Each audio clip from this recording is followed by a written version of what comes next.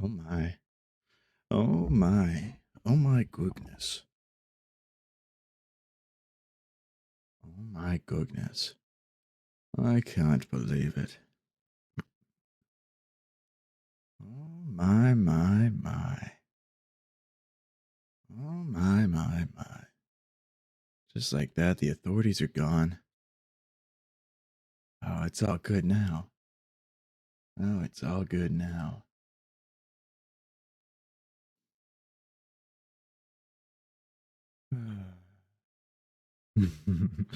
How's everyone doing? How's everyone doing? Welcome in. Welcome in. Oh man.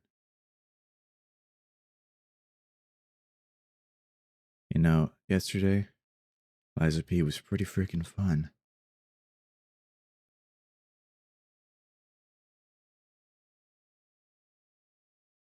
You could be better, but you're here. That's fair enough. I'm glad you're here, Doc. Glad you're here. Ay.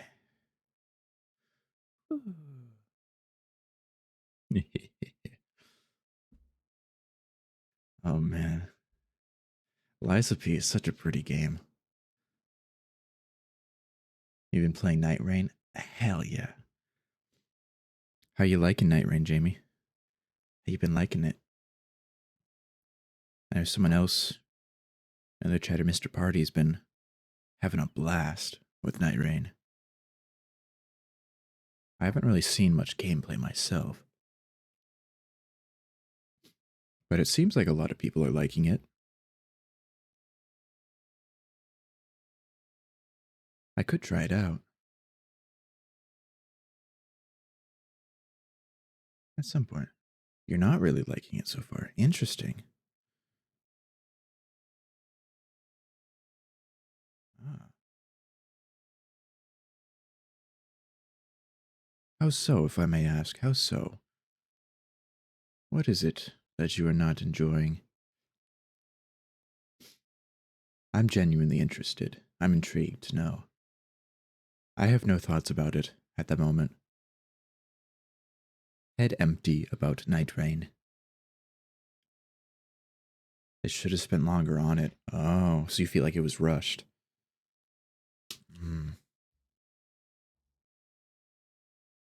It does seem like I know FromSoft can pump out a game fairly quickly. Oh, the roguelike element isn't developed. That's a bit disappointing. You're so used to everyone saying the game is good, you weren't expecting a no. Should have spent longer on it. Only 15 hours of content. Oh, wow.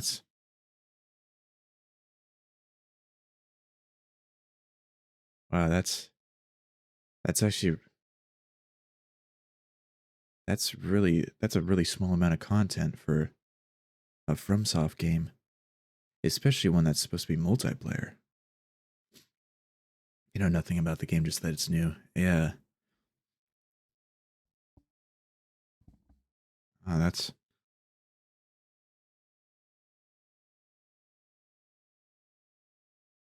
that's really wow. That makes it sound like it's really rushed, like it was a last minute sort of thing, or they had like 6 months to make it. I mean, most of it is just like I guess for most of the game they didn't have to make any. They did most of the assets are already made, so that does save a lot of time.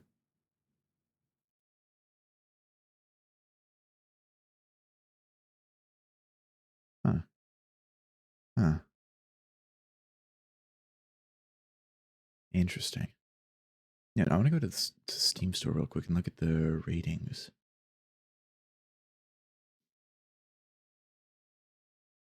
Um, there we go. Mostly positive. Let's see this. No, stop. Stop. I don't want to see a stream. I don't want to see the trailer. I want to look at the reviews.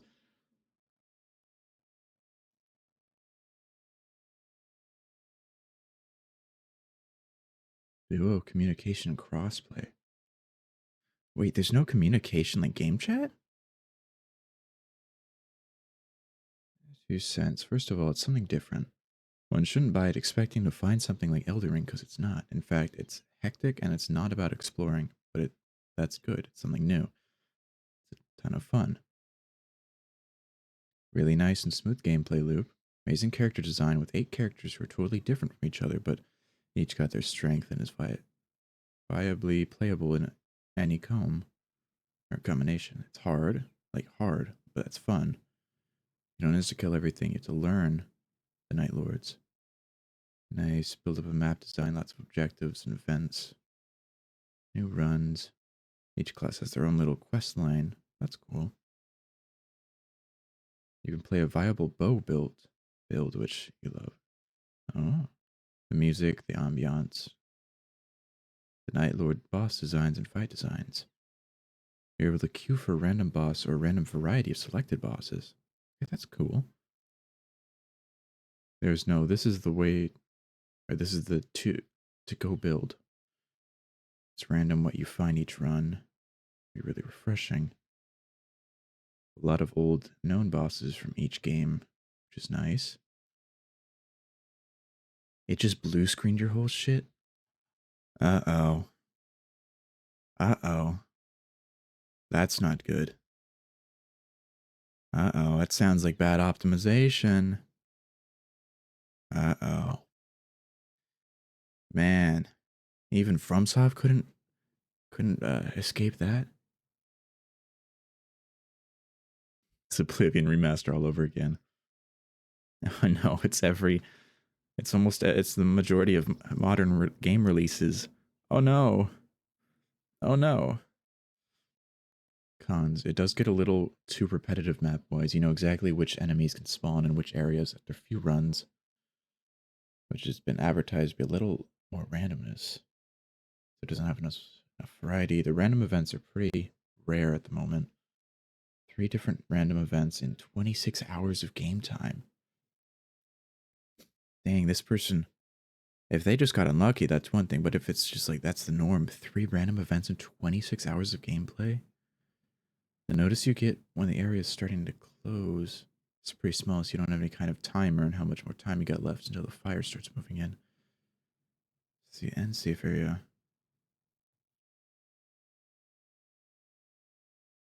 Doesn't have crossplay either.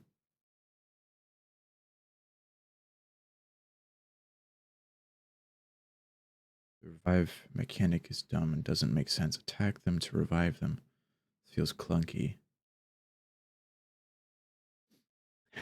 That's true.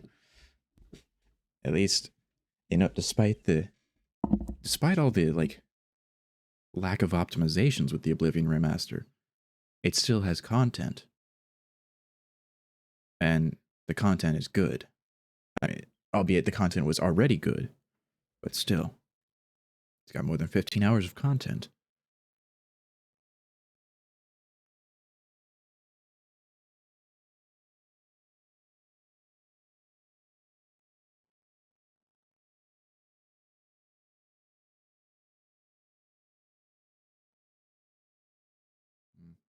Maybe I'll watch some gameplay on it. Actually, I can try it for myself. My brother has it, and we game share, so I guess I could try it out.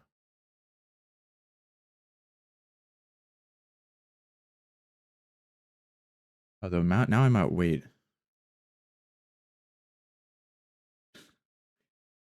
He didn't play much of the Oblivion Remaster because he started playing Daggerfall. And Daggerfall is his new fave. Hell yeah.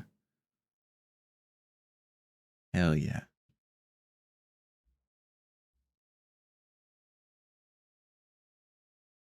I want to keep playing Oblivion on stream, but like, I'll wait until it gets updated. For now, I've got other things to play. Now I got other things to play. Speaking of other things, not necessarily to play, but we've got some stories to read. We got some stories to read.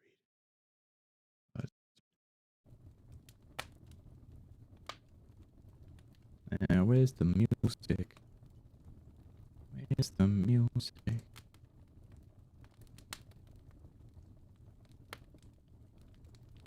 There we go.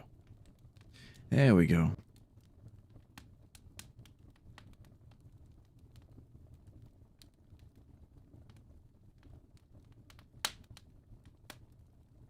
There we go.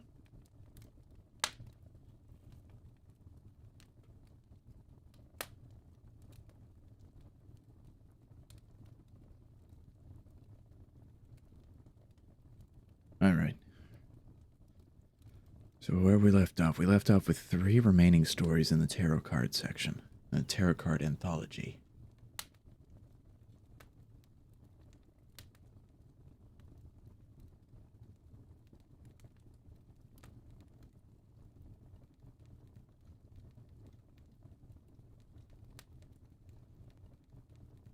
There we go, that should be good.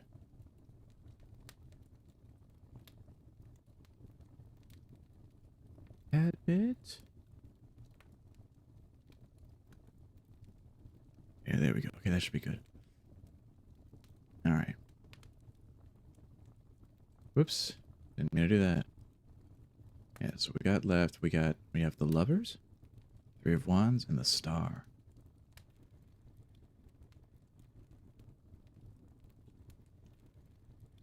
Lovers. Star. Well, I'd say let's get right into it. Might as well, yeah? I know the Lovers is a little bit of a long one. It's a chunky. It's a chunk of a story.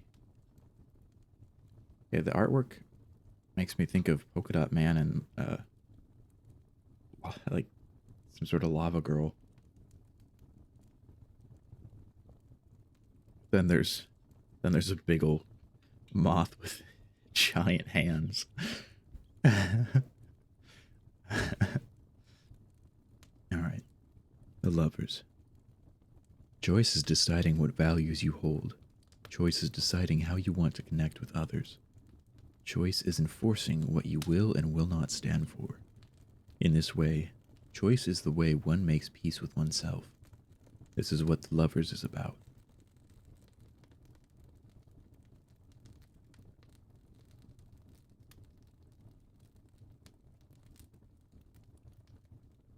Wait, I remember this. We started this one.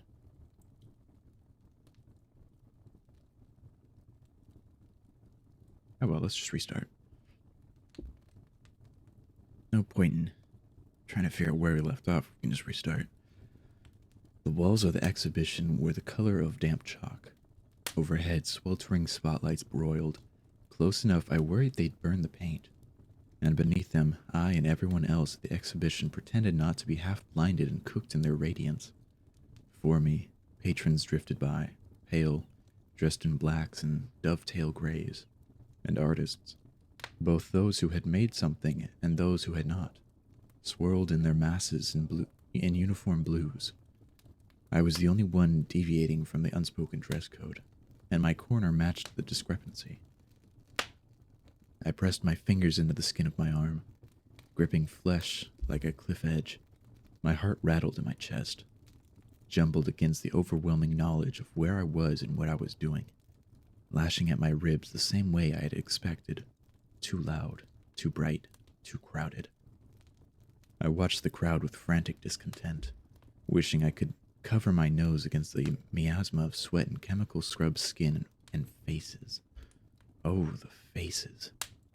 And waited for the next of the audience to mill, observe, and move on. No bidding tickets came my way. The steps of thousands thundered, slid past, and my work went unseen. A worm of discontent, not unfamiliar to me in the slightest, shifted in my guts. It's happening again. And as the hour rolled toward 3, that inkling became a certainty. By that hour, my legs were bloated, swollen with blood from standing for so long. The crowd was dimmed. The crowd was a dim shade flickering its many... the crowd was a dim flame... One sec. crowd was a dim shade flickering its many arms and legs and tongues and eyes and teeth. In the front line of my vision, under the spotlights I sweltered, a crab in the broiler, wishing I could stand before my painting, not beside, to protect it from the radiant heat. Brilliant white eroded the world. Nobody out here but the spotlights and the shadows. But the audience wouldn't be able to see my work if I did that. The worm of discontent climbed up into my throat, seeing that, burned as I swallowed. Standing so still, I wouldn't be seen. In the corner of my eye, my canvas glowed under the white heat of the spotlights. But I could not permit myself to view my work in full. The work was done, and, standing in the gallery, I found myself unwilling to observe it. After all, if I saw the work, I would obsess over it again, find minute flaws and failures throughout like a plane wall observed under a microscope. Even without my paints, I would scrape the work into what I would hope to be a better shape, with fingernails. To a better shape. With fingernails, with pens, with smeared saliva, and inevitably make it worse, like picking at a scab and making it bleed. Dust swirled. The chatter of guests and two fine artists rose to a din as the sunbeams slid across the room. The walls, chalky and musty, rippled under the prismatic stained glass skylight. As the light moved further across the gallery, and the faux artisan clock on the wall struck noon, that restless worm of dread, discontented with my belly and uninterested in my throat, settled in my chest like anxiety. Heavy, just above my heart, and nearly choking. Soon I found myself rocking on the spot, while other artists stood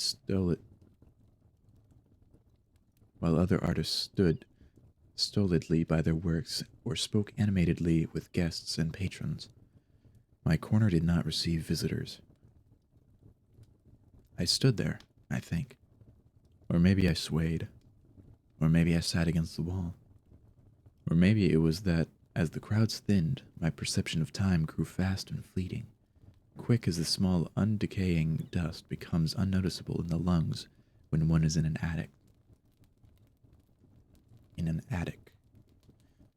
Not even hunger stirred, just the frantic clawing sensation at the inside of my rib cage, and a gnawing feeling that I needed to run. I slid my face into my hands. Not one person in the thin crowd took notice. "An interesting turnout," a colorless voice commented from beside me. A plummeting of dread hit my chest. I did not need to look up. The curator stood by my side, watching the evening crowd. I stood warily, not watching him quite yet. A liquid vertigo bubbled in my veins, but I did not sway. Not in front of him. What did he think when he saw the guests? To me, the endless suits were stressful. Only appreciable in times like this when the setting sun lit them ablaze.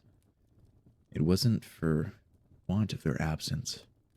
It was just that then, half lit in shadow and sunlight, I couldn't see their faces. Where they were looking, how they were feeling. Whether they were joking or mocking or emitting those tired sighs of the bored and obligated. There was no performance. The world became a stage with the lights cut, half lit by the sun.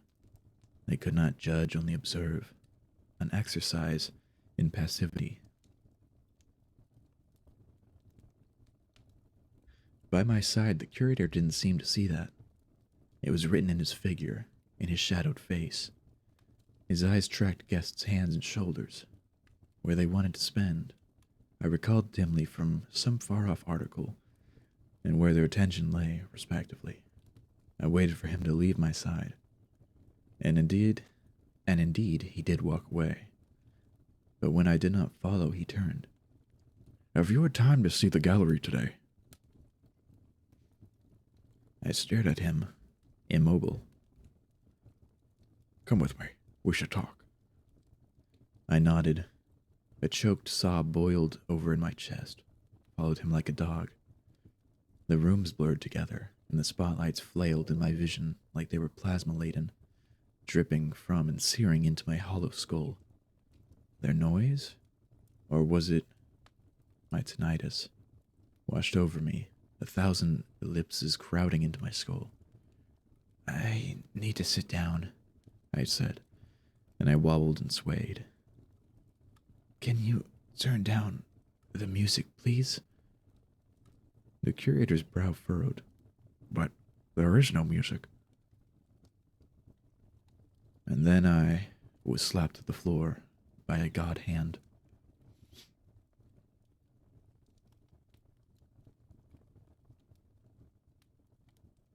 The woods. No sea or mountain range could compete. So full of lichen and humidity and moss dripping down. They were beautiful. Thick and heavy in the lungs, air-coated in humid spores, tundra cliffs plunging into valleys and up into jagged mountains. Palladius painted in glitters of morning glory and deep jade ferns, soil a dense rhizomatic network like cobwebs, in pockets held by towering spruces and oaks. Hyacinths and the climbing down purple passion fruits and azaleas cloaked the ground, and everything was pristine, green, verdant. But these woods did not stir. These woods did not breathe. These woods were aseptic, coated in moss and ferns and lichen, yes, but the world was stillborn. No leaves stirred, no mists made their daily trips up and down the atmosphere. No flowers came and faded with the dawn. Not even the sun changed. High above it shifted, tugging at the sky like the frozen clouds were some great crab trap for the stars. But far below the forest lay unperturbed.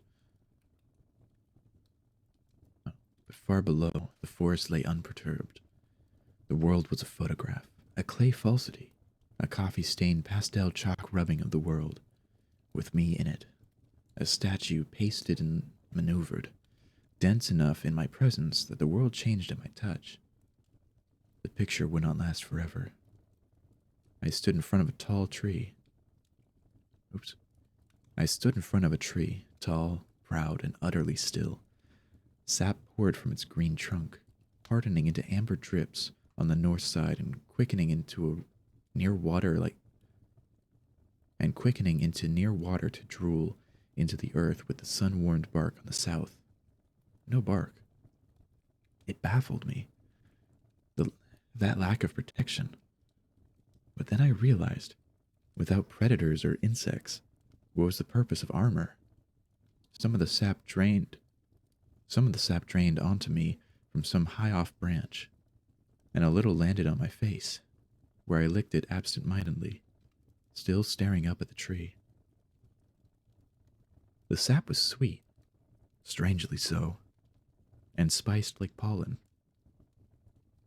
I found myself sucking droplets from my hands as I stared at the great breadth of the tree, dazed mind whirling with ideas. I was not one for graffiti, despite my profession, nor was I one for destruction. I had a long history of not understanding stonemasons when they told me of how some marble just ached to be chiseled, or wood fashioners saying the same of logs. The change from a slab of ice to a sculpture was a mystery to me, but the emergence of a swan from a slab of ice dumbfounded me. Art should be a becoming, not a destroying. The two were like oil and water in my mind, but here I was before a tree. A perfectly still tree with no bugs or cougar marks to mar its bark. And I saw what it wanted to become. I positioned my chisel, raised my hammer, and struck.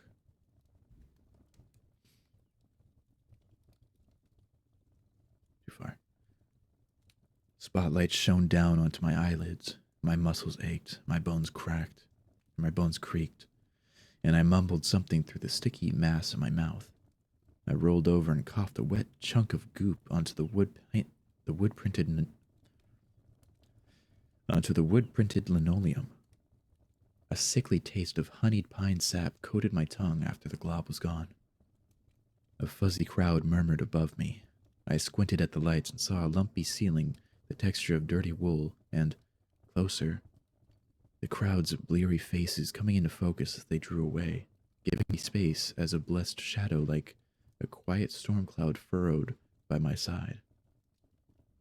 Exhausted and chased by a tide of dizziness, I turned toward that shadow before I realized who it was. I'm fine, I slurred, or maybe thought so loudly I only imagined saying it, and pushed myself off the floor, movements lagging a second behind. I avoided the eyes of the curator, who shadowed my movements like a curious child after an overturned beetle. Really, I'm fine. I just tripped. Over what? By whom? I tried to steady myself. A heavy taste gummed my mouth. I blinked in the dim light, and only ever so slowly did the warped amber tint wash from my vision, and the blurring of light into LED rainbow halos recede.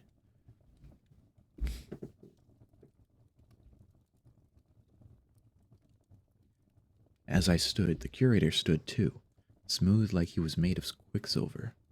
No wince, no stiffness. Are you all right to walk? He asked. His eyes and shoulders turned toward my arm, and he reached out and plucked something heavy from where I had unconsciously held it. Lovely, he said, with a smile. A blurry white square with something dark on the front. A painting? Torn from my unthinking grip. My body swayed, suddenly lighter. The curator stepped back to examine it, and I stumbled a little forward after him, and the painting as though I were attached to it by 1,000 strands of spider silk. In a gesture done without looking, the curator swiped his hand and the silken threads were gone. I was going to ask you, he continued, if you were ready to bring your next painting in. His teeth were stark white in the dimming gallery. He turned to the crowd and displayed the painting. I averted my eyes, gripping the wall with crawling skin, trying desperately to keep my stomach down. He sounded mournful, like the Mona Lisa trying to frown. This artist's work didn't sell today. It will be up for bidding tomorrow. He turned and took my shoulder, bringing me in. And dripping with slick sweat, I looked to see his face, pale and airbrushed, as that of a priest. I shuddered there in his embrace. Cool, wet sweat had soaked my jacket. A powerful odor of pine needles and sap arose from my very muscle and hair, and my skin was sticky like I had rolled in honey. I rubbed my fingers, the ones on the arm he wasn't holding, behind my back in a half-conscious soothing gesture. Through my soaked miasma, the damp chalk odor of the exhibition. Silence fell. The curator had been speaking to the crowd, I realized, and I was released. I drifted back to the wall, for stability and for space. Around me, the crowd was thinning, but the people near the curator were as thick as half-dry oil paint. Their eyes were on the canvas the curator had taken from me. His interest in me had waned swiftly, and his eyes were on the canvas too. So at last, after taking that breather, and now under my own direction, I took air into my lungs like a diver preparing for submission and walked into the crowd. He was holding my painting, praising the technique, saying something about the exhibition and its influence. I craned my neck. I had never seen that painting in my entire life. I would have moved away, but now I was in front of him, and I reached out. Because the painting... Oh, the painting.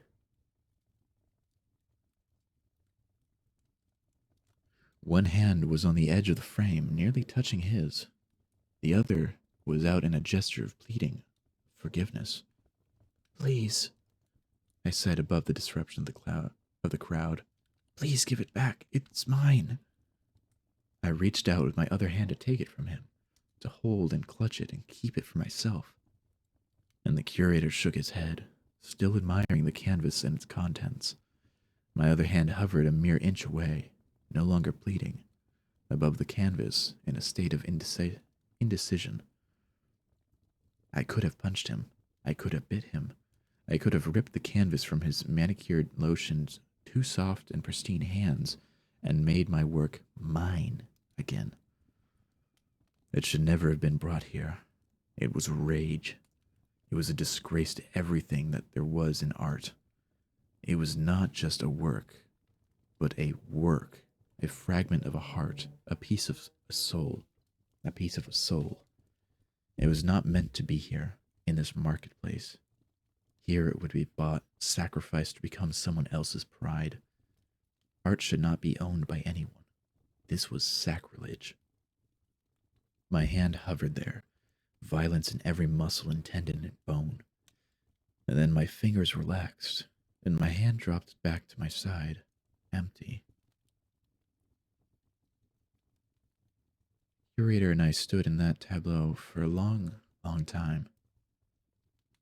Maybe minutes, maybe hours, maybe seconds.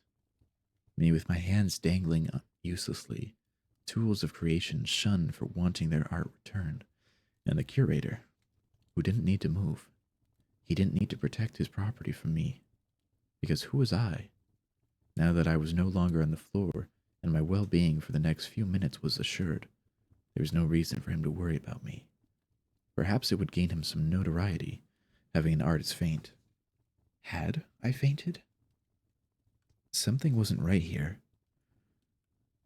In the middle of the exhibition, distantly, I wondered why he had not called an ambulance.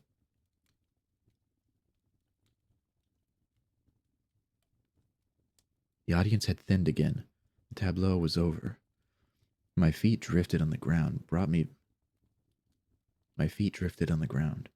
back to my corner of the exhibition, down a long, long series of pale hallways. Only my mind remembered the way through, and only just. The curator trailed beside me. I was thinking, he said in marble tones. You could make a series out of this work. See what you come up with. Where were the crowds? The walls gaped at me, spacious and aghast at the lack of attention. The gallery must have closed for the day. My mind went back to the painting, was snagged like a fish to a lure. There in the hallway, I swayed on my feet, and the curator caught my arm. My flesh balked at his touch, and I pulled away. We were in the corner of the exhibition. 100 cots were laid out on either side, with an artist in each. Below the frame that held my work, a solitary folding mat, pristine and hard, awaited my resting body. We let the artist sleep here, murmured the curator in response to my attention. His words were flat, like music with the over and undertones cut out. Auto-tune noise. It's for their own good. Didn't you read the posters when you signed up? He was looking at me directly, pale irises illuminated in the snow-bright gloom. Where was the exit? I couldn't remember, and that didn't stop me from scanning, without taking my eyes off him, for a door. There were none. You must have, surely, the curator said to himself. You must have known. It was all I could do to not blink. Eventually, he looked away, and I collapsed onto the cot in my corner of the exhibition. Behind me, the curator quietly fitted the painting. Had I seen it yet? All I remembered about it was that it was my style. But I had not painted anything in years, save for my presentation today. Into the frame hanging there to rest with the unsold, unworthy work still hanging there.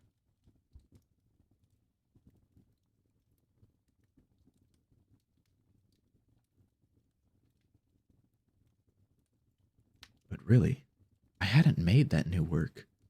Or, at least, I couldn't remember. What was wrong with me? The curator was on the far side of the hall. "Good night," he said. A wriggling, not unlike a parasitic worm, thrashed in my belly, nauseating me as he left. Trembling, I coiled up like a wrung rag, sopping cold sweat onto the watertight weave of my cot. "Help me," I whispered feverishly to nobody in particular. I was not religious, nor was I faithful, but still, I prayed. "Help me, please." The exhibition was so quiet, so still. The soft breathing of the artists, dreaming of nothing at all, echoed in the moonlit halls. The faux glass ceiling glittered blue and white. I leaned on the cot, then spread out fully. My suit stuck to my skin, cold and damp. I rolled to my side, nearly closed my eyes before my arm went numb, and so I rolled to the other side. Found that I was still uncomfortable, and I rolled to my back. Found myself unable to breathe, rolled to my belly. Some distracted part of me raised the idea of someone rolling in their grave, and that I might be impersonating them in my purgatory of perpetual motion, and that only reminded me of the great work and pain that hung above my head, a study in rainbow and oil, a nightmare catcher. A lake of cold loomed in my stomach, lapping against the shores of my throat there in silence. With that thought, I was finally still. Tears. When had I started crying? Or, more accurately, when had I stopped? Stained my cheeks like water on tissue paper, and I found some not so uncomfortable spots on my cot to lie. There, finally, I rocked myself into uneasy sleep.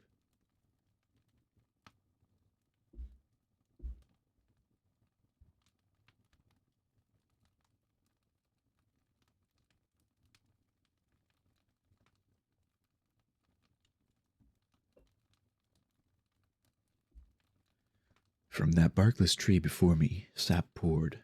I worked hard, diligent, making changes and alterations to that tree in the silent forest on a whim and loving it. Sap coated my mouth, entered my lungs, filled those wet sacks of flesh in there, and I breathed anyways.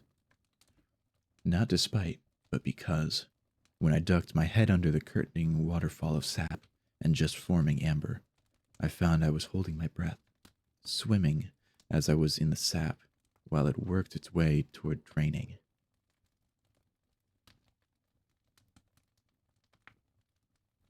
And I continued holding my breath for many minutes after that as I chipped away at what was to be the legs and knees and feet before I finally received the urge to breathe. And when I emerged and inhaled at last, it was with a smile and intake of breath. Not a cyanotic gasp with eyes bloodshot and heart pounding. It was so peaceful here, though I did not observe the woods at large. The woods around me were unchanging, unaltered by my presence or by time. Perhaps I was ephemeral here. Perhaps I was ephemeral here, only able to affect the world for this time and this time only, and restricted to the tree. Indeed, I discovered, if I walked away, I would only find myself walking back, though I would not turn in my path or walk astray. The tree was keeping me here, I knew then. But I did not hate it for it, because though my presence in the woods were restricted to the area of its influence, the only action I took when near it was my own. I had ownership of myself, and that was what mattered. As I worked, it was an idle thing that I drank the sap, and too, the rest. Inside the tree, with bark so smooth, were striations of crystalline honey, dripping out and liquefying on exposure to air, like fat between layers of muscle they were. And where I could, as I worked my chisel up to form, and where I could, as I worked my chisel up from the rough outline of hips and ribs so smooth and delicate, I preserved that hardened amber form of honey, beautiful as it was.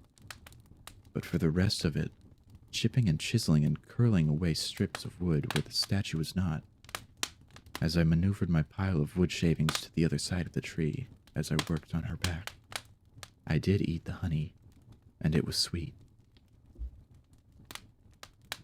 And so the day went, I in the great embrace of the tree with my chisel, slowly forming away with movements that now felt seamless as breathing.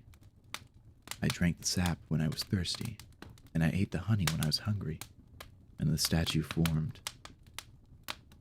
I stepped back.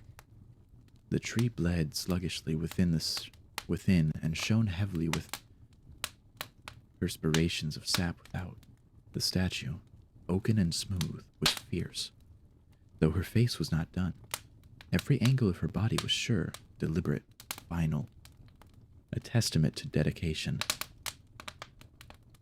She might be called. When she was done, her neck and face, or the space where it would be, was still dense oak. Only a roundish block where I had initially sculpted out where she would be. Or maybe I would call her strange, the way things are formed.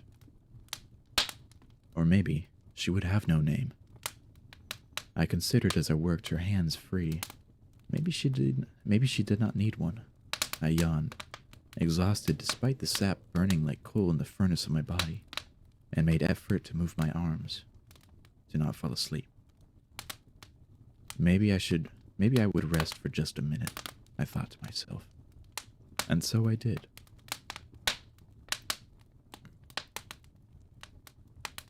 Maybe she would have no name. After all, who would read her plaque? The air? The wind? Something in me swelled at that, and I grinned at the prospect of the work in the tree. Strange and green though it was, never being seen. Something in me balked, of course, at the prospect of an audienceless work. But then the rest of me woke up and fought back. This meant, I realized as I stared at the beautiful work before me, angular and intentional as she was, that I could do whatever I wanted. There was nobody here in the woods to tell me to make things better. I could ruin the work if I wanted. Strike my chisel and leave it hanging there. Strike my chisel and leave it hanging through her heart. Or I could walk away. Or, I thought to myself with soft passion, exhaustedly but determinedly picking up my chisel again and walking to construct her shoulders and hair. This meant that there was nobody but myself wanting the work to become beautiful, and no requirements for me to fulfill on how it must be done. I could make her glorious, lifelike, and true. Or I could make her a childish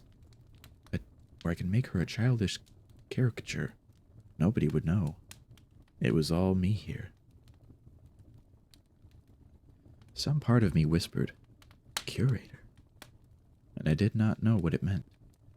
A deep peace overflowed from my heart, slow and still beating, and I raised my chisel once more, working in the hollow behind her back to make her hair as intricate as I could, not because someone else wanted me to, but because I wanted to do it. And all the while, I drank honey and nectar, and at some undetermined point in the work between exhaustion and deep tidal passion, my eyes closed and I fell asleep.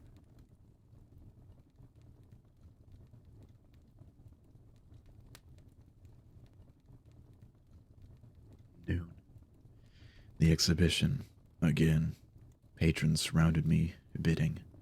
Their language was something I knew but could not understand. My mouth garbled answers and responses, calling ever higher above the cacophony of people. People everywhere. Around me, other artists were doing the same. Their eyes were glazed, dry, frantic. The patrons were a kaleidoscope sea, pressing close and hot on my skin, pushing to see the art. I fumbled and scrambled and shouted. Was it joy, or was it fear? To step back, wait your turn, please. A churning sea of 1,000 colors. Was the color coding from the first day gone? I couldn't tell. The other artists and I were in our clothes from the day before, sweating. Before me, the sea flowed inches from discomfort. Some pressed in. I spoke fast, animatedly. My mouth reeked of pine sap. My clothes were stained in brown and green. Candied orange peels and diced persimmons on platters made their way through the crowd. Were offered to me and everyone else, but my stomach roiled at the thought of food. Crystallized honey, thick like molasses, crept up my esophagus and scrawny belly. Crept up my esophagus from my scrawny belly. Vomit splattered the floor, slick and yellow and sweet on the backs of my teeth. It was tracked away by so many pairs of shiny shoes.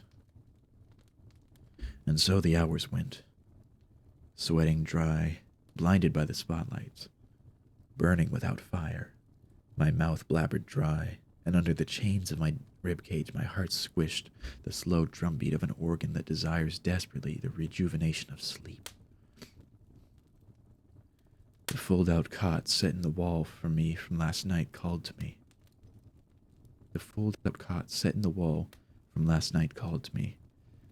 Magnetic inside the wall. My body sagged as I stood, and my suit reeked of and my suit reeked so overpoweringly of pine, I wondered how the crowd had not asked. But I could not stop for questions like that. My mouth jabbered, another response to a patron somewhere in the crowd. I needed to sell. My 2 paintings burned at my back. 1,000 eyes turned on them. Bidding slips made their way into simple cedar boxes, and soon mine overflowed and was replaced. Such a crowd. And so I went feverishly, out shouting my competitors and drawing more and more of the rabid sea over the day. The walls flaked into the air. The dust pasted over my eyes. The plastic of the floor stuck to my shoes. The spotlights burned, and I frequently found myself leaning against the wall, dizzy and sweating salt crystals like sand in my suit. When I had asked for water, it took only the smallest sip for me to vomit a little into my cup. I discreetly placed it in the corner between speeches on my work, which I still could not view. The despair was still there, wriggling and pale at the forefront of my mind and ready to gray the rainbow world into a tunnel vision of criticism, and I did not want to feed it. So I shouted and repeated what others said about my work to advertise to the crowd, and did not turn around. The paintings burned the back of my neck. The votes piled up. But all things end. The sun waned, the crowds thinned, and slowly but surely the exhibition closed its doors. The spotlights switched off in their vast mechanical rays, and in a set of 10 minutes that felt like a second, the exhibition was done for the day, worn and spent like a paintbrush with its artists as bristles. The exhibition, and by proxy, the artists, would douse themselves in the rejuvenation of sleep overnight, and would rise in the morning refreshed. Not me, though. The past few nights had been nothing but a too long nightmare. I stood there, as did my other artists.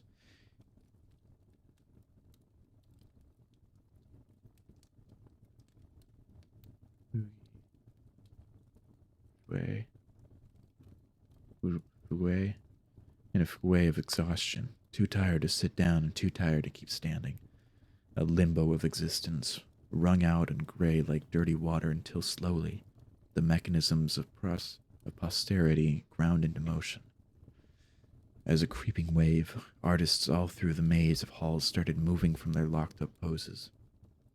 Some went for their bags, pulling out the painting for the next day or tucking themselves in, or listlessly unwrapping sausages that smelled like unseasoned meat and nothing else, and biting down.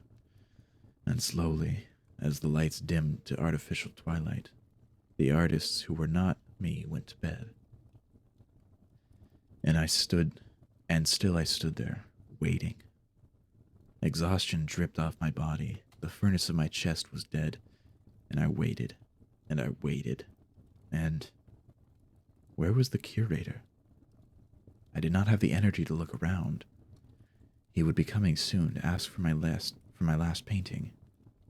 To ask for my last painting. The one I had not completed, nor done at all. The one that existed nowhere and would be pulled into existence anyway, exhausting and disgusting and humiliating me in the process. I leaned against the wall. Sap flooded my sinuses as I rocked my head back. But I didn't mind. Suffocation was welcome right now. The wall was soft against my skin, cool and white and dry. I didn't have the energy to sit. I didn't have the energy to lie down.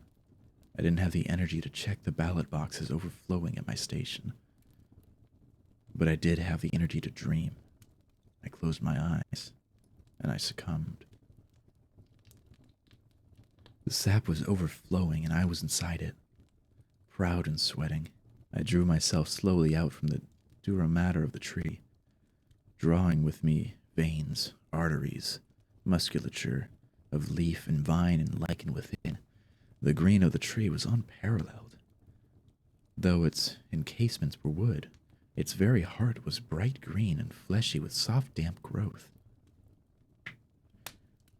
Like bone marrow within a femur, hugged by the roots of the tree, I observed the statue. She was nearly done. Her form was hard, beautiful, sharp to look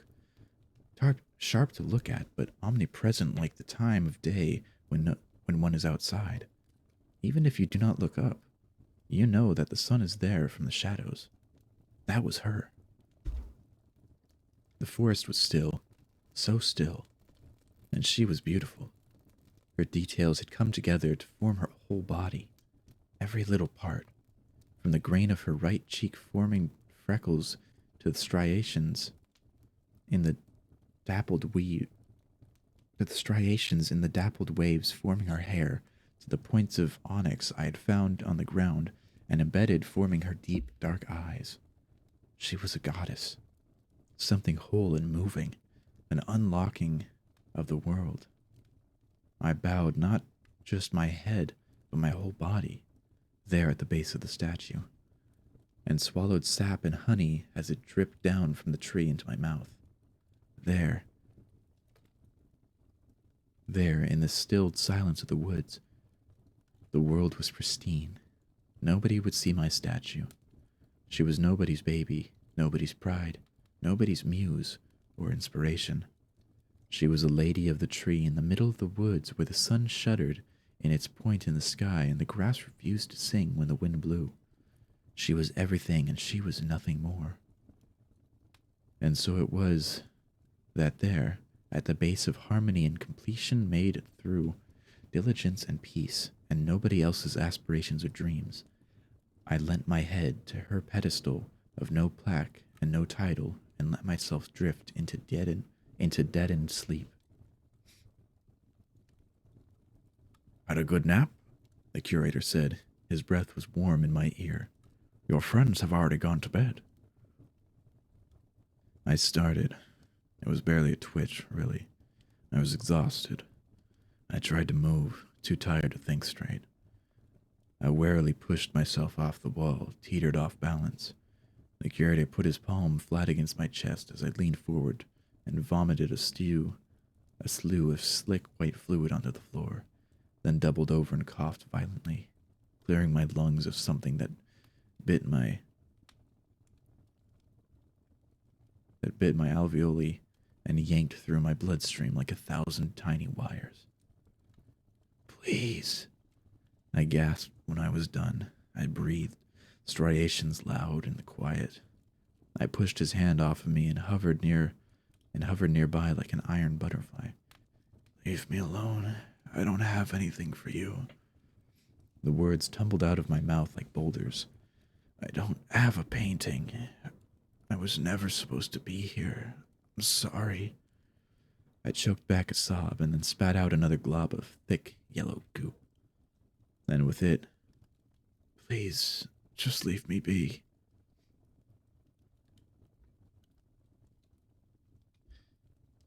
The curator stood, steadfast, impeccable and untouchable by my side. He leaned over me, flawless, and in a clockwork motion peered close into my face and stared into my eyes. I winced, dodged his gaze, the other artists.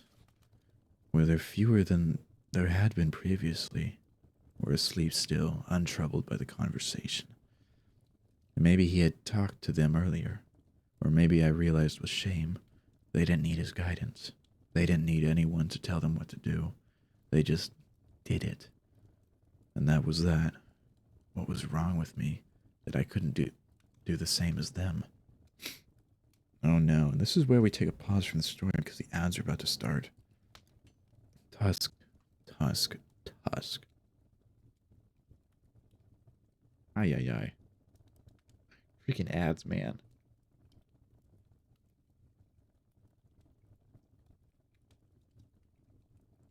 I suppose it probably could have kept going. Darn it, my tissue ripped.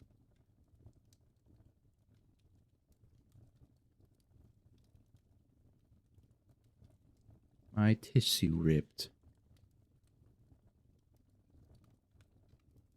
God, I thought the ads would like start.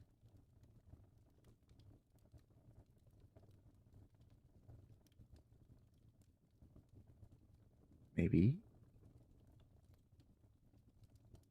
Maybe now? Here we go. Here they are.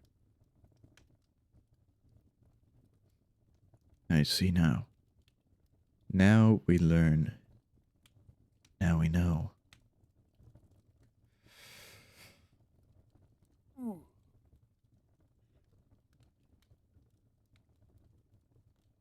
The story's interesting. Okay, that one's not too long. This one's just a poem. Cool. Cool.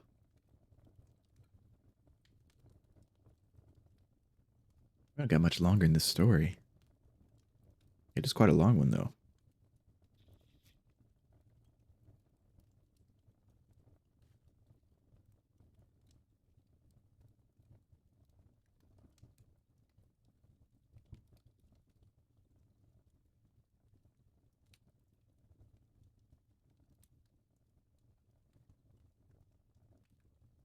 Hmm. Hmm.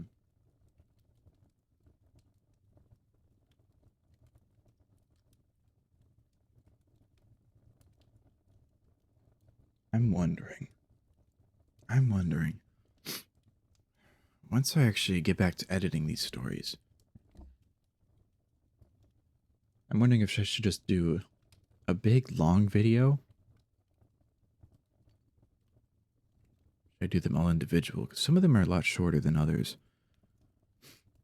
Some of them are a lot longer.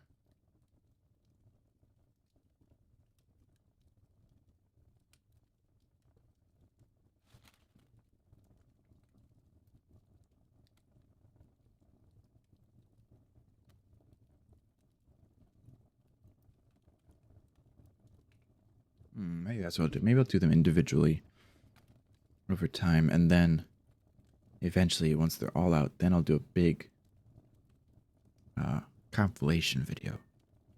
Yeah, that's a good idea. That's what I'll do. That is what I'll do.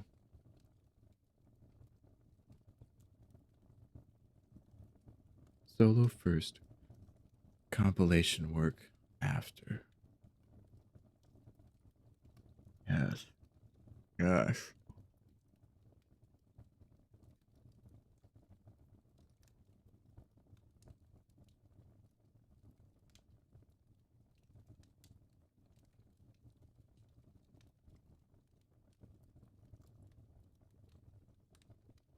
It has been decided.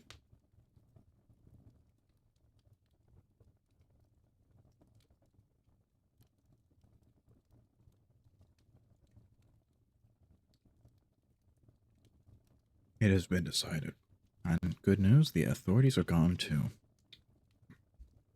Alright, let's continue our story.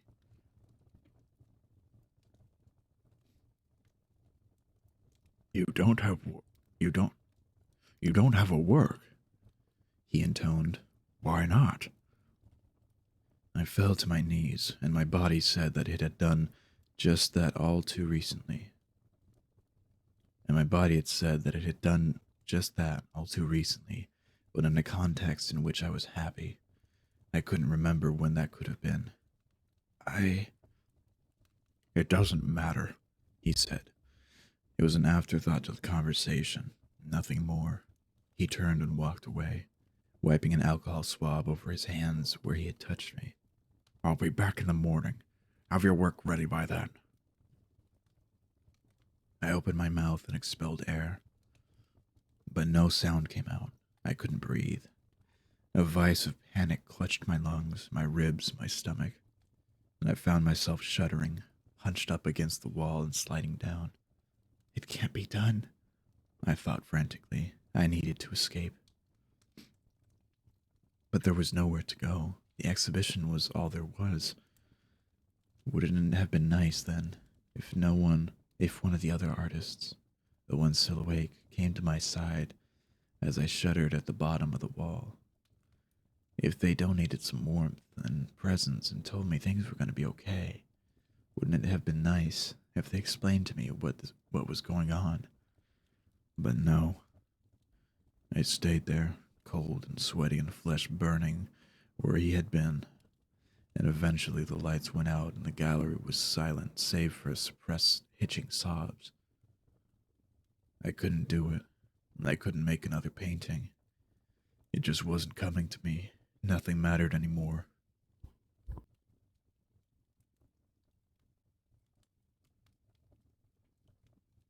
Alone and freezing, I made my way to my cot. For the first time in 20 years, I suckled my thumb and curled up on my side, beaten and laying there like a dog to be euthanized. I don't know when I went to sleep. Rest, as it was, never came. But eventually, after my memory faded and my eyes glazed over, the dreams began again. The dreams began again. At least it was done. My back ached. My skin stung from sweat and 1,000 small cuts, and my hair stuck to my slick face. But she was done. My heart swelled to my chest and pressed against my ribs so hard I felt as though I would burst. It was time. I stepped back to view my creation. An empty tree like an eviscerated. An empty tree like an eviscerated eye stared back at me. Like an eviscerated eye stared back at me. A clawing in my ribs.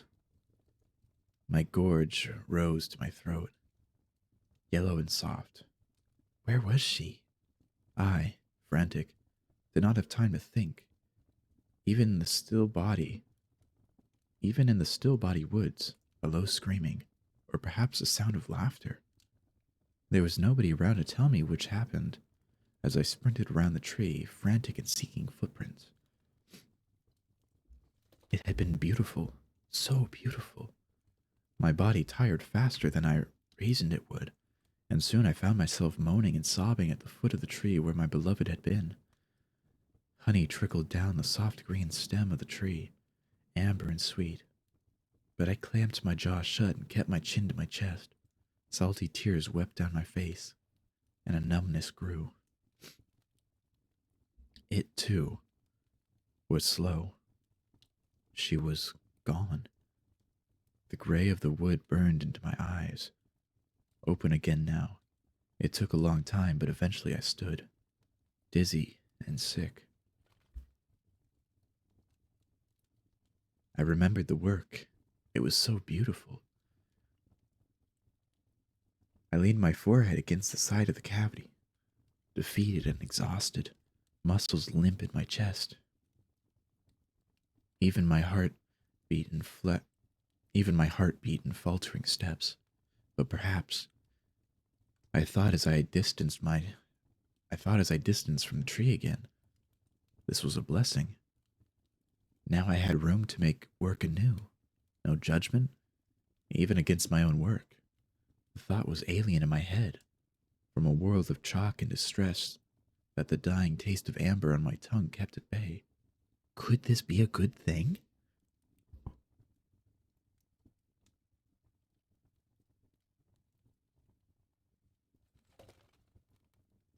The hole that remained just wide enough for me to curl up within. Green, soft, unfirm but not bruising. Like a tulip leaf or the greenest petal was the inside of the tree, and warm. My love for the tree, not the work I had made, bloomed then in my chest. Even as I was still shaking and breaking up inside, I closed my eyes, there in the tree. And when I opened them again, it was dark, and I could not move. A gummy substance tickled my toes, slowly rising. Some part of me, distant and desiring, knew the tree had sealed itself around me, green without and hard wood within. The past was undone. No statue marred its features. Within the tree, without oxygen nor need of it, I sighed. The world was green, darkly so, and warm. Perhaps this was the way to spend a life, an eternity, waiting for something to happen. But eternity did not come. It started slowly, within minutes, but over hours. A tickling, then a reddish absorption. A prickling like thorns that scratched my skin. As the honey rose, I struggled against my encasements in the tree, but but the wood was full, perfectly molded to the position I had held before. Now, as sap drooled from the walls and bit my skin, scalded me like alcohol, I squirmed. But the tree, inside, was not porous as it had been before. I thrashed against the hard wood, and in the honey 1,000 tiny hands formed against my movements, grabbed at my skin, tearing me apart fleck by fleck, piece by piece. A slow destruction. I inhaled to scream, and honey pooled into my lungs. When had that happened? When had it risen so high? And in the cavity my statue had been, I cried into a dark sap. Oh, and in the cavity my statue had been, I cried into the dark sap. An itching, and then a poking, and a prodding started all across my sap-coated, sticky body. And over something that took place between minutes and years, I hung my head and drowned, but did not die.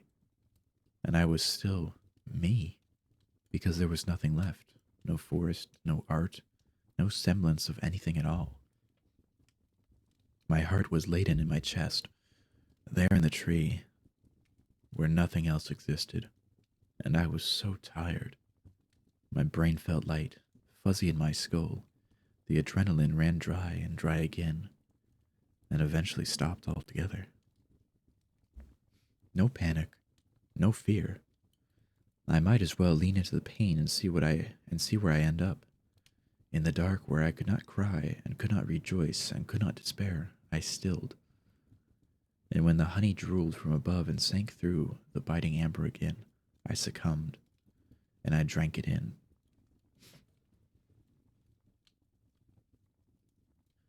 I awoke at midnight. Blossoms of moonlight grew from the floor, filtered blue by the sun, filtered blue by the skylight.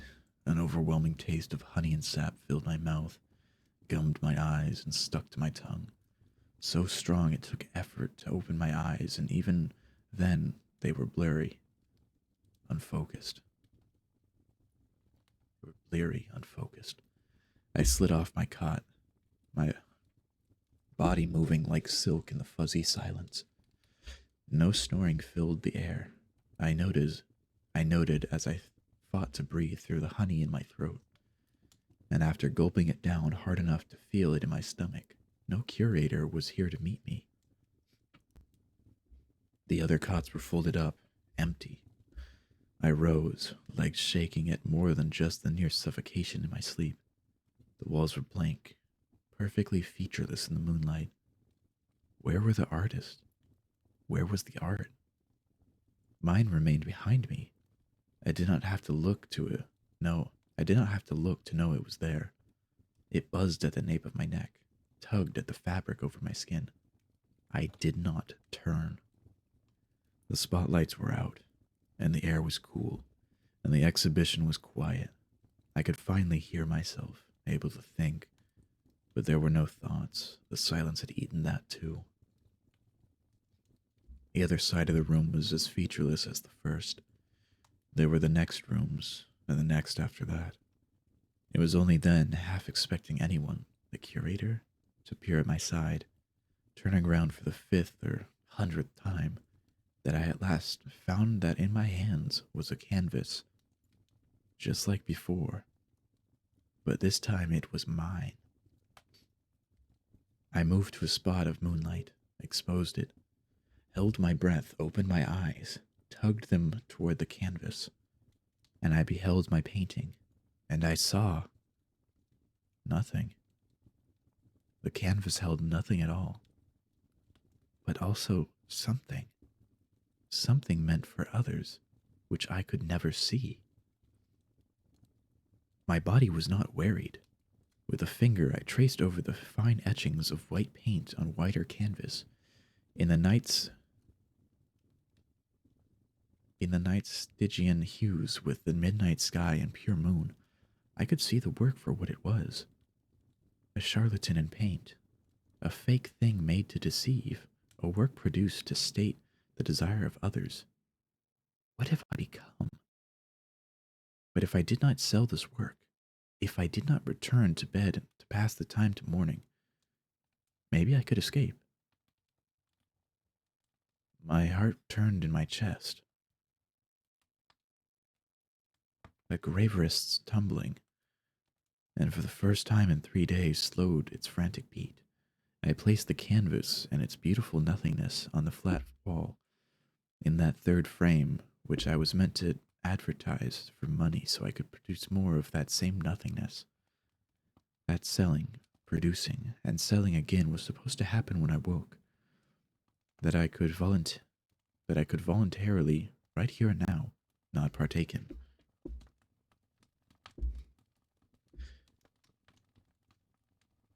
Why follow the current of life where it pushes? I could make my own path. I had the tools right here. The walls of the exhibition did not smell like damp chalk. They, in fact, smelled like nothing at all. Which is what chalk smells like, in the end. A flat seam of nothing covered more nothing, to be washed away by the rains of time like there was nothing there.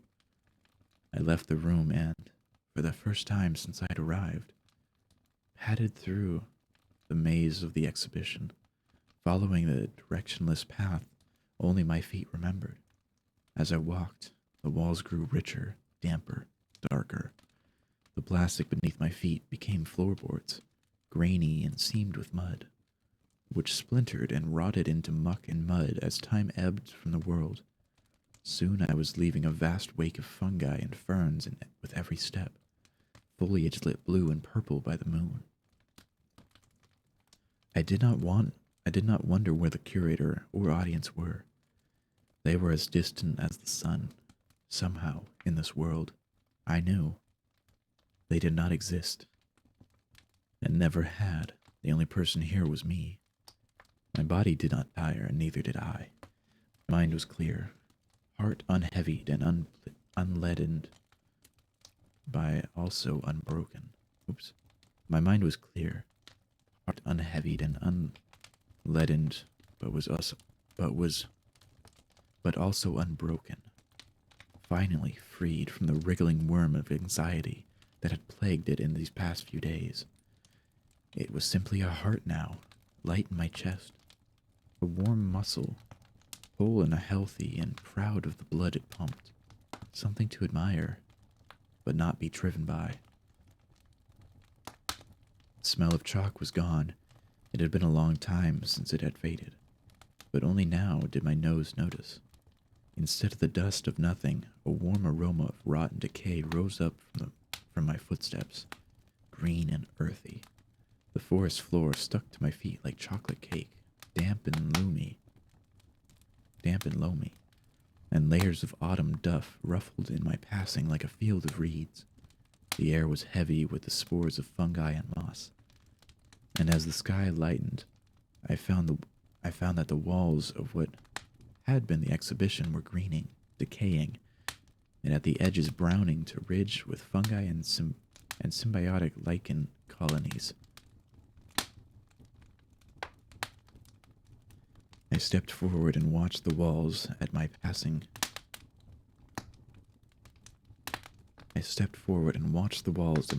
Become tagged with living graffiti, lichen marking the trees as the artwork of the world, of the woods.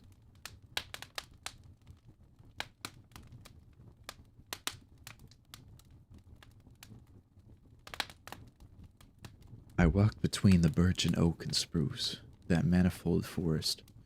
As the air rose, the walls broke into lines in the ground, and then nothing. They could not stop me any more. I kept walking. Frost crackled at my feet, froze in my lungs as the fog of night lifted, and like a great exhale, the heavens above cleared their spangled banners to make way for the great painted clarion call of sunrise that signaled the coming of day. I breathed, and in my lungs a flood of honey-sweet and sap-sticky air ballooned. My mouth was not as sticky with sap as it had been in the exhibition, but the material coated my tongue and slicked my muscles, light and overpowering, lending me strength. No more did it gum the workings of my body. Here, it was vital as oxygen. Back straight and breast puffed like a robin's, I danced through the rising fog between shafts of sunlight, powered by something stronger to go faster, further, to become brighter and wiser. The woods were glorious, hardwoods, birches, pines, and an underbrush of sword ferns and autumn maples whose downed wildfires of leaves crackled at my passing. And through all of this, I did not turn around.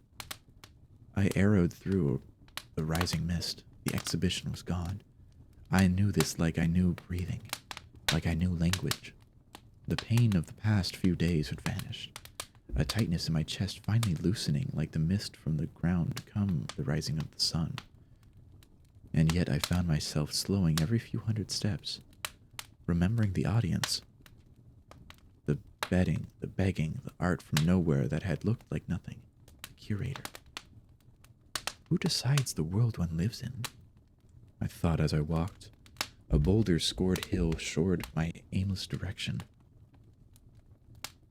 And instead of walking around it, I climbed, scraped my hands and knees, but bleeding only a thick, syrupy wax that hardened in pools. My body did not hurt. There is not one world, but many. And the life of one person is never the same as the life of another. If one person says that they cannot live between two worlds, that the world consists only of the waking, but the other person insists that the world is the dream, the waking, and all that comes between, who is right? How do you know? I rose to the top of the hill. That power that lent me strength compelled me to look toward the sun, and I did. There, somewhere in the distance, a huge tree emerged from the pines. I would go there. But that was all for the future. For now, I was here, in the woods where things had meaning. Body truly mine for the first time. Sun bringing life to the eternal woods around me. Here, in the woods, and nowhere else, I made my way into the rest of my life.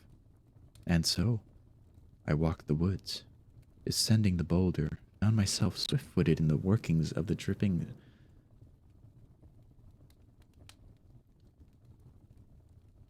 Found myself swift-footed in the workings of a dripping Safnum cloud forest.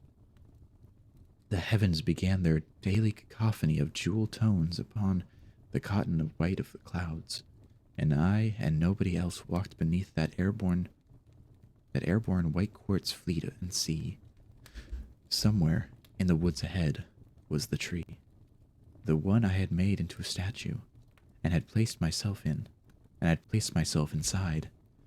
I would find it, and I would carve again, not for an audience, but for the love of doing the things I adored, and make the work again. And this time, perhaps, I would see my statue's face in whole.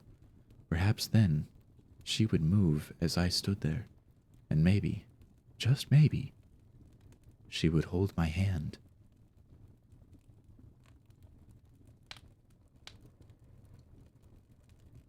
And that was The Lovers Anthology Tarot Card SCP story.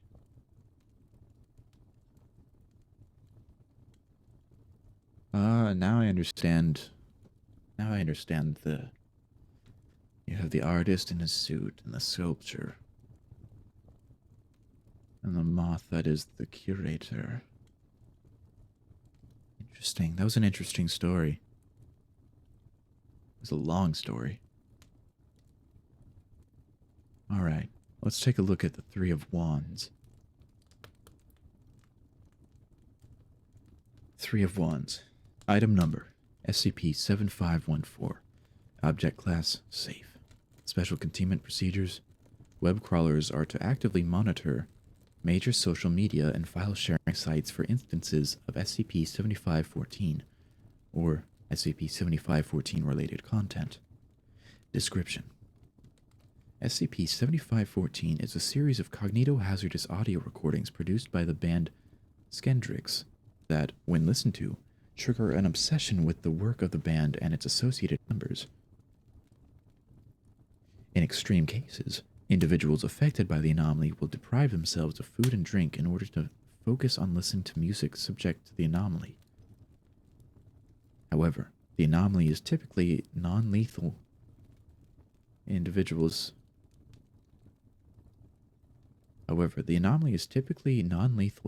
subjected to extreme hunger or thirst develop the willpower to overpower the anomaly's effects through the sheer discomfort inflicted by the prolonged deprivation of basic needs. Addendum 1. On January 3rd, 2018, Thomas of Louisville, Kentucky, died after what was posthumously determined to be a period of SCP-7514 exposure spanning several months. The following content, deemed to be relevant to his experience with the anomaly, was pruned from his website, thomasreviews.com. Skendrix. And so we go. Born Losers Records, 8 out of 16, C+. The Death Tape, Born Losers Records, 12 out of 16, C. Death on the Plains, Born Losers Records, 7 out of 17, B-. Reviews. And so we go. What's going on in Lexington? After reviewing my records for the last 3 years, I've noticed that not once have I given a grade higher than B to a single Lexington act. It must be something in the water. Anyways, boring vocals, uninspiring riffs. There's worse screamo, but there's also much better. C+. The Death Tape. Lo-fi production does not a good mixtape make. C. Death on the Plains. According to my partner, who has the unfortunate pleasure of spending his summer months in Lexington, Skendrix played Death on the Plains release show in full faux western getup, dusters and hats and all.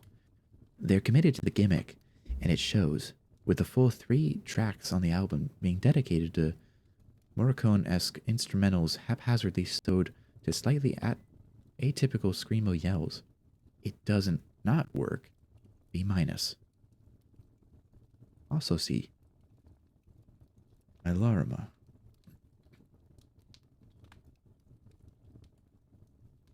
Alarma. Quietly coughing, slow death, Born Losers Records, 4 out of 17 C+. Reviews. Quiet coughing, slow death. A side project of the Lexington band Skendrix, which I've been listening to a lot lately. Despite what my prior reviews might indicate, this is a no-frills death metal album. Two no-frills. There's nothing where I haven't heard 1,000 times before, and the end product is just uninspired. Would be a C, but it scratches a strange itch that I can't quite describe. C+. See also, you're looking at it. You're looking at it. Sagittarius/Libra. Born Losers Records, 1 out of 17, B+. Screams in Silence. Born Losers Records, 5 out of 17, F. Recognized. Born Losers Records, 9 out of 17, A. The Names. Born Losers Records, Unknown out of 17, D-. Sagittarius/Libra. Lexington post-hardcore featuring Paul Mason, Skendrix's bassist. I enjoyed this album as a quasi-ambient experience. I changed my clock alarm to the title track, James Axstone, and burned an MP3 rip I made for my commute. There's something about it. B+. Screams in Silence. Sorry for the recent spree of retro reviews. I've been listening to a lot of Skendrix and Skendrix-adjacent projects lately, and haven't had a chance to get any fresh releases. I didn't like this album. I tried to make myself like it. I spent hours upon hours poring over every cut on the album, and didn't stop until my roommate informed me that I'd been a whole 3 days since I'd even left my bedroom. But I didn't like it. It didn't sound right. It was missing something. And I figured out what it was. Mason left the band in March. And Screams in Silence was recorded without his input. A few of his riffs were on there, but that's it. The living man was gone. The connection to Skendrix, cut. F. Recognized. Early on in college, I started smoking to make myself look cool, as I figured it to be the one chemical vice that wouldn't fuck with my brain. This was stupid of me, because as it turns out, there's a reason nicotine's a billion-dollar industry. It's a pain to kick. And I was 6 long months after my last pack before the craving stopped. Then, one boring evening 2 years later, I drove to a drugstore in a town about an hour out from where I lived and bought a 14-count pack of nicotine patches. I stuck the entire box on my arm in the parking lot and came in for a pack the next weekend. I kicked smoking in 2 months. By this time, the cravings never quite went away. This was all my deliberate decision.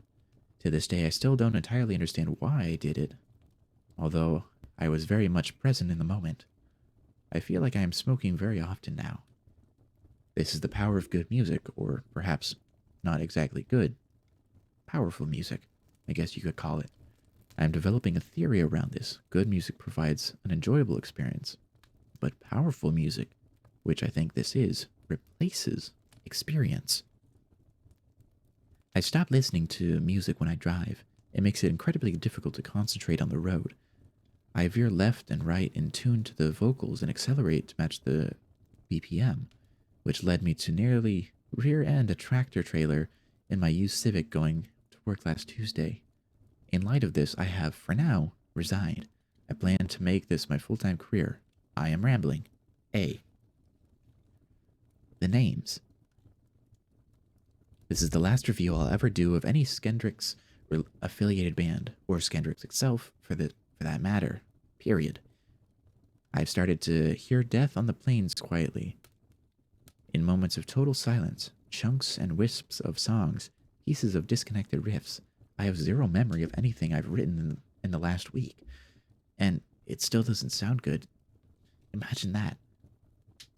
Falling to such a level of total obsession that all you can hear is mediocre screamo. Not an enviable fate. So I'm going cold turkey. This is a demo tape of You're Looking at It that I recovered in some sort of web frenzy. I remember it only vaguely, nerves fried off a pot of black coffee at 4 a.m., scrolling through the band's Facebook, looking for even the roughest track or cut. Total obsession, maybe underselling it. It's not good. The lyrics are awful, the production is hideous, lo-fi or not. I listened to it once. I don't feel the need to listen to it again. D-. See also, Skendrix.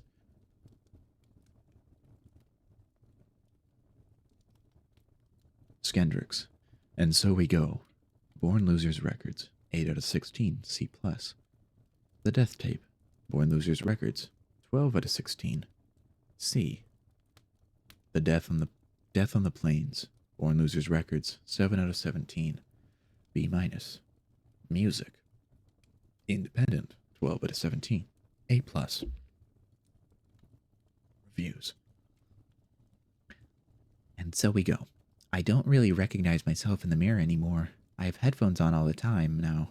My roommate leaves food at the door. The landlord knocks and I don't listen. The Death Tape. There are signals in the noise. Here's what happened yesterday. My loving partner of 3 years came by. He knocked on the door, looked in, saw me, and broke down sobbing. He held me in his arms and begged me to take off the headphones. Which I did, to the surprise of even myself. He carried me out on his shoulders, my emancipated body bony against him, and exhaled only once he had put my seatbelt on for me. We drove to his building and sat in the parking lot for a while. Things were silent until I started crying. It was my fault, I said. And always had been. I'd gotten used to giving up so much of my career. I'd gotten used to giving up so much from my career that eventually I'd go a bridge too far and start neglecting the very basic fundamentals of myself. It happened before.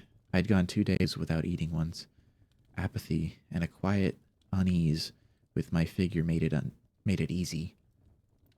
It was an interesting feeling, letting myself go for my work. I was a bullet in flight, clear, glassy-eyed, dedicated uncompromisingly to a single goal.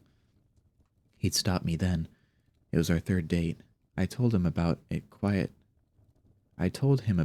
casually after I'd stopped him, not to make me anything, as I didn't want to be a bother. An hour later, sitting in his arms, I promised to see a therapist. When was the last time you talked to her? A few months, maybe. Not since this all started. I'm sorry. Are you mad? We cried for a while. He made pasta, his eyes still red from tears. He looked skinny, too. And I promised not to even think about music for the next month, maybe, while he tried to see what we, us together as a team, could do about the unpaid bills and my pending eviction. Death on the Plains. I pretended to fall asleep. I know his rhythms, the quiet snores, the rustling, the way his arms would grab me and soothe me to sleep when the stress had been too much. I shrugged them off my body and snuck out the window. The sun was cresting in the distance when I arrived back at my apartment, my bare feet covered in sores and bruises from the 7-mile walk down the highway. I bolted my door. I deleted his contact from my phone, and for a good measure, threw it out the window. Music. It was always playing. They cut the power a week ago, but it's still playing. I can hardly move. My throat burns from thirst. No water, too, either. It's still playing. I can always hear it, no matter what.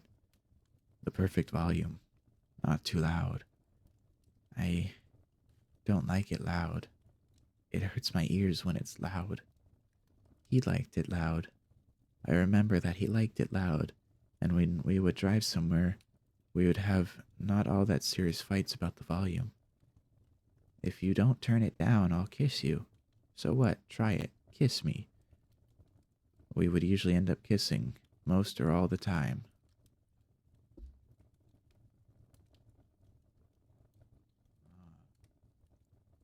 And that was Three of Wands. Interesting story. Now for the final of the tarot card stories. Let's take a look at the Star. Chest cavity, the Star. Fear causes people to lash out. Fear of lashing out is self-fulfilling. In this way, we are made into monsters. I do not know if I was born a monster, or if I was made into one by harsh words and too many needles, but I don't think it matters. What's important is that I have a gap is that I have a gaping maw where my heart should be, and everything I do risks exposing it. My memories of being a monster go back to elementary school. When I was in 5th grade, I played a game of freeze tag with the other kids at recess. The girl who was it caught me because I couldn't run fast enough, and I was so angry that the jaws burst out of my chest and swallowed her whole. My parents and teachers believed that I would grow out of it, and they were kind of right. But you can never really stop being a monster. You can only get better at hiding it. I kept devouring people in middle school. My teachers and friends were trained on how to react, but I could always tell what they were thinking when I would tear someone apart for talking to me after I failed the geometry test. In high school, I know everyone was talking about how many people are dead because of me. I saw their glares when they thought I wasn't looking, felt their judgment whenever I was facing the other way. And how could I blame anyone but myself? I am everything they say I am. Today I'm in college, and nobody knows who I am. Nobody has seen what I'm really like. Now I have to be careful. I shouldn't go out to that bowling alley with my friends from high school, because I might lose and get upset and let the jaws burst out of my chest to devour someone again. And I shouldn't talk to any of the new people in my classes, because they might find out about all the people I've eaten and make me hated by the entire school. And I should really just cut off those old friends, because they all know what I am, and there's no point in trying to be close with people who are aware of the monster behind the act, and besides, they're all probably just pretending to like me anyway. And I really shouldn't stop at just my old friends, because anyone I connect with is someone who can spurn me later for being the monster that I am. So I should probably also cut off my mom and dad and brother and girlfriend and internet friends. And I especially shouldn't try to have a good career or make any sort of living off my writing, because all that requires the approval of other people, which I can never keep because I have no heart, and the jaws will rip apart everyone I know eventually, and everything I touch is destroyed, and I don't even know why I'm trying to get this worthless degree or interacting with other people or going outside when I'm defective and my fate is sealed and and and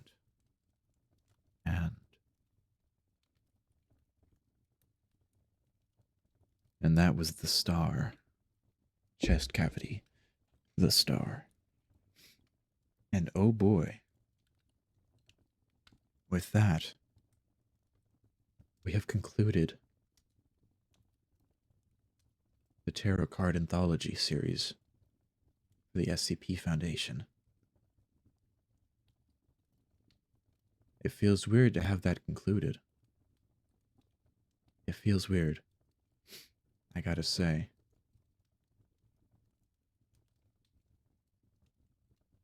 I think next time we'll start off on Joey F. Nuts, because that seems like a fun story. Fun SCP story. And we've got so many different curated tales to look at. I think I'd like that. I think that would be fun.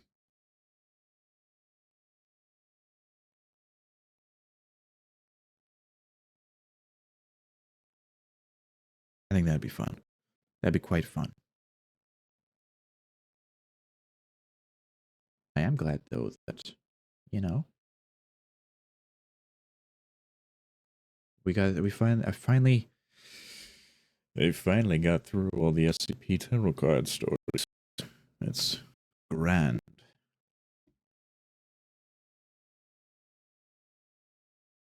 It's quite grand. It's quite grand.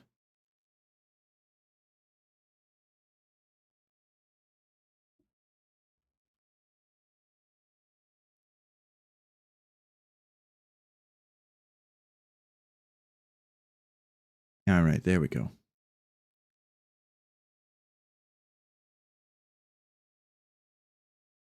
There we go.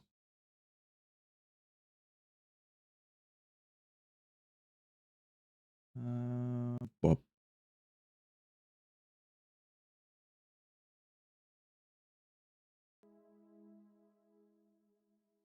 All right, let me just.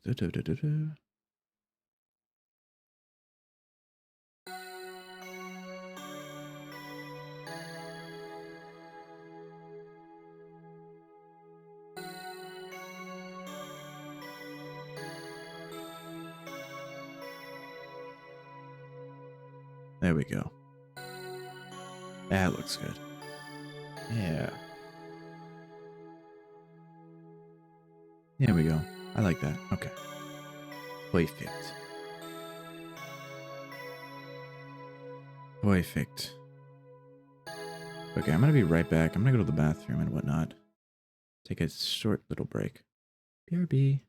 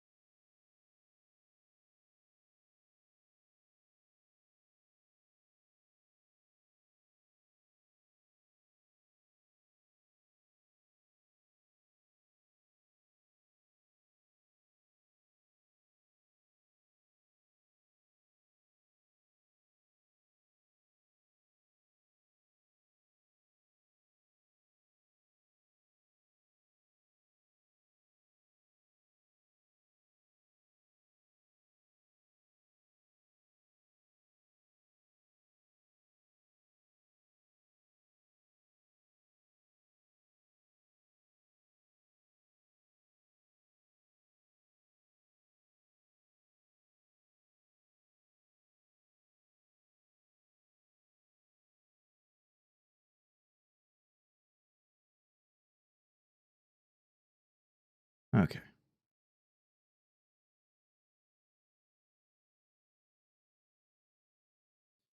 Okay.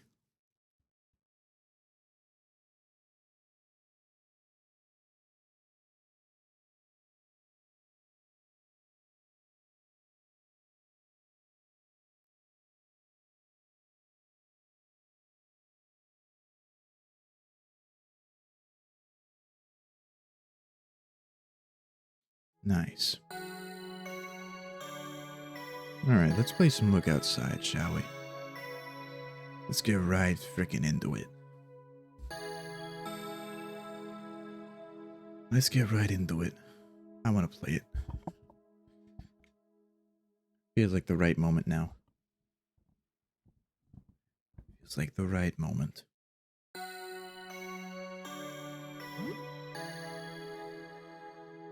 File 2. Wasn't anything too stressful then? Yeah. I'll try to get some sleep. Don't push yourself too hard, Bonesy. Take care. Well, thanks, Sybil.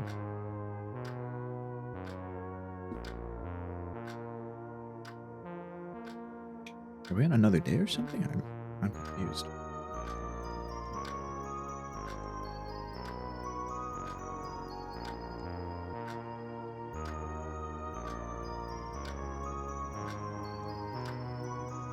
Let's water. Watered the plant. Let's talk. Or same thing. Okay.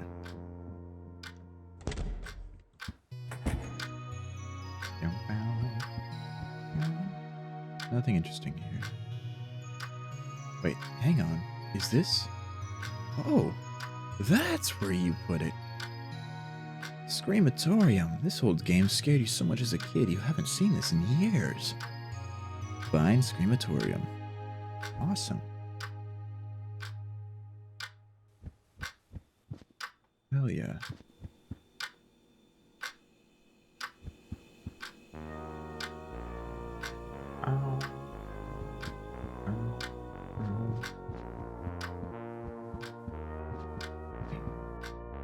What do you craft with? Yeah, nothing. Okay.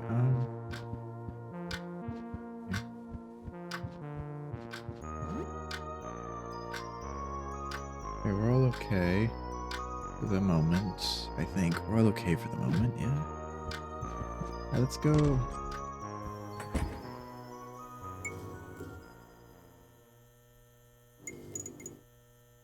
Oh, that's right. I remember now.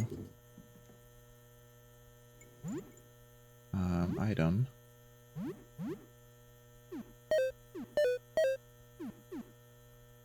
Okay.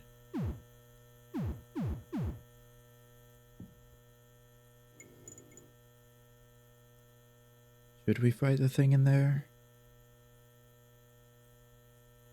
Maybe. Whoops, wrong house. This one.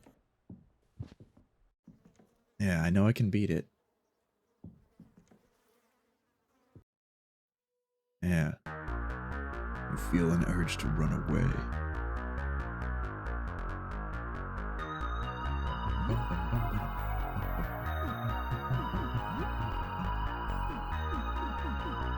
Molotov. Special. Stop.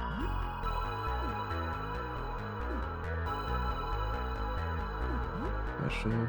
Teeth cannon. Can't use that. Pack. Taxidermy. Special.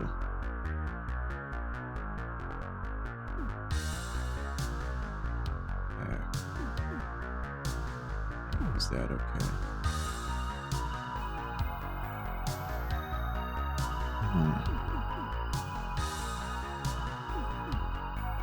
Item.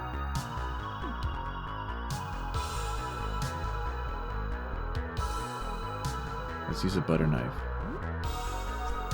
Molotov, go! Ooh, nice. 32 damage, nice. Youch!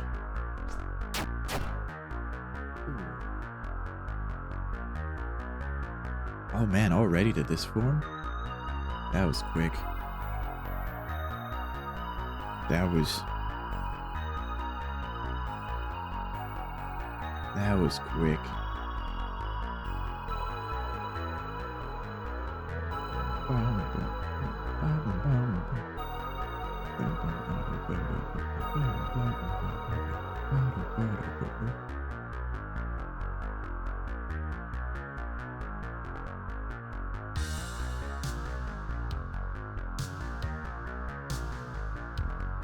All right.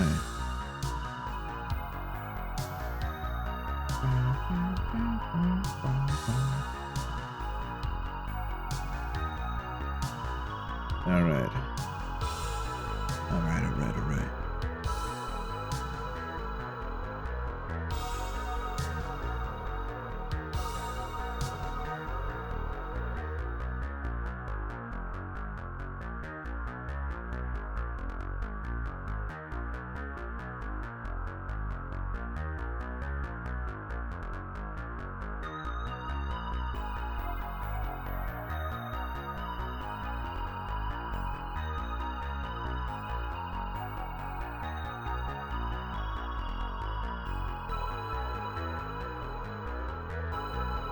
Let's see.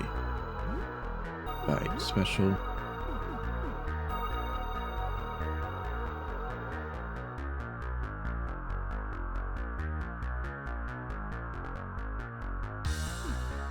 Attack.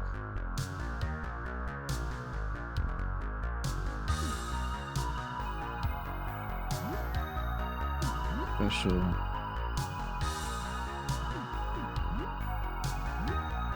That. Item. Molotov on the taxidermy.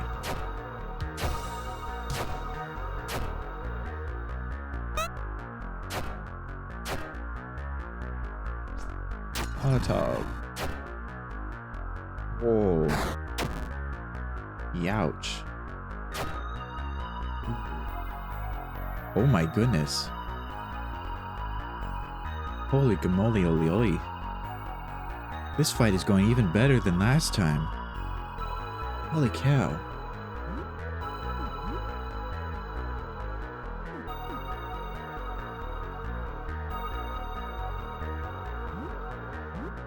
Suture wire.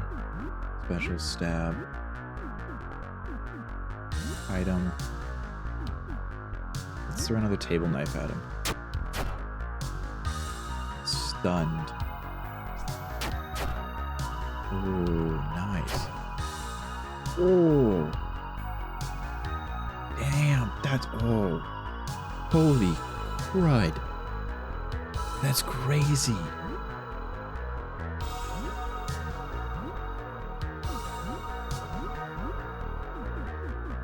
Item, another table knife or butter knife. Let's go. Poison learned. Whoa.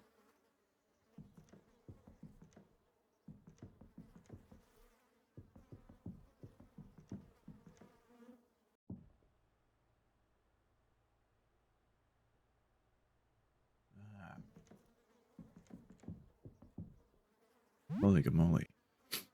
No, the authorities are on their way? Crap, man. This isn't good. This isn't good.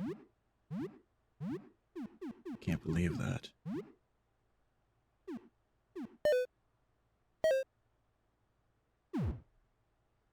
Stimulant.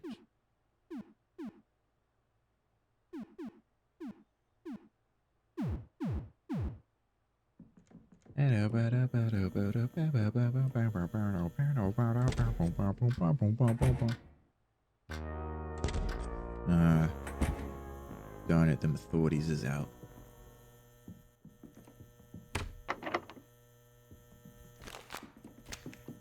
So, it looks like this door is probably still stuck. Alright, let's check out what's in here. Yeah, let's use the herbicide to clear out the path.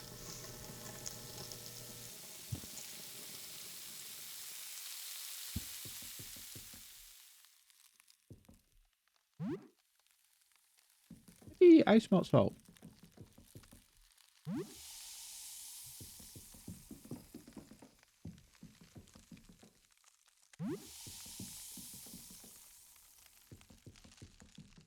Now let's check out this room.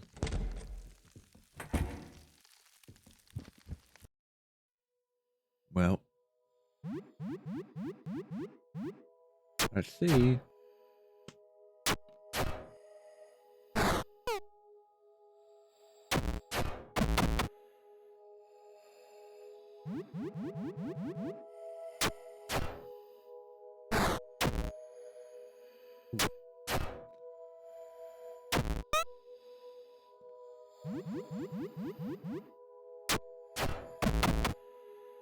Hmm. Nice. All right, what do we have equipped? So if he has the carving fork, and has the cracked cleaver, probably.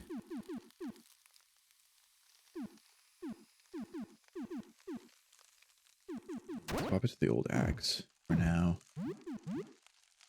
Patchwork club. That's what I have. Okay. Let's take more ice melt. That was quick. That's quick. Fight. Tuku. Tuki. Tuki. Tuki.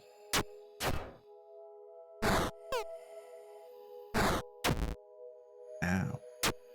Tuki, Tuki, Tuki. Ooh. Dang. Alright, let's attack him, gang. Let's attack earmuffs.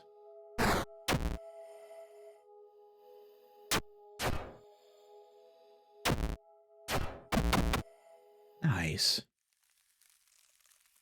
$10 found. Hell yeah. A shovel. A spade. Nice. A jewelry box. Nice. Oh, and good news. The apartment authorities are no longer here. Now we're safe for the moment. There's another earmuffs. Some orange cola. Orange cola.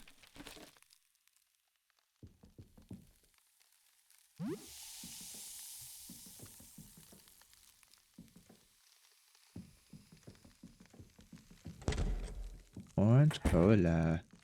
Toothpaste. Heck yeah, we'll take the toothpaste.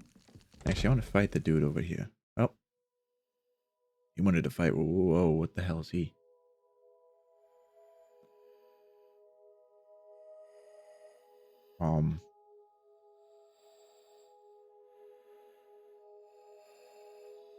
Not exactly sure what I'm looking at.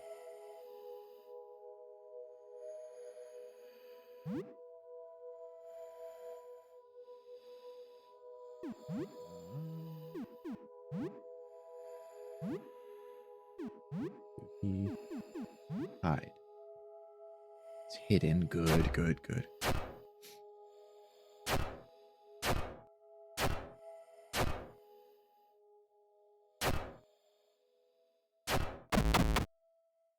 Nice. Oh man. Attack! Attack, party attack. Take them down. Oh no.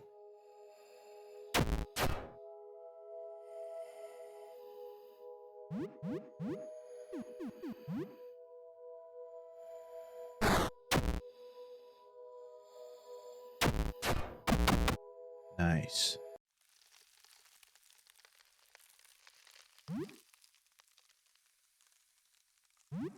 Probably use a band-aid.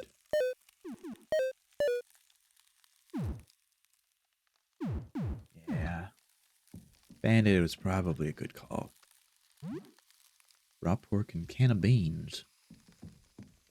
Like an open can of beans? Why is a can of beans just... Oh. No siree.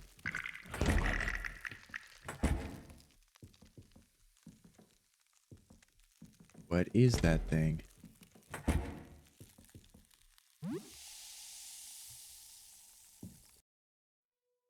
What the hell was that shadow creature? Whoa.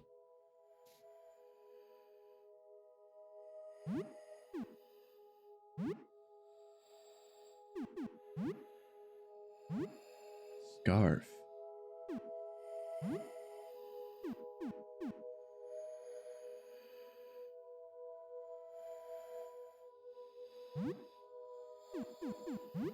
Hide. It missed. Oh.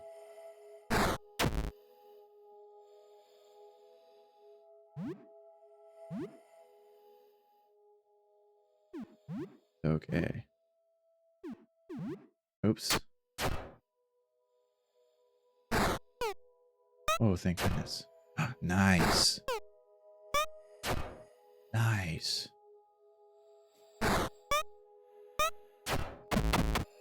Oh, hell yeah.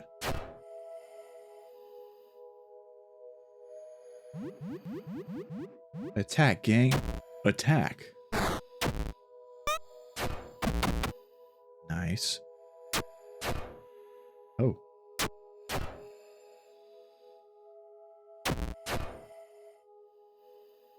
Oh, Molotovs would be super good against these guys, wouldn't they?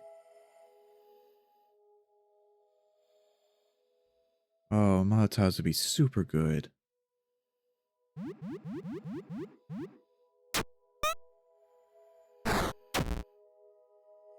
Damn.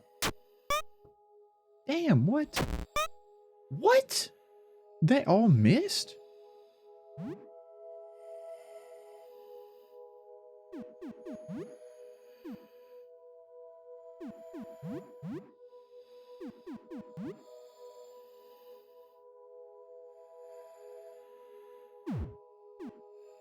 Hard. Special.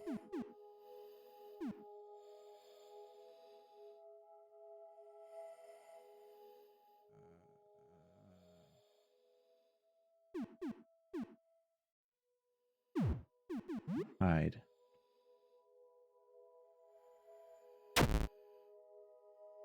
Damn. Oh, thank goodness. Ellen is now level 7. Awesome. Jeez Louise.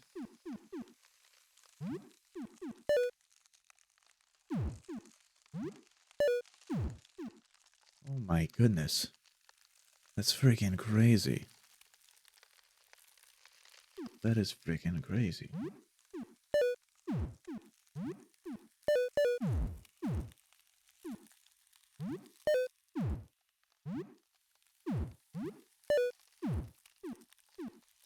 Instead of bandages too.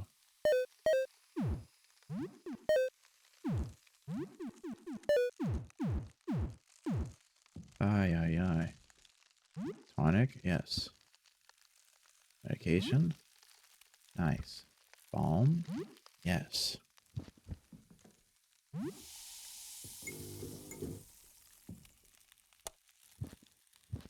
Oh. Eye socks.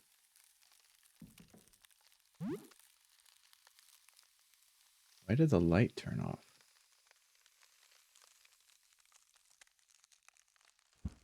Might have to come back here. I don't like that all the lights are off now.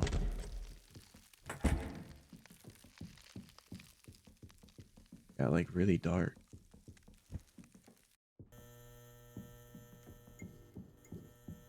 Got really dark all of a sudden.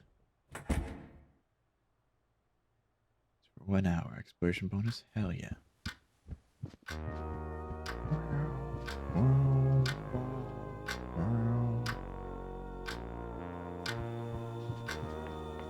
Let's make something to eat, gang.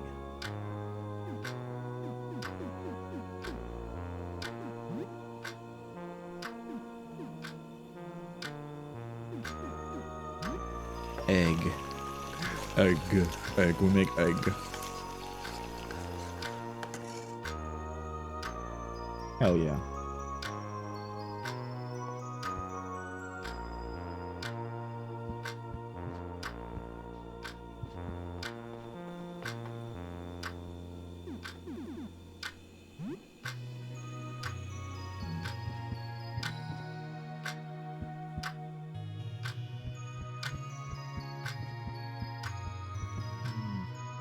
We craft with. Multi-purpose chemical used in laundry. Nothing. Guess it's time to learn a new skill. Let's play more Wizard's Hell. I haven't done that in quite a while. You play a bit of Wizard's Hell, Arcane Tears. See what happens. You've built a pretty large Wizard Hell by now. Your demon researchers unlock more and more devices from the lab. You force some wizards to take part in the research, and then stick them in their own creations. You're having a lot more fun with this game now. You hear a knock at the door. It's now the evening.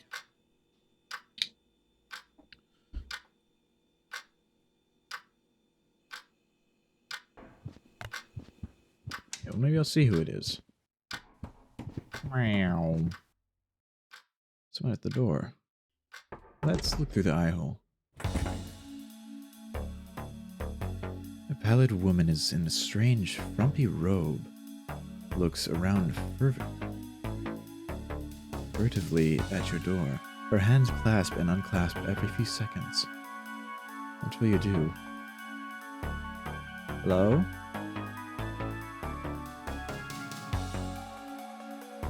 Hey, little girl. Please, I need your help. Have you seen a little girl? Sure.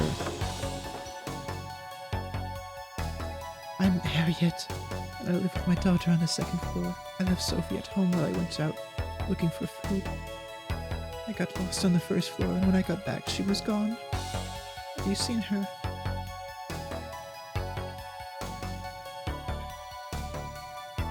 Sophie is here. Oh, thank God. Mom, you're here.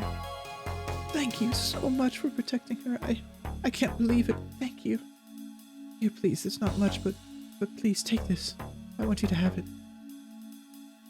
Receive elixir, 2 first aid kits, and 4 tonics. Oh, hell yeah.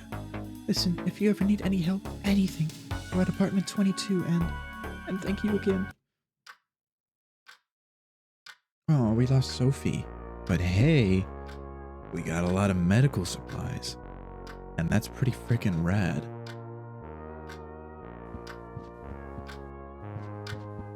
Excuse me.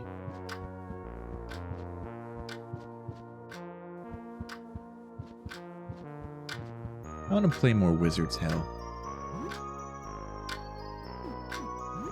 Yeah. Let's play more Wizard's Hell. You resume your Wizard's Hell game. You've built a true torture empire, expanding your Wizard's Hell into new areas, and adapting the torture to the Hell biomes. Freezing cold torture for Hell Tundra, eaten alive by bugs in the Hell Jungle. You're having a lot of fun with this game now. Play for 2 hours. Man, I'm becoming quite the entrepreneur with Wizard Torture. Should you play? Let's play more Wizard Hell. You resume your Wizard Hell game. You now have complete dominion over Hell, with all of its lands converted to punish wizards. Other sinners now remain on Earth as undying revenants, for there is only room in Hell for the practitioners of magic. Our play sessions are starting to blend together a bit, but it's still fun. Play for 1 hour. Hear a knock at the door.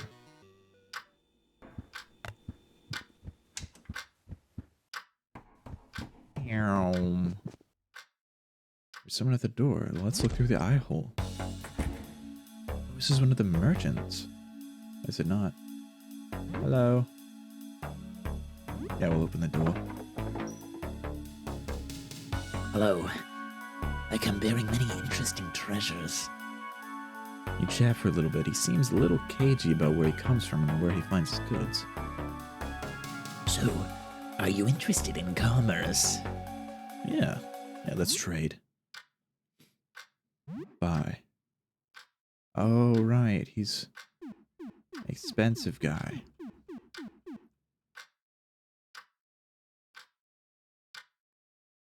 It's immunity to confusion. It's immunity to poison and increases defense. That's really good. Immunity to blindness and increased critical hit rate. Sleep and increase evasion. Immunity to bleeding. Increase magic HP. Immunity to infection. Increases stamina. Protects from fire and burns. Strange red ring. Bolsters your HP and protects from fire damage. Bolsters your stamina. Protects from acid. Both HP and stamina protects from cold. Elixir. Completely restores HP and stamina. Can even be used in the heat of battle. Oh. Oh, these are all really good. What the freak?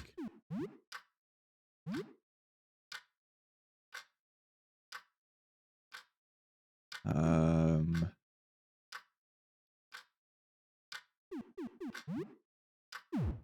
Don't really have anything to sell.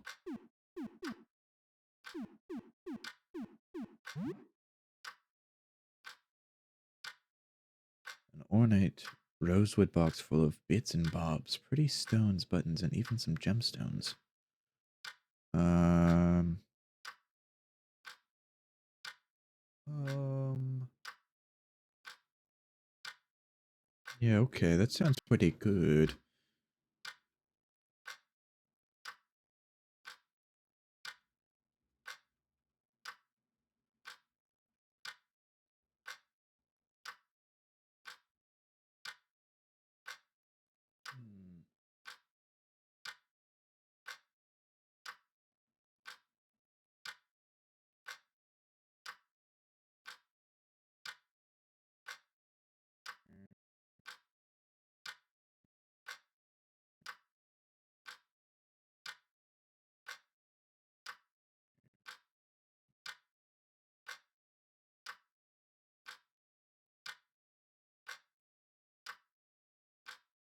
Hmm, um,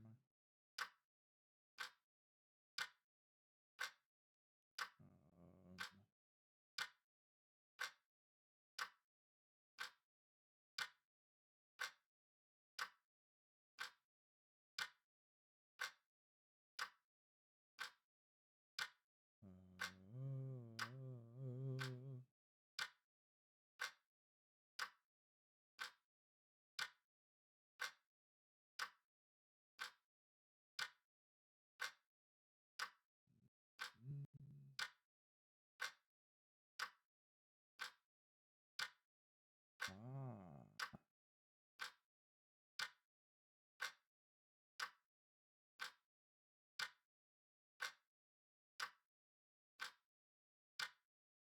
Hmm.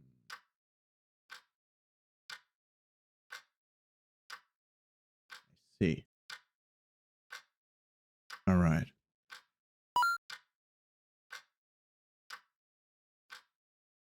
All right, well, let's spirit board.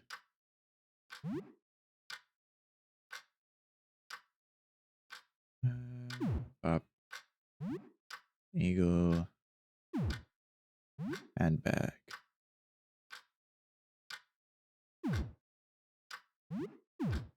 Pew pew.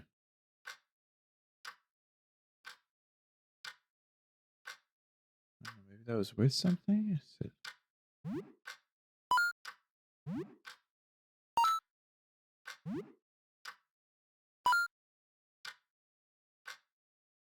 I guess it's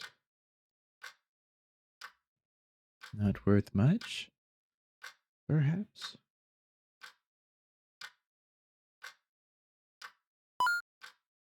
Hmm.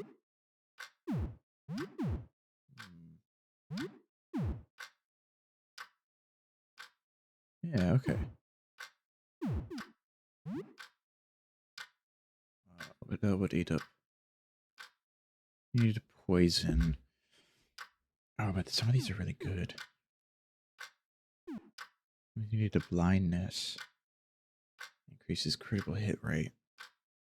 You need a bleeding. Action. You know what? Let's get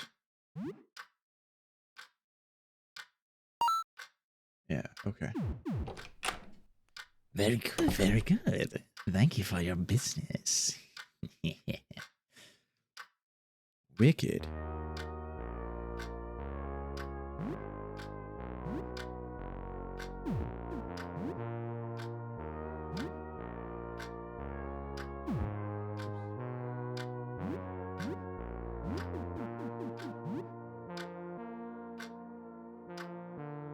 This accuracy. Eye amulet.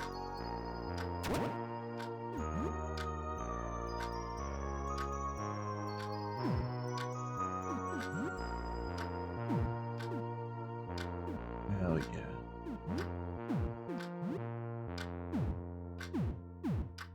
Yeah. Item. Nah, we don't need to worry about an item yet. More wizard's hell. Like, maybe we can learn something from this? I'm not quite sure. Let's see. No more hellish lands to expand into. You have turned inward to increase efficiency. You focus on the most space-efficient devices and make charts to optimize further. Play sessions are starting to blend together, but it's still fun. Play for one more hour.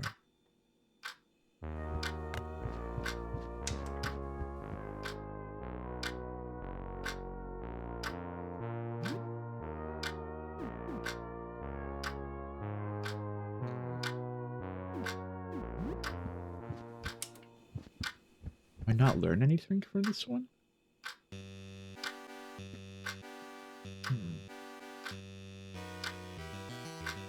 Optimization of hell has increased the suffering exponentially. You started to make claim of the portions of heaven, turning it into more wizard hells.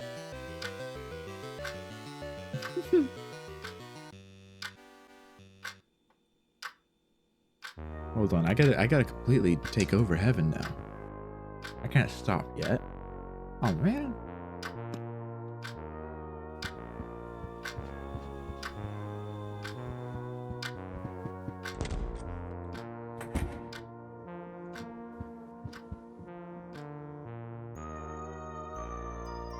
So, what's new? Anything interesting happened since last we spoke? You tell her a bit about recent events. Wasn't anything too stressful then? Good night. Yeah, not too stressful, I'd say. Yeah, let's turn in for the night. Might as well. It's now early morning. Now 5:52, only 10 days left.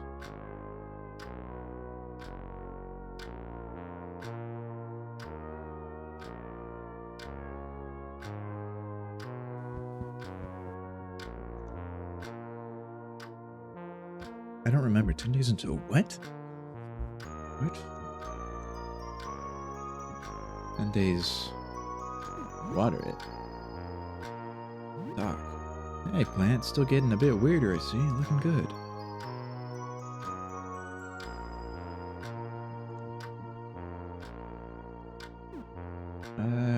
Check news. Spend some time browsing news sites. More news sites have returned, and most don't seem to acknowledge the current events at all, other than constant weather warnings about staying indoors. Social media. Spend some time browsing social media. The people who still haven't looked outside are routinely mocked and ridiculed. Some people seem to bend to the peer pressure and look. Many of them appear to stop posting after they do. Social media makes you feel a bit less alone, but it can be stressful. Hear a knock at the door.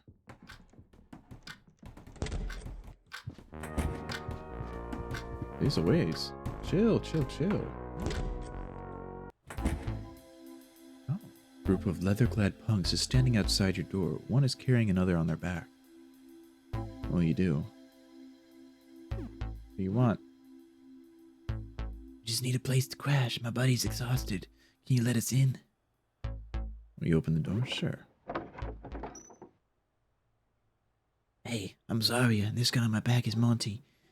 Can you let us crash here for a while? As long as you need. Thanks. We won't be here long, but we appreciate it. Sick. Sick. Step 52. Okay, let's go take a shower. I think we've got soap. Yeah, let's take a shower. It's the right thing to do. Whew. That felt better. He didn't have a shower in a little while. So for about half an hour, you have soap and hot water, so the shower is very effective. Wicked. Wicked.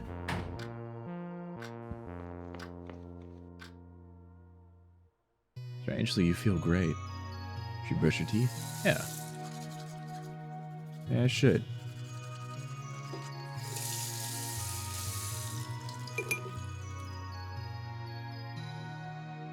You brush your teeth with some toothpaste.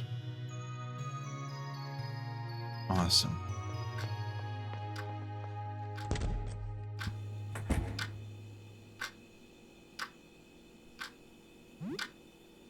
Item, bop, bop. Guinea pig. You play with the guinea pig a bit.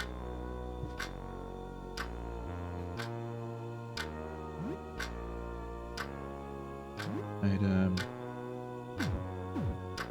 Egg salad sandwich. Egg salad sandwich. Let's play just a little bit of Wizard's Hell. I gotta see where this goes. It's gotta go somewhere. It has to. It can't just not. And you begin to generate wizard propaganda on Earth and put magic in the drinking water to increase the ratio of people gifted with magic.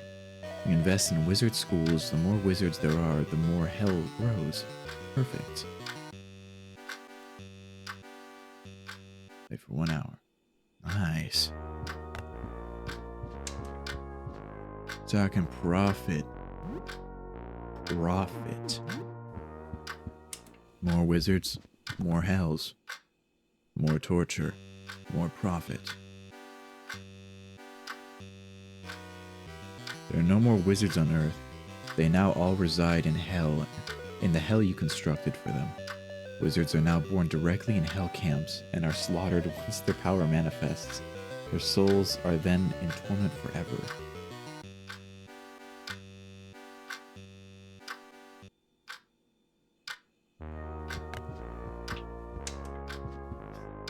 Does that mean we beat the game? Is it just going to repeat what it said for the last message?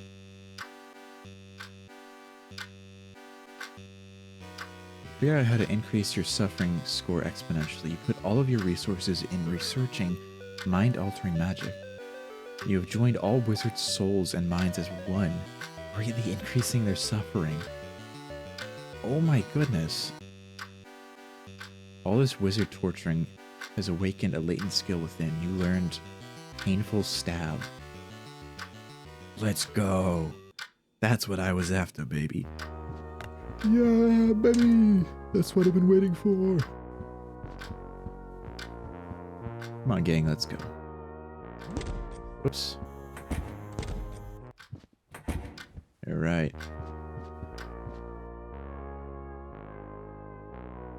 So, what's new? Anything interesting happened since we last spoke?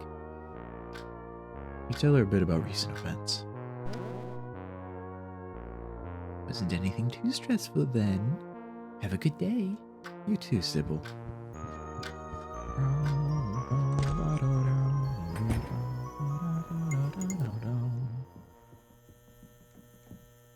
This door? Yes, it was this door. It was. Alright, gang. Let's go. That monster looks scary.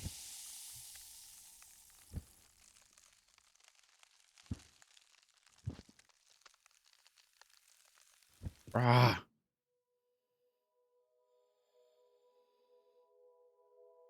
Yep, that monster looks scary. Tri-scarf. I'll attack Tri-Scarf first. Ow. Youch. Youch. Alright, let's... Special. Octo Strike. Special.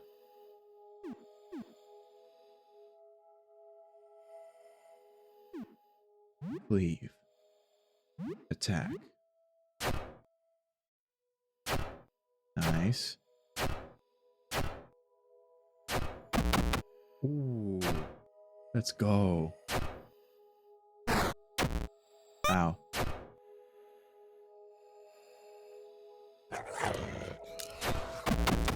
Oh my goodness. Way to go, team. He's now level 8. Let's go. What is this? A hammer. Nice. Ooh, and a tonic. Ooh, what's this? An old game console. Wicked.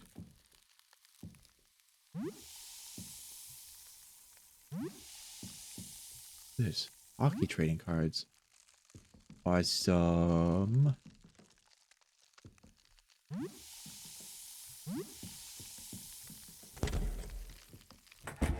Almost noon. Oh. What the freak is that thing? Fight special. Octo Strike. Special. Cleave. Attack. Balaclava. Ow.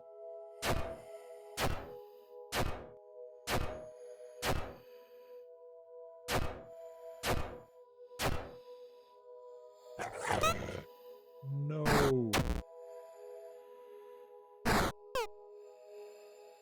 Nice. Fight. Attack. Balaclava. Special. Leave. Attack Balaclava. He devours Balaclava. Oh my goodness.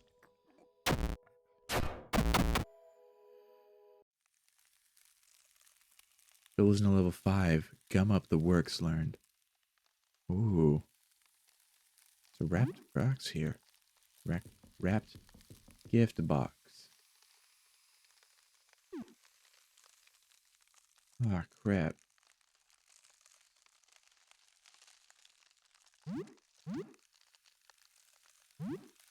True title. Hold on, we gotta go back.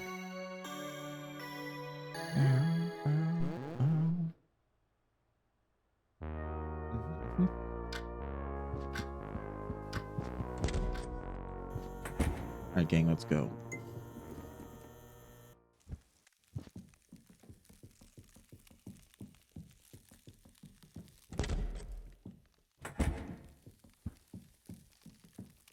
We don't need to do...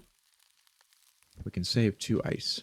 We can save 2 ices thingies. Fight special. Octo Strike. Special. Cleave. Attack. Tri-Scarf.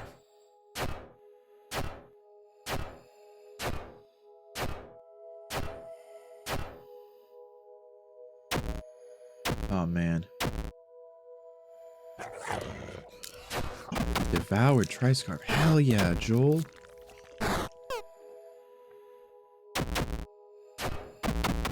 Oh, damn. Hell yeah. Oh, my team is goated. Level 8. Hell yeah.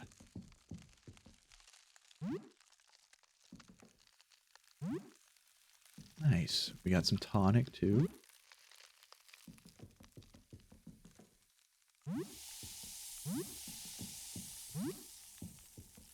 Nice.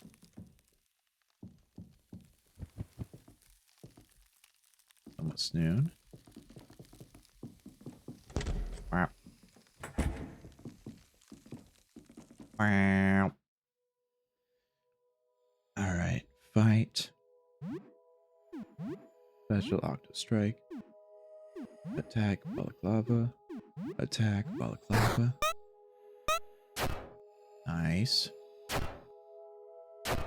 Nice. Oh, good. We got one of them bleeding. Ooh, double bleeding. Yeah. Oops. Devoured balaclava. Oh, let's go, Joel.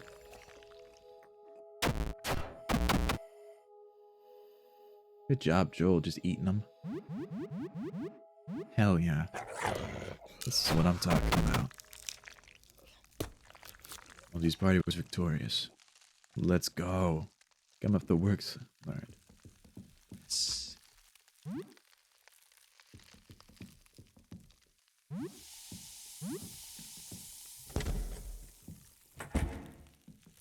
Oh my goodness, there's so many more. What is that? Game Kid color. Oh, we got no more ice.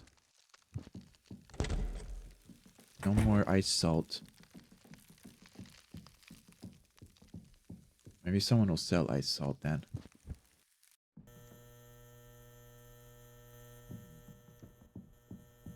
It's the only way we have to go is down. I guess we could kill that dude, but he's strong. I don't have any Molotovs left. You know? Excuse me. Look, this door leads to the roof. Probably a bad idea to go there. Oh, yeah, you're right. So we're on the 3rd floor.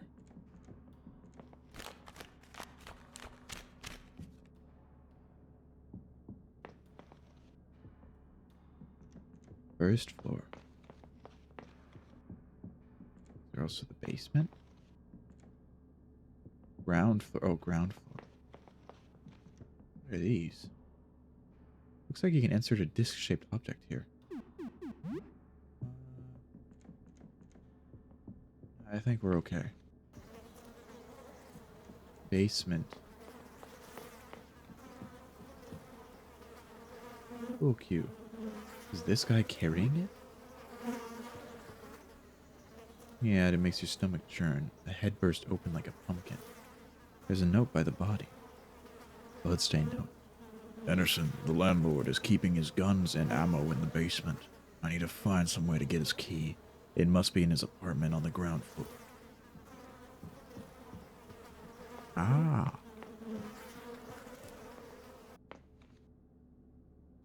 Friend! It's this thing again. You wonder if it's been following you. Hi again, friend. The creature seems excited. Oh.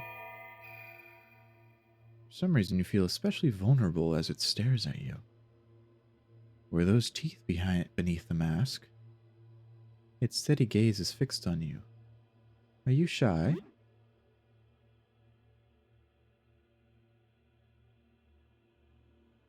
It's steady. You need help? Doesn't need help. Are you lost? I think it might be lost. No? Shy? It seems rather shy. Need help? No help? Are you lost? Doesn't seem to be lost. Okay, goodbye.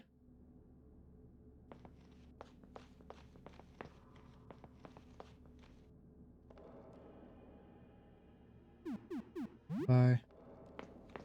Okay. I don't think I have any candy. Oh, maybe I can go get some candy for it. Maybe it'll still be there. If I go get some candy for it.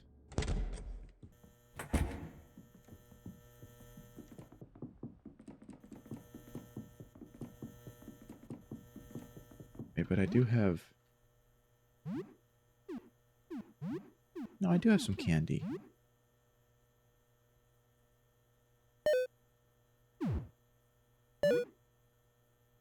You unwrap the present. Receive an explosive. Why was that in there.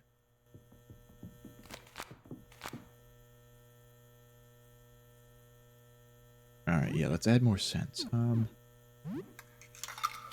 Quarter.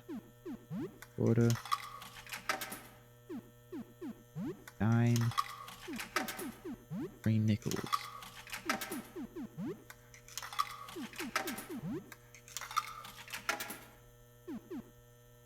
Onions. Now let's see if we can find that masked fella again. And offer him up some yummy snacks. Everyone likes some snacks, right?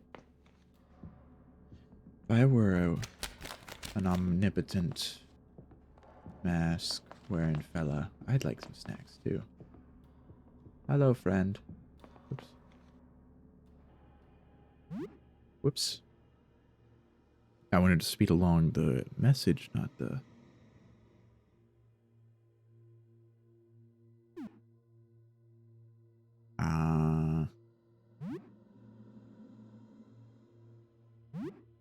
Oops. Didn't mean to do that again.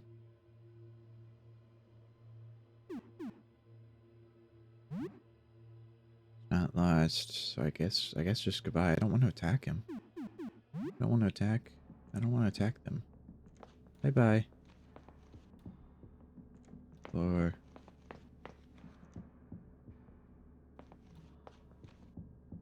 What's all this mess about?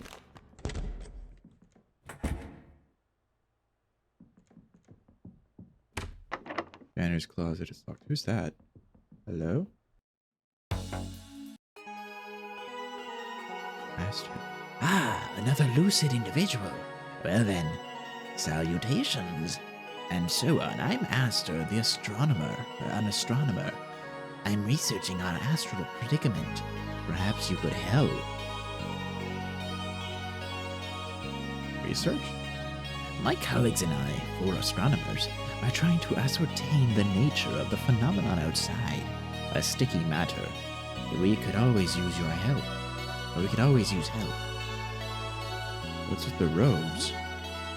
Outside light seems to, well, burn away at living essence. The robes are a bit stuffy, but I'll not venture any risk. What is outside? It is an object passing through our solar system, an extraterrestrial phenomenon of sorts. Of this much I am certain. Any more I could not hazard to guess. We simply do not know yet. Looking at it even indirectly causes grave changes in living things. Even looking at a reflection warps a person. About joining you. Speak to my colleague Jasper. Jasper? I didn't know you were here, bud. Astronomy is dangerous work, you understand. Besides, we must ensure you meet our rigorous credentials. Oops. Not helping you. Right now we're gathering data. You know, the other night I had the strangest dream. Normally I take no stock in hokum, but surely this is a sign. In my dream, there was a shimmering liquid pouring from a dark tube. It poured out and splashed onto the floor, falling through cracks. I remember feeling like I had to scoop up the liquid to hold it and carry it with me, but nothing worked. It slipped through my fingers. I just know it means something. If you find anything, show Jasper on the ground floor. His purview is the collection of materials. Have you looked outside? Oh, I wish I could, but I've seen the results. No, I shouldn't. Okay.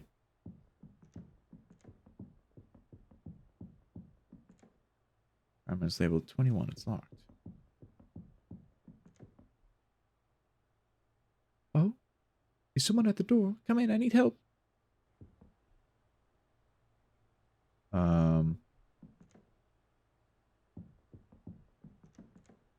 It's pretty dark in here, friend.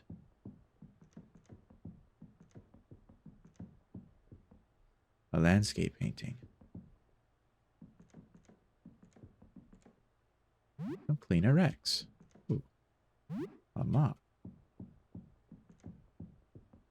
A muffin. Yeah, baby. Ooh, cleaver. Oh, that's perfect for Helen. Take it all. Raw chicken, instant noodles, bread, and two tomato cans. Nice. 3 soap. I don't like that I can hear some, like, heavy footsteps. Won't open.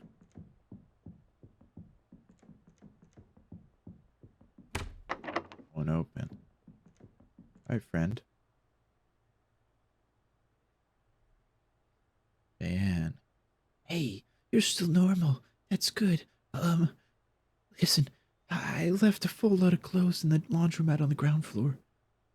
I'm not really capable of leaving right now. I think I might be sick.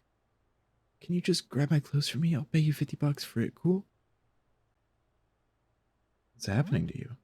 I'm fine. It's just a bit weird. I'll be alright.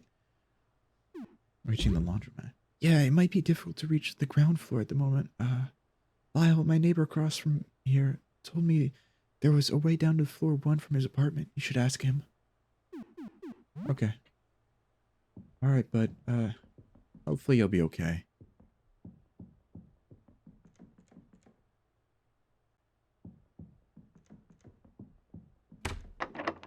An unmarked apartment door. It's locked. This is where Harriet and Sophie live. Let's knock. No answer.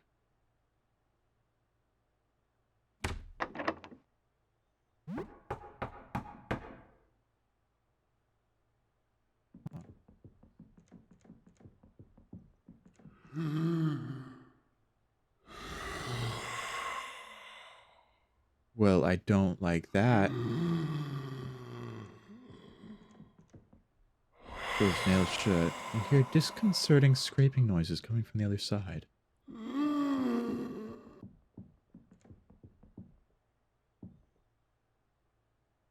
Find apartment 21 key. Interesting. Or it's locked.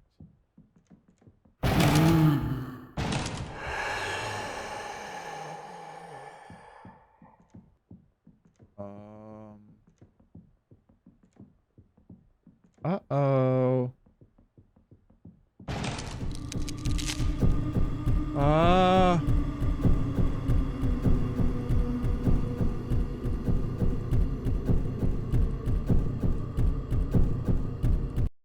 Oh no. What? What the hell is this?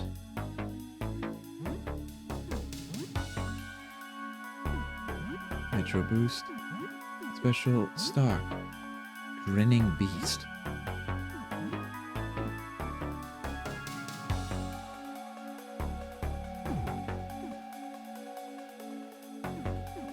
Attack.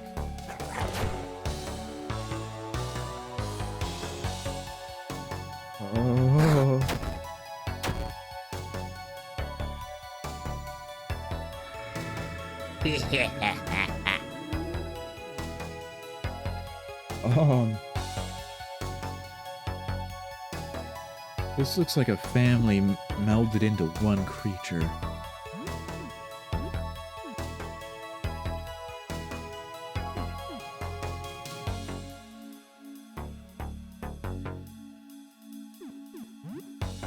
Break special stab. Attack. Resist. Bleeding, good. Bleeding heavily, good.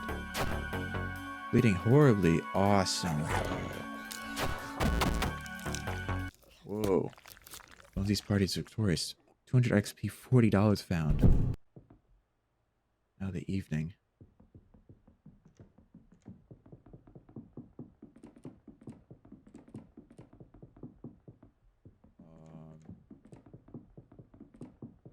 Where the hell are we?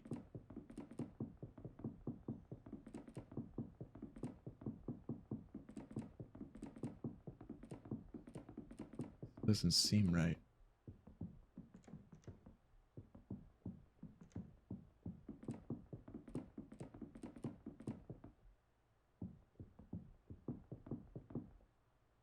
Oh, crud. The door's gone. Damn it. Ah, man. Ah, crud. Crud.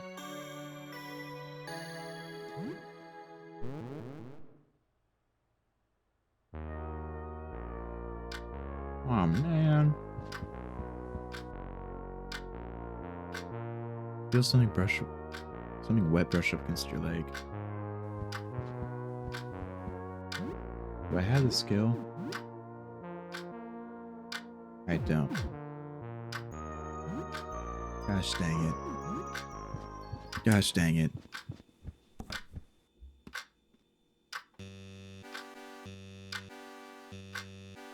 This wasn't how this was supposed to go.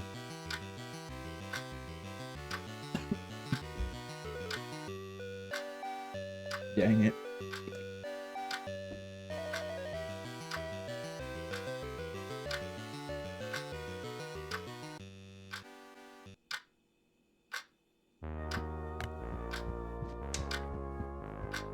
Dang it.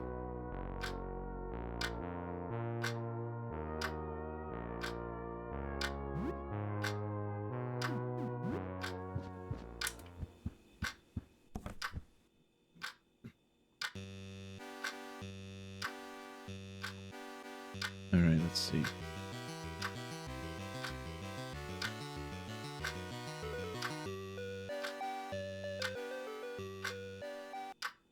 Wait, did I already get wait. Did I already get the thing?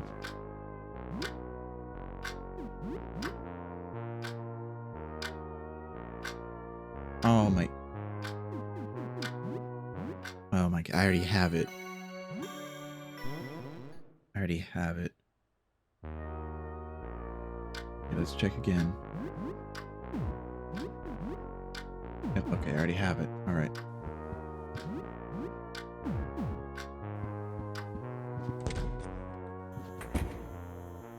So that must mean I came back from... Is this door?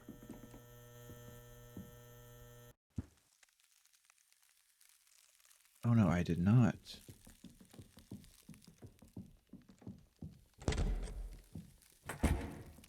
I did not.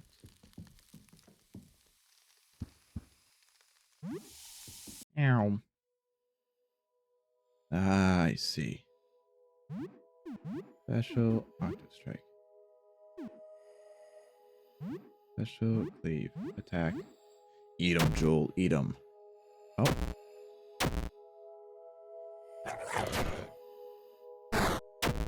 Aw, man. No!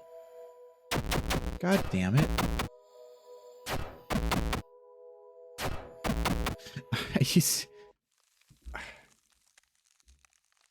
God damn it. Okay, no, we're going back.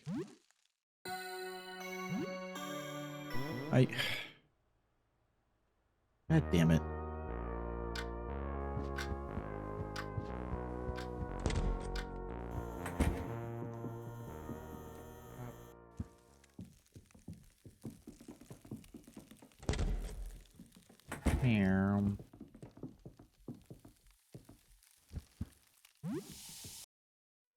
Alright, let's get him, Joel.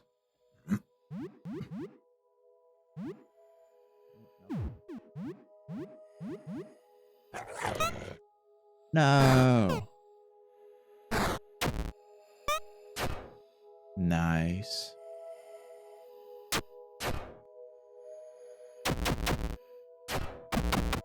Nice. Hell yeah.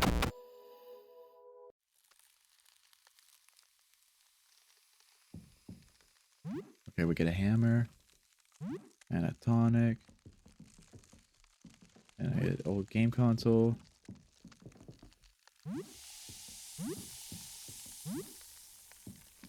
And I bet I could probably buy some ice salts from, I don't know, maybe a merchant, maybe not. Hey, party man. Balaclava. Cheese? Thanks for the cheese, Lucky. How you doing, Lucky? How have you been? Special. Leave. Attack. Balaclava. Oh. Well. Now Helen's frozen. Crud. Crud. Aw, Joel didn't eat him. Doing alright, just chilling. Hell yeah, I'm glad to hear that. How have I been? I've been doing well. I'm a little tired, but that's alright. I need to get back on work. There we go, Joel ate him. Let's go. I need to get back to work on art stuff and video stuff. But overall, doing alright. Wrapped gift. That's the last of our ice salt. First aid kit. Let's freaking go. Nothing more. Okay.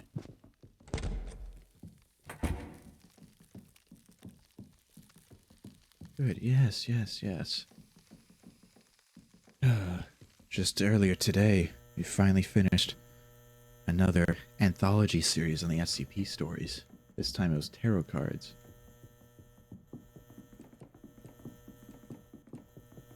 So that was pretty fun.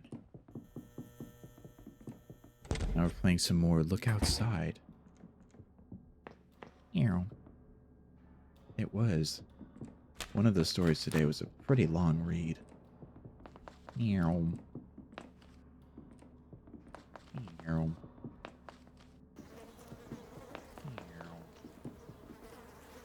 Yeah, let's get a pool coup. A pool coup.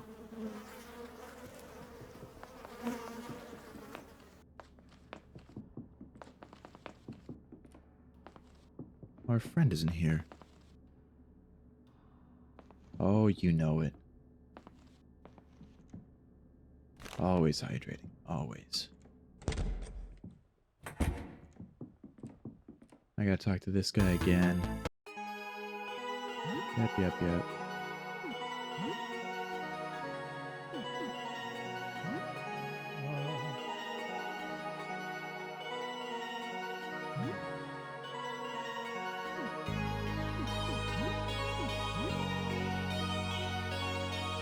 Thing.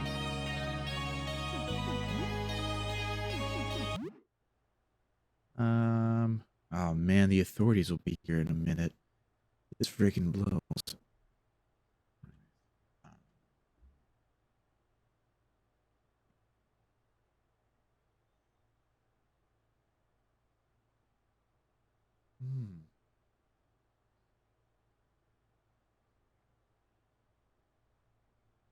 Maybe. It might be. It might be a horror version. It definitely has a lot of similarities to like Fear and Hunger.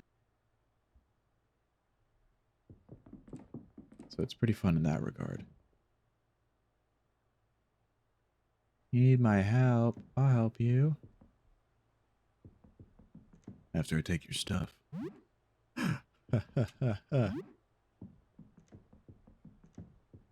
Is this a fork? Nice. And a cleaver. And a muffin. Sorry, homie, I'm taking everything. But no spoon. Yeah, no spoon. No spoon, but we got a fork. Now I spoon. I want to see if you can throw a spoon.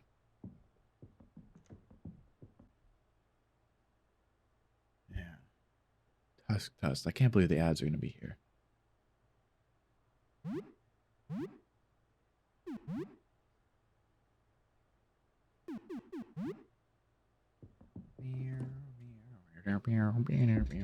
Okay. Now this is where we left off. Oh, dang it. Those pesky authorities. I can't believe them. Tusk.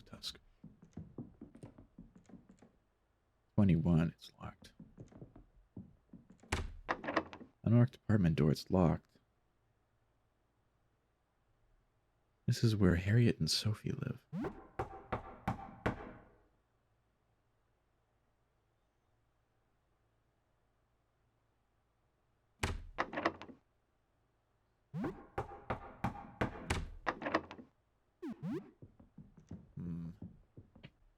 This is troublesome.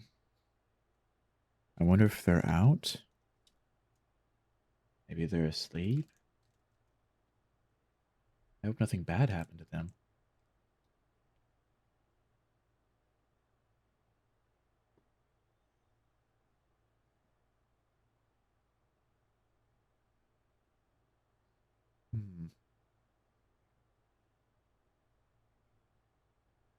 I don't think anything bad.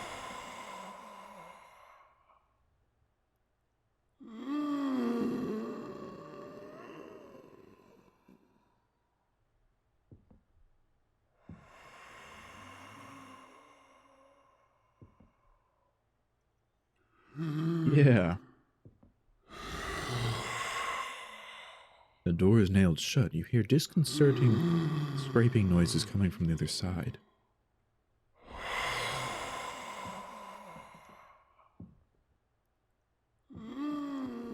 I don't like those noises.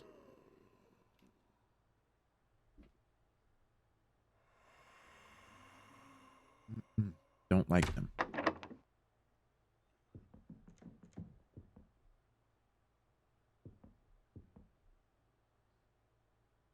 Find apartment 21 key.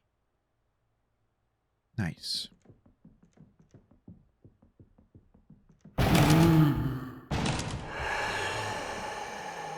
Um.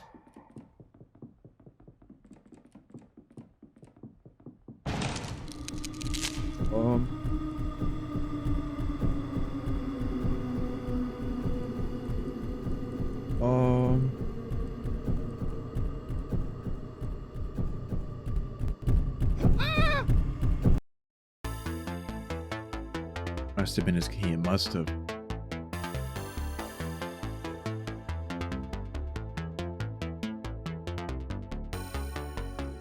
This has got to be like a family of four merged into one.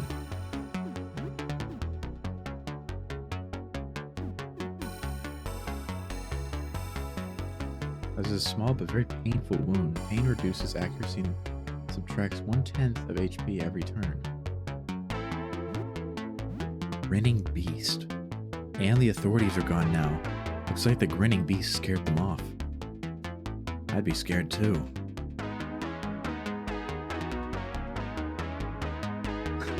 The characters with Joel. Looks like he might be a far-off cousin. You know, I wouldn't put it past him. Joel's whole family turned it into weird teeth monsters. But Joel has maintained his sanity somehow. Dar. Attack. Rectal pain. Ooh. No, not Joel.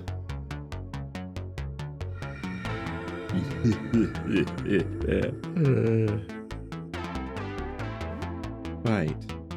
Attack.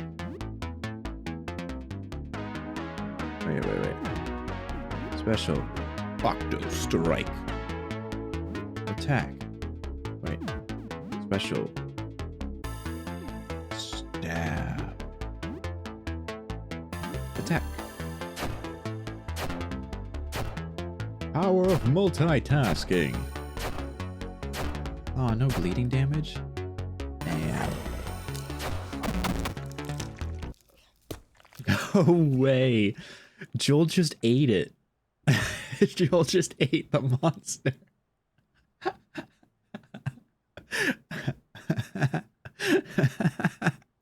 Joel just ate it. Hell yeah. It's now the evening.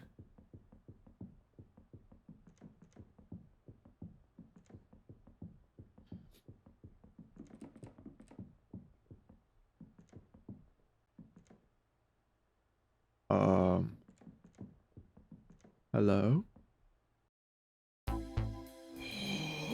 Grinning woman. You fight good for a pipsqueak. Wanna hang out? We should have killed her. There's still time. Sure. Yeah, let's hang out. I'm Leia. Lay. Oh. Okay. That was fast. I didn't. I guess Joel has a chance of eating anyone?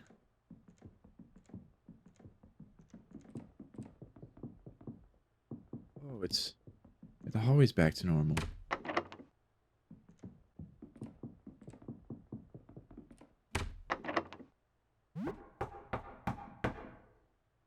No answer. That's strange.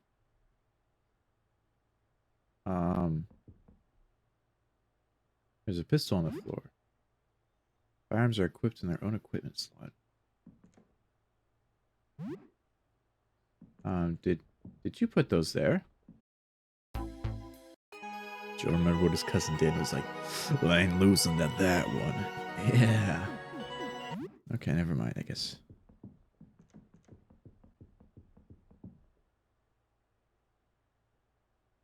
It's locked. Use apartment 21 key, yeah.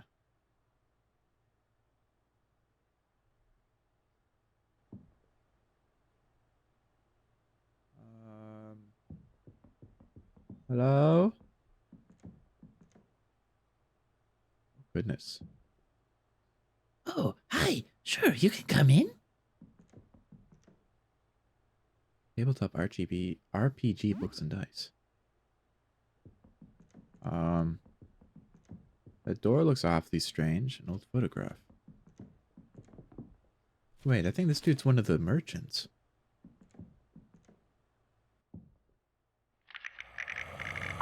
Oh. Brian, save me!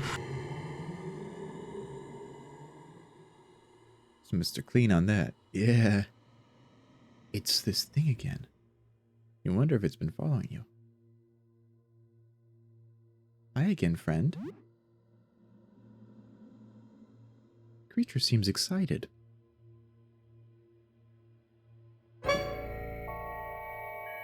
Hi. For some reason, you feel especially vulnerable as it stares at you. Were those teeth beneath the mask? Its steady gaze is fixed on you. Are you shy?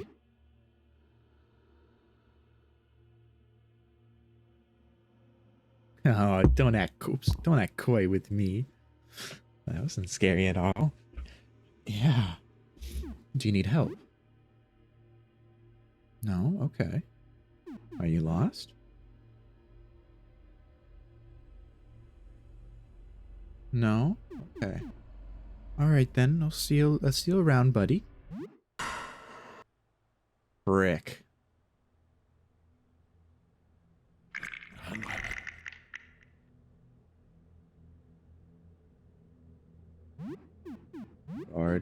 Guard. I didn't mean to use teething.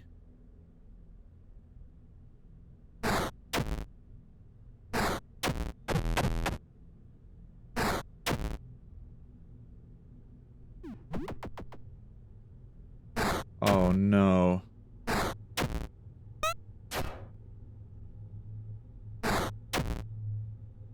I need to get out of here.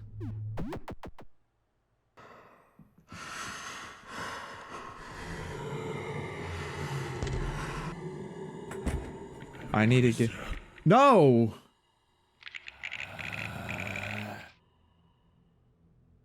No, I ain't lost, but I was just waiting on my brother Tom to get you. Yeah.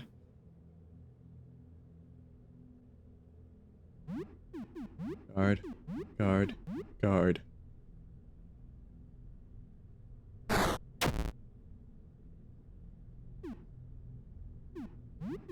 Gotta wait till the third turn before I can escape.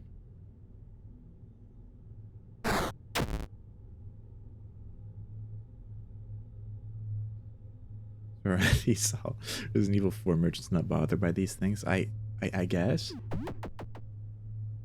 Uh-oh. No, let me escape.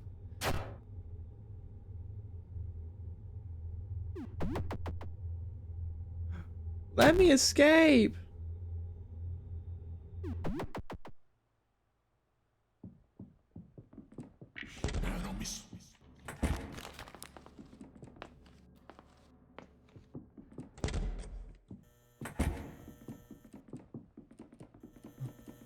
Uh, uh, oh. Only Joel could help, yeah. We were away for a while, the danger was exciting. Exploration bonus 320 XP. Helen is now level 8. Massacre learned. Joel's level 6. Oh.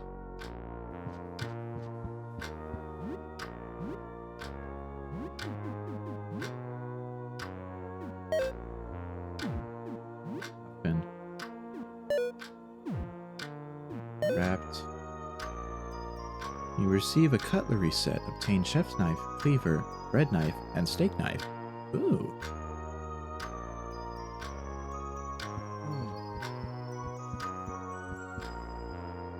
What will you craft with?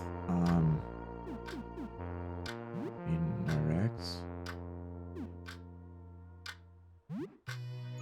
Sure, let's try fly socks and cleaner racks. You crafted 2 gas bombs.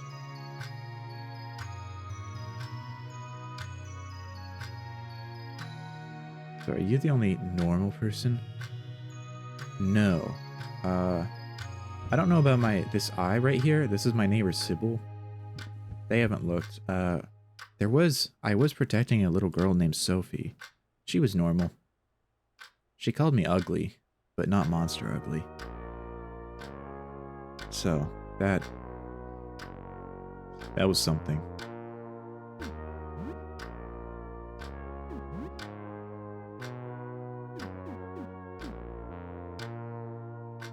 Yeah, that's something at least.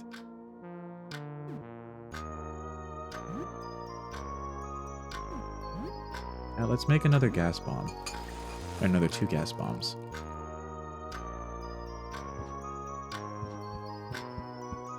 What time is it? 17? Okay, we can play a game.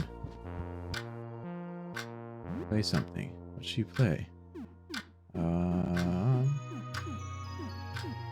Okay.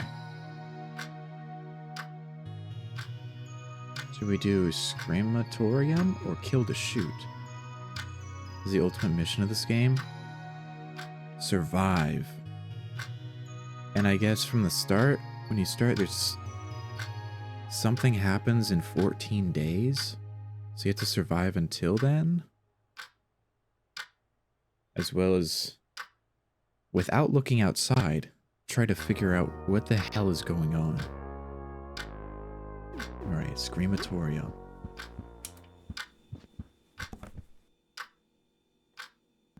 Because once you look outside, then you become a weird monstrosity. Even though you owned Screamatorium as a kid, you barely ever played it. It gave you horrible nightmares as you play a photographer in a haunted house. Oh, you play as a photographer in a haunted house.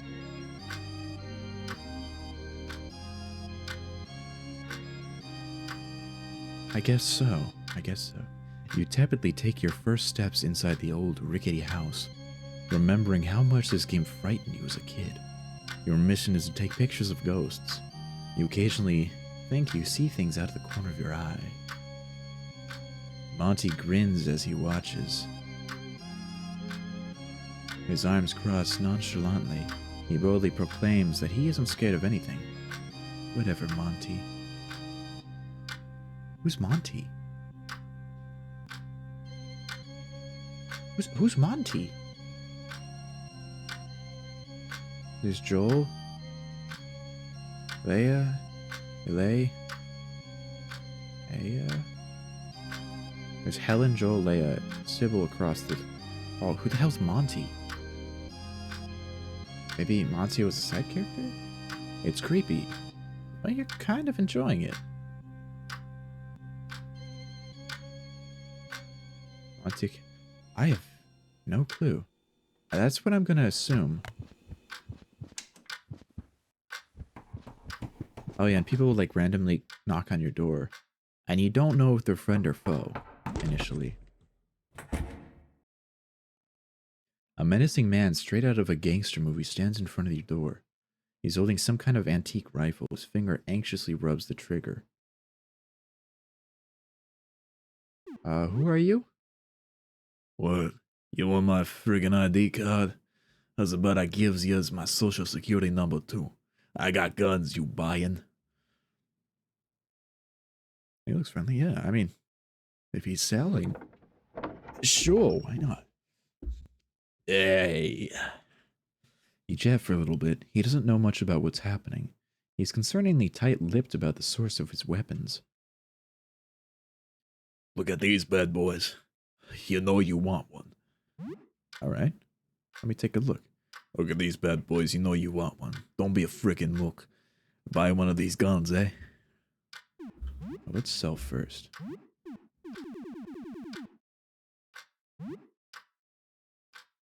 I should sell that to the one dude. 56.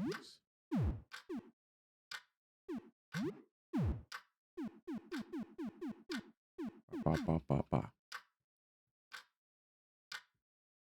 Yeah, no, that's that's how I was when I first talked to a merchant. I was like, there's nothing here, but you have to select. You either select sell, you select buy, and then everything. You can get a Gatling gun? What? What? How do you get 1,600?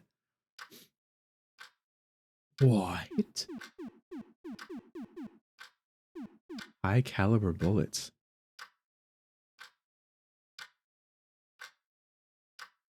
Oh my goodness.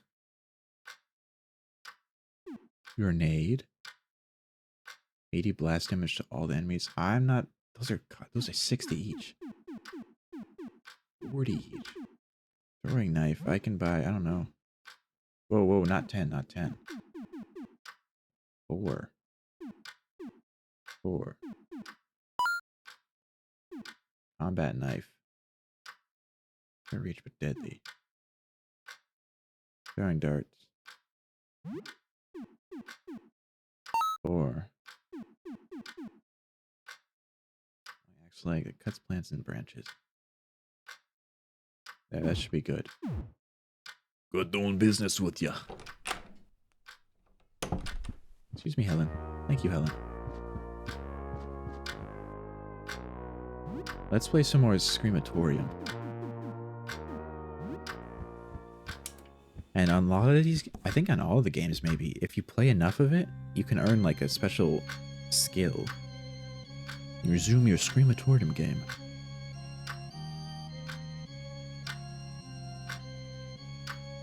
Ah! Your first jump scare. This one really got you as a kid. Skeleton falls out of an old travel trunk. You expected it, so it doesn't hit that hard. But it is kinda creepy. You cautiously creep through the creaky house looking for ghosts when Monty flinches at the jump scare, but quickly regains composure. Oh, that's who Monty is. Oh. Ha ha ha ha ha ha ha ha ha. I forgot. Zaria and Monty, I was letting them rest here. That's who Monty is. Whatever, man. I just wasn't expecting it. It's creepy, but you're kind of enjoying it. That's right, Zaria and Monty were staying here. I completely forgot about them. You knock at the door. It's now night. Okay, so Monty is not a video game character. He's... Excuse me, Helen. Thank you, Helen. Let's look through the people. A person in doctor's attire stands in front of the door. Although a mask covers her face, you can make out tired, sunken eyes. Who are you? I'm Gracie, a nurse. I worked at the hospital down the road. I've got some spare supplies, so I've been trading them. Are you interested? Sure. Sure, why not? Thanks for trusting me. Some people have been pretty skittish. She's been spending a lot of time caring for the wounded nearby, and has heard some almost unbelievable stories.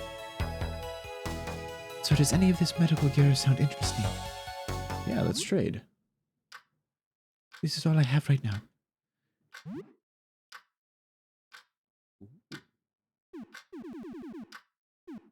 Smelling salts.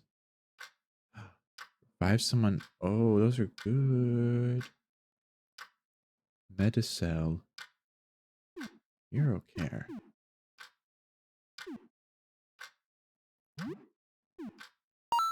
Yeah, I want those. Yeah, I want that. Okay.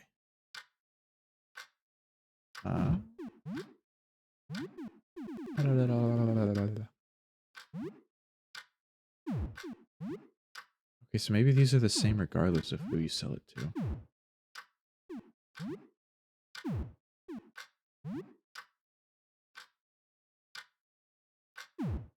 Okay.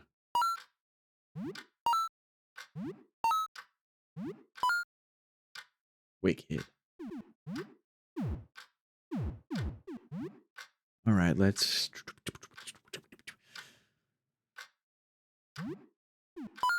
Yep. Declogger. Doop doop doo. Buy 2 of those. I already have some of that. Cleaning agent. Medical items. 2 of those. Okay.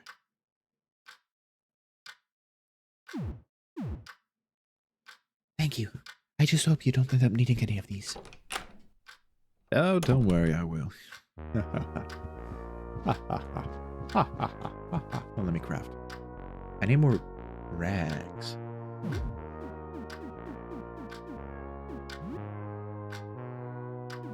Vinegar. Let's use one of these. Eurocare and vinegar. Vinegar. Acid flask. Ooh.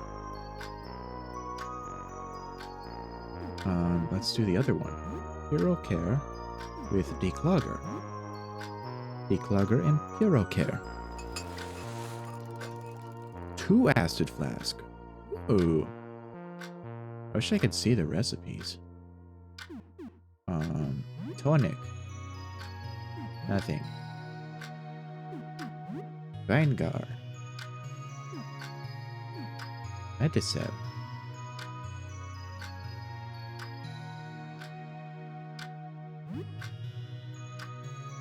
Oh, yes, please. Ooh, disinfectant.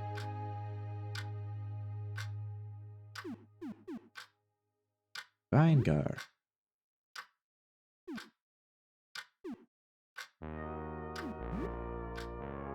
Vanguard and Lysox. What shall we make? A gas bomb. I think a disinfectant is probably better, but I mean, it's nice to learn. Disinfectant. Tonic. I think this makes a med kit. Leave it at that. Declogger. Nothing. Lysox. Nothing. Medicel. Nothing. Okay, fine. We'll do one of the tonic. 1 first aid kit. Actually, no. We'll leave them be now. For now. Hi, Sybil. Hi, Sybil. So, what's new? Anything interesting happened since last we spoke? You tell her a bit about recent events. And his dream was about liquid pouring out of a tube. What if it's not liquid but light? What if it's a telescope? Why did I say that? I think I did hear something large moving below. To think that was a monster chasing you. Well, that was interesting. Good night. Good night, Sybil.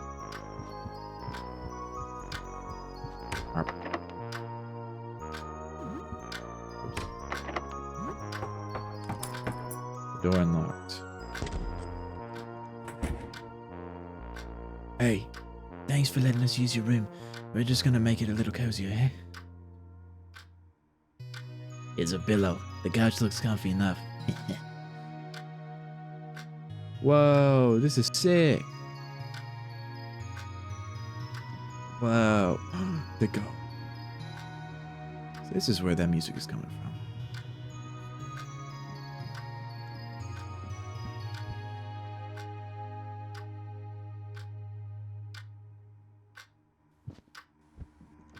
Wait, can I not sleep in my room? Yeah, what is it? Oh, I can invite them to the party? Trade.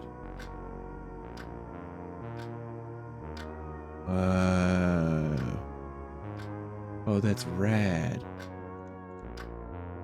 Alright, I have to sleep on the couch now? Okay. I'm sleeping on the couch in my own house. Ooh, Monty crafted 10 paintball for Zarya. Monty brewed Monty special. It's now early morning. It's now 6:33, only 9 days left. Alright, get up, Bonesy. It's time to get up. Time to get up.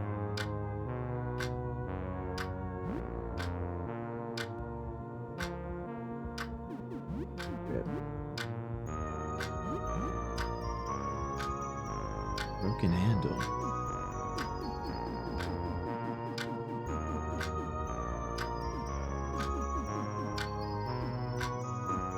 Steak knife. Chef's knife.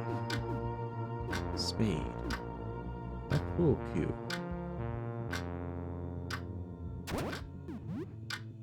No, not the pistol. Spade, accessory, whatever. Skill. Grinning beast. Skewer, reckless attack, impale. Huh.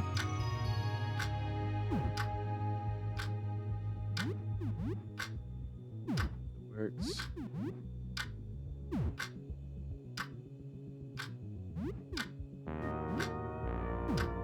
Right. Skill. No. I meant to equip. Yeah, let's give Joel a baseball cap. I think Joel needs higher agility.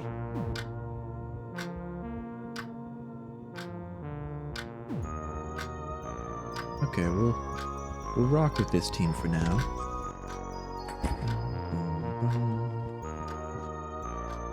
Yeah, we'll take a shower. Take a shower. You think about the strange woman you met earlier who asked you to grab her laundry. Cheyenne. Laundry should be on the ground floor in the laundry room. Maybe you should pick it up for her. Wonder where you get soap once you run out. Shower for about half an hour. You have soap and hot water. The shower's effective. Very effective.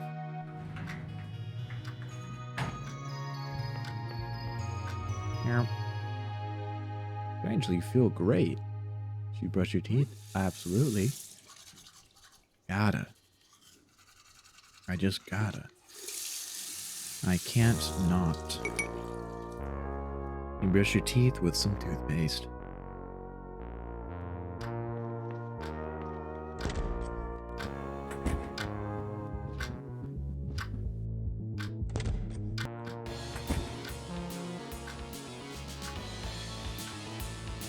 What do you do? Water it. Oh. Hey, plant. It's looking a bit weirder, I see. Looking good.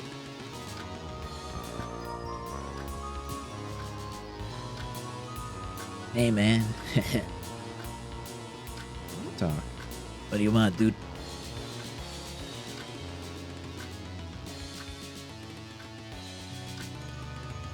How you doing? Whatever, man. I'm just gonna chill here if you're done talking at me. Okay. How do you know Zarya? We go to the same art school. We're in a band called Brutal Wizard. I'm the drummer.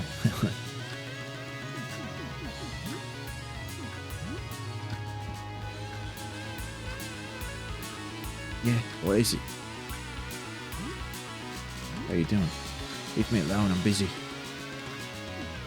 What's the deal with that guy? Oh, G-Spox? I don't know. Is he okay? Sure, he's cool. What's it to you? Fine. Whatever. Okay. They're interesting. Good morning. How are you doing today? Bonesy, what do you miss the most?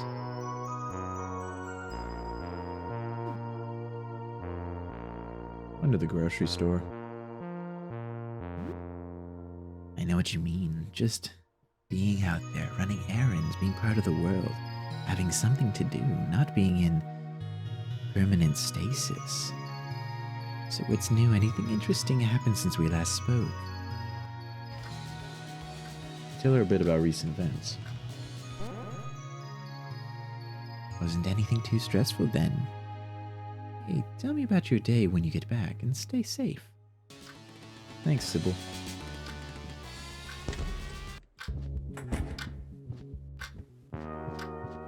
Alright, gang. Wait, actually, let's cook up a meal. Do we need to? Yeah, cook up a meal.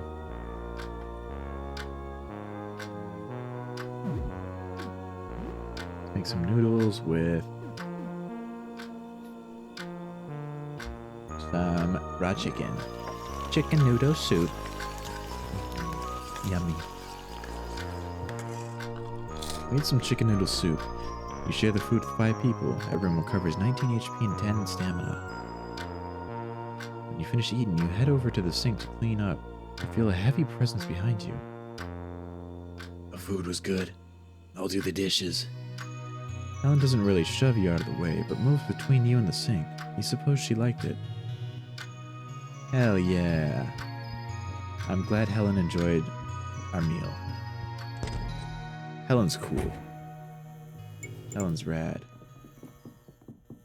I still don't have any salt. Ice salt. So I guess... Oh, let's go back to that apartment below us. I still can't forget about the help you. There's a weird creature in there. Stargazer, and it's... What's this? Visit Eugene's shop. Now open on floor 2, apartment 24. New stock added daily. Interesting.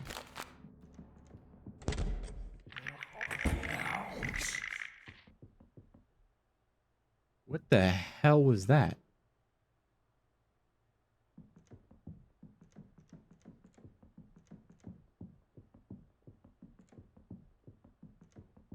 Oh, that apartment's just there now.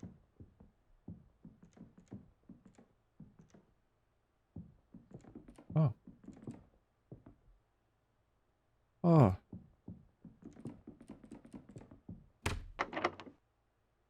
Knock. No answer. Now I'm getting worried for Sophie. I hope nothing bad happened to Sophie.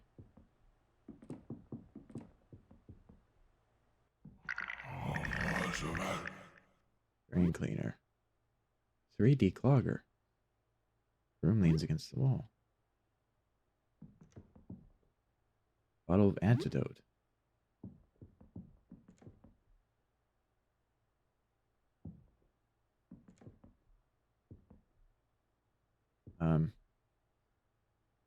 I don't know what the hell you are. Stop. Stop. Stop.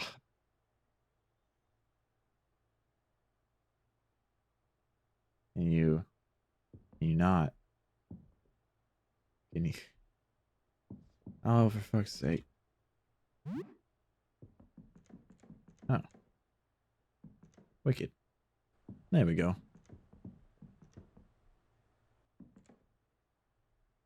Ew. Soap. Damn, this is a huge bathroom. Anxiety meds. This is actually kind of an absurdly big bathroom.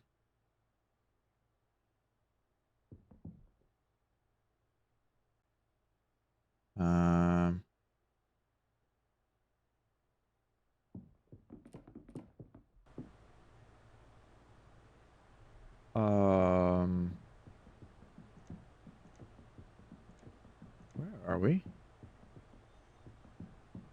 Oh.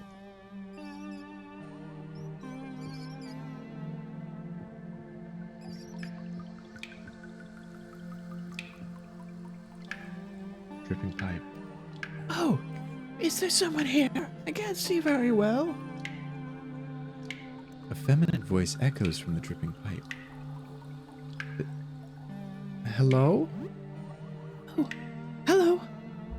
Oh, how I'm glad to speak to someone normal. You're the second normal guy I've heard in days.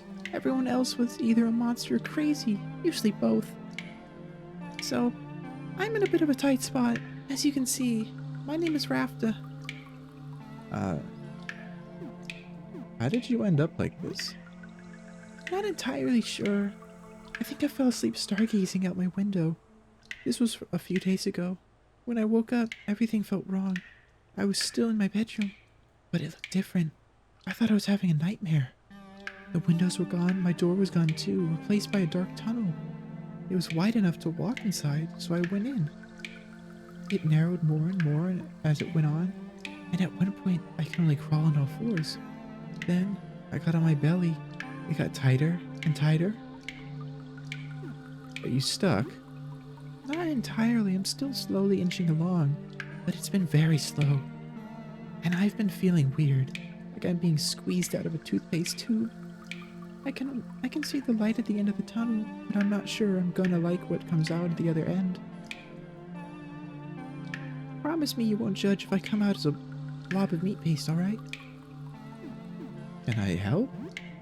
Well, maybe. I mean, there was a guy before you, Nestor. He was kind of cute. Could you find me some stationery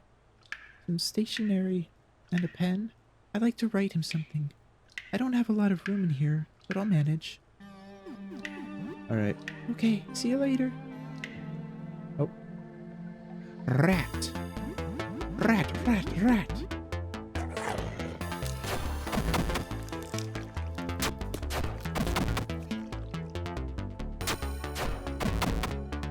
Nice.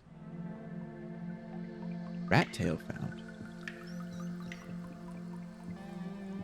Did I just collect a mouse? Oh, that's all the rats.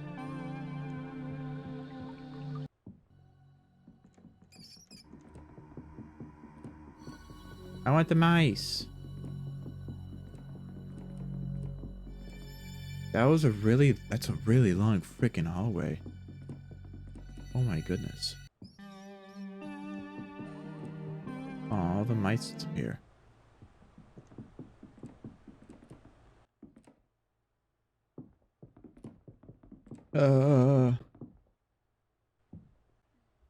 Friend! It's this thing again. The robe shakes and trembles. Something moves beneath it. It opens. A small hand emerges from the interior of the robe, clutching a small lump of flesh. The pale, clammy hand stretches unnaturally. Reaching towards you, it clutches the fleshy lump. It seems like this is a gift. I'll take it. It gingerly places the fleshy lump in your palm. It's warm and appears to be a tongue. You receive a tongue. It seems happy that you accepted it. The long, emaciated arm retracts back into its robes.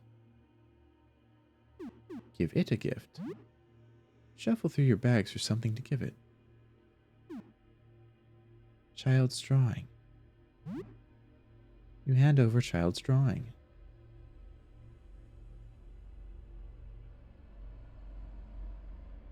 You shouldn't have. It extends its emaciated limb and delicately lifts it from your hands with 2 fingers. It's happy about the gift. It glides back into the dark until not even its eerie red eyes are visible. We made a friend? We made a friend. Hero cure. Maybe you can use this to pass time back at home. Locked. What's in the door? Stop moving. Lyle. How are you doing? Remember me? I'm Lyle. We were together. We worked together at the convenience store, remember? Oh, yeah, I remember. You remember me? That's great.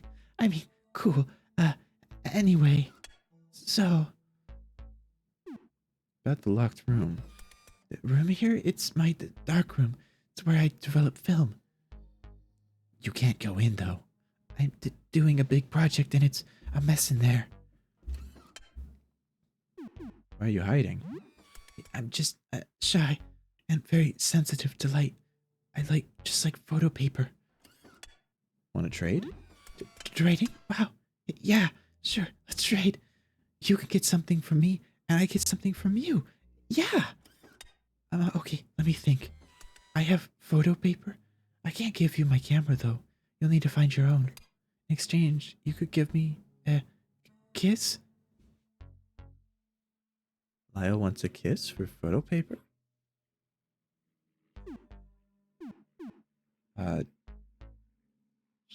Sure. Sure, I guess. I'm kidding. Ha! Look at your face. Wait, you said yes? Okay, yes! Ha! It's a deal! But, you'll have to close your eyes before I get close. Okay, just close your eyes. Okay. I'm sorry. I think I stepped on your foot. Okay. Okay, here goes.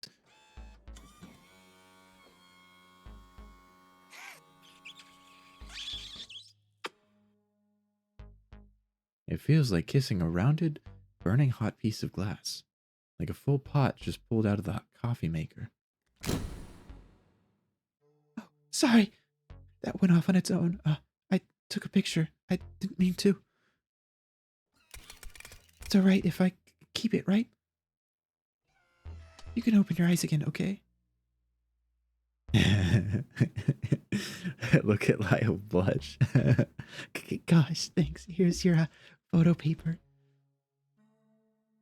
Received photo paper. Be careful now. All photo paper is very flammable. The sleeve should protect it, though. So, About photography. you're interested in photography? Wow, you're asking the right guy. You have the photo paper, right? But first, you need a negative image of the subject. Usually, that would be a film and a camera. Then, you need to expose your photo paper to light projected through that negative. Once the paper is exposed, you need to develop it. The parts exposed to the negative's light will go dark and reveal the positive image. You need a darkroom to develop the photo. I have a darkroom here, but you can't go in right now. I have a project. It's a mess. Bye, Lyle.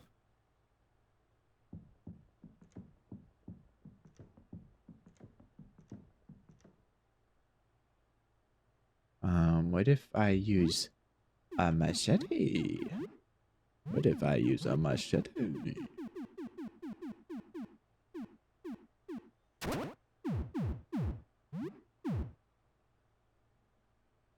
No.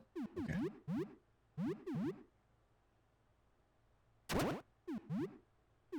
Machete is no go.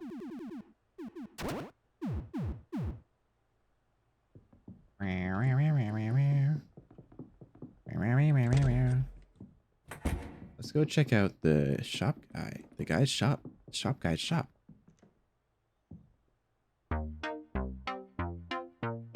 Hey, sorry for the clutter. Are you still standing up? Let me know if there's anything you like.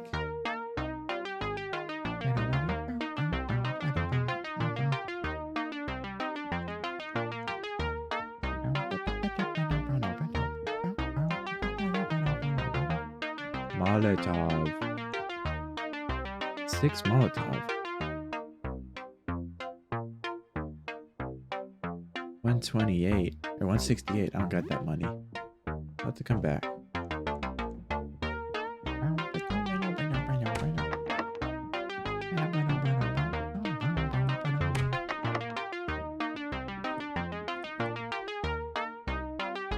Go back again. I get new stuff every day.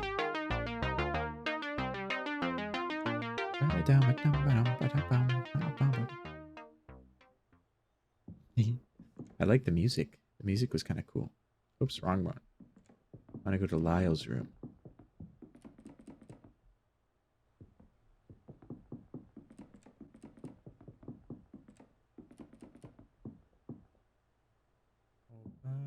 No, I want to fight him. Come here, dude. Bonesy, attack. Eye cluster. Attack!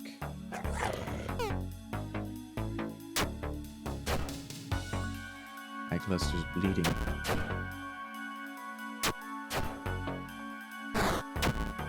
Ouch. Fight! Whoa.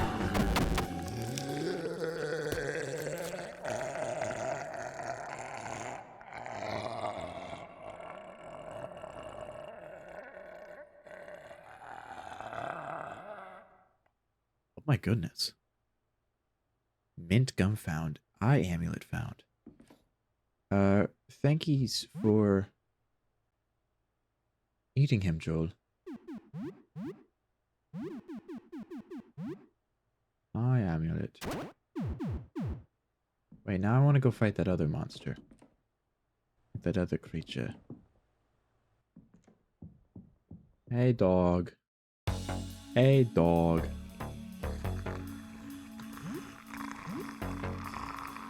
Lockjaw. Fight the lockjaw.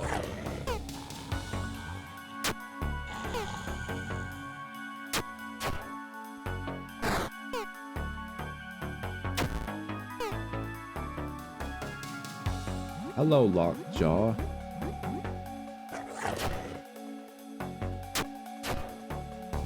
It's bleeding now. Lockjaw. Nice. Raw pork found. Awesome. I don't think I have a key. No, I need 2 keys because there's another locked safe upstairs. It's almost noon. Oh, I see.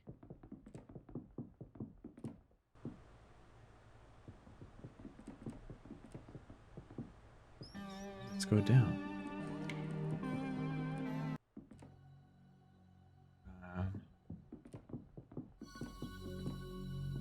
There's an intersection. Oh, what the hell is that?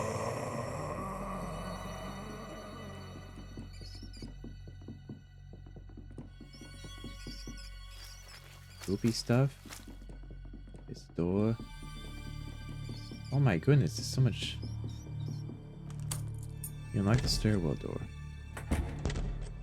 Okay. Try to map out this place. Is this? Ooh, that's a big rat.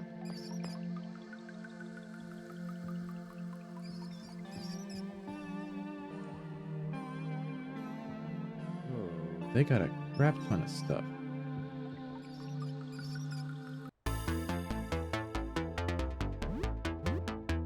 Eye rat. Well, gang, let's take out the eye rats. Oh my goodness. Nice job, Joel.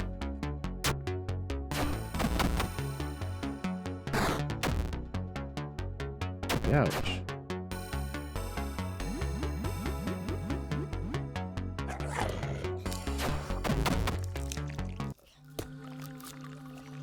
Rat tail.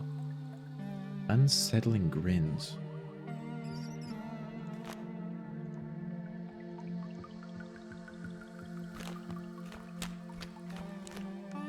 Juice box. Cheese sticks. Jockey bar. Jockey bar. Hello.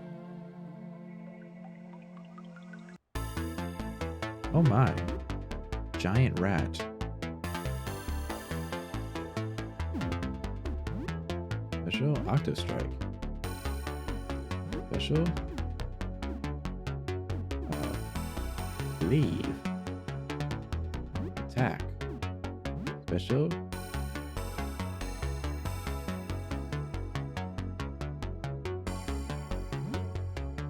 Bah. Bah. Bah. Bah. Bah. Bah. Bah. Nice. Oh. Nice. Whoa.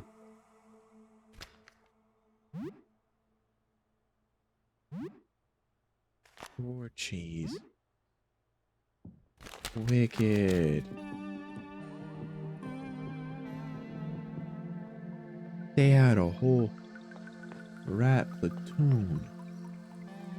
2 worlds in the labyrinth. Earth is in 13 and demands sacrifice. Mars is in 11 and demands the earth. United, they will open the way.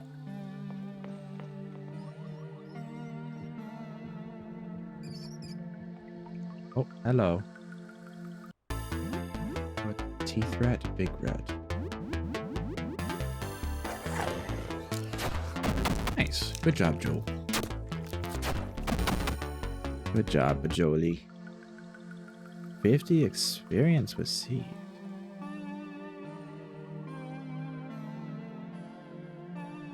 Once he's level 9. Let's freaking go.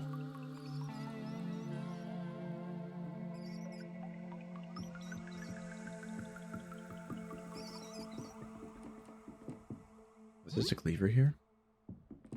Huh. I don't know, I expected more to be in the room.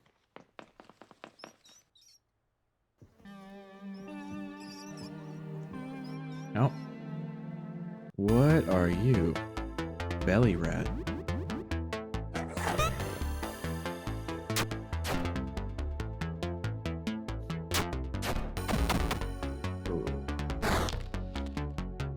Uh-oh. Oh, that works. Cheese wedge found. Let's go. A key. There's a small key on the floor. Simple key. A hat. A cowboy hat. Let's freaking go.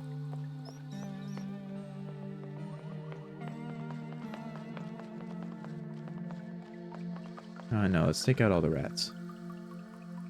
Attack!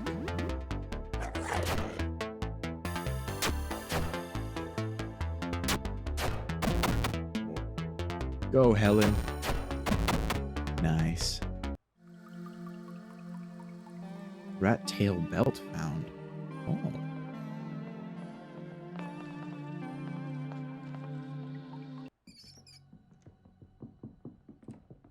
Where does this area go? One door. An open door.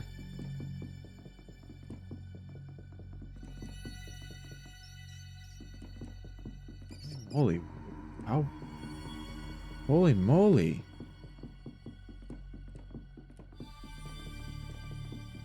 This place just keeps on going.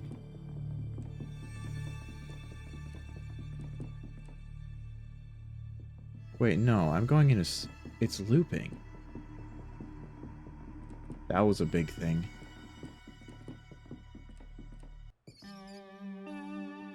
No, it just loops. It just loops.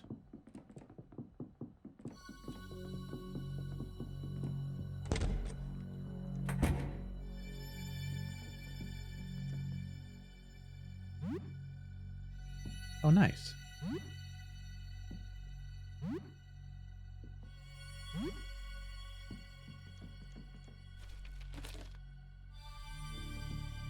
Nice. Hello. Aurelius. Hey, don't attack. I'm Lucid. I'm Aurelius, an astronomer studying the visitor. Or is it causing any trouble? Just looking for a particular painting. Maybe you're familiar with my colleagues.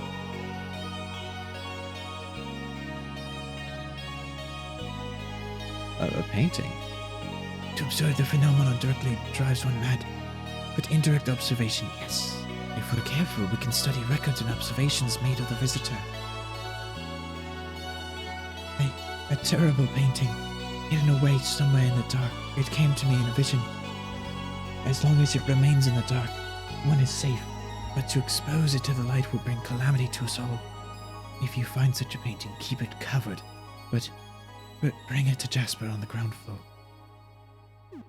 Colleagues. When I first joined, it was Jasper, Beryl, Edwin, and our founder. Asta joined soon after. I think there were others before me, but I never knew them.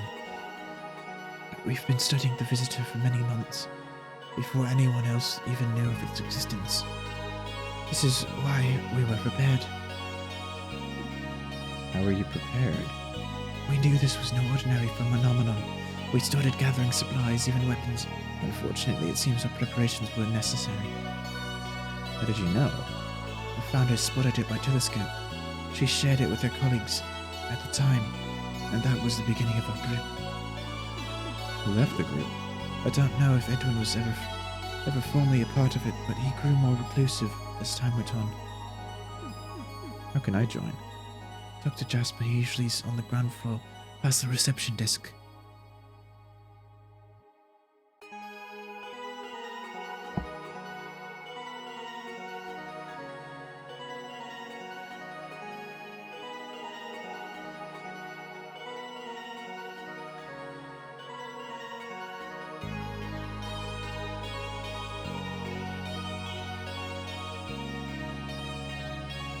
Yep. Never mind. What is the visitor? We don't know. A stellar object that emits some terrible unknown radiation. That's our best guess at the moment. Somehow it warps utterly anyone unfortunate enough to observe it. We have no rational explanation for this. I see. I don't wanna...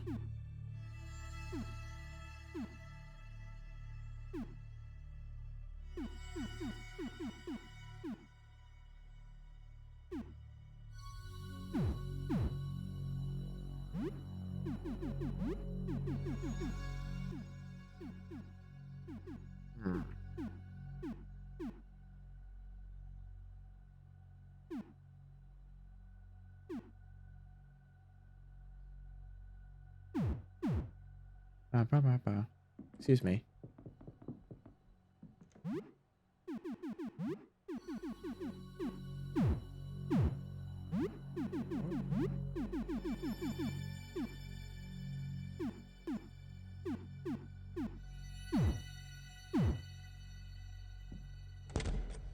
What a... Looks like the Parliament authorities will be here any time. We've got to watch out and be safe. Oh, look, it's a painter. Find nothing usable. Or table knife. Awesome. Find cheese. It's cheese stick. Cheese stick. Cheese sticks. Locked. Locked. Who are you? Frederick. Oh, hi. Sorry. I need help. I feel like I'm going mad. This is going to sound crazy, I know, but ever since I made that painting, my life has been turned upside down. My paintings have come to life. I made a series of portraits, but they escaped the canvases. Some are prowling about in my home, and a few others escaped into that hole. They are plotting something. I know they are. I can hear the thoughts in my head. It's driving me insane. Here are my keys. You should have access to most of my home with these. Just be careful if you visit my workshop at the back. The lights are up for a good reason. That accursed painting is in there somewhere. My mind, I'm... You have to believe me. I can hear their thoughts. They want to take me over. They want to take over. They want to take my place, replace me. I know one of them is looking at me right now. I see myself out of its eyes. It's hiding in my fridge. Go see for yourself, but be careful. It's dangerous. How did this start? I don't know. My memory seems all wrong, but I know that painting I made has something to do with it. Everything went wrong after I finished it. I painted these portraits and they came to life. Some of them got paintbrushes and made even more paintings. There were 9 of them in total. Did you look outside? Not since this started, but I did look outside a few days before. That's when I made that painting. Something about the sky that night felt compelling. It's just a painting of the sky? Yes, a painting of the evening sky, nothing more. At least, that's what I thought. But later that day, looking at it again, something wasn't right. I was having a coffee with my friend Fabrice and asked him to take a look. What did Fabrice see? I still don't know. When Fabrice looked at it, he made this horrible noise. He looked horrified. I looked back at the painting, but I still don't see it. As I stared at the painting, I heard Fabrice run out the door. He sounded howling mad, snarling like a beast. I haven't seen him since.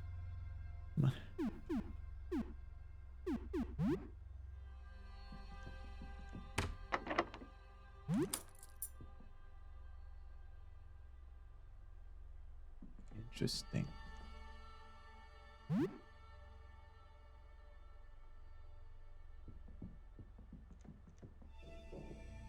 Dirty paint easily. You wipe still fresh blue paint off on your fingers. Interesting. We can come back here.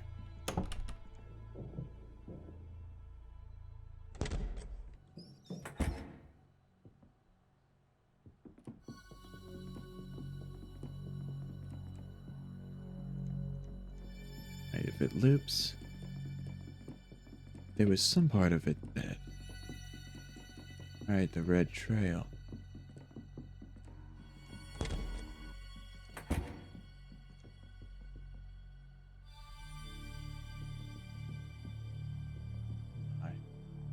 Lost letter, discarded letter, addressed to Jasper, dated about 3 months ago. I destroyed the negatives. I destroyed the negatives. They were too dangerous. I know you said you wanted a picture, but it's a bad idea. I only glanced at the projection for an instant, and I'm now plagued with migraines. It seems that even indirect observations carry deleterious consequences. If word got out, images would spread like wildfire and cause untold damage. I believe stopping all of our activities is the only safe course of action. I have half a mind to destroy my telescope and blank discs too. Get rid of all my notes. We should just forget we ever found this. I'll just lock it all away for now. I don't want to get anywhere near this. A worried friend, Edwin, apartment 31.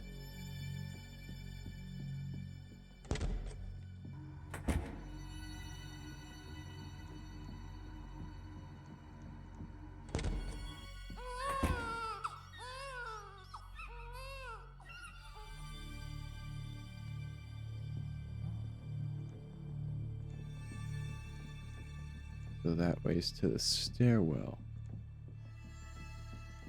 Here's the elevator.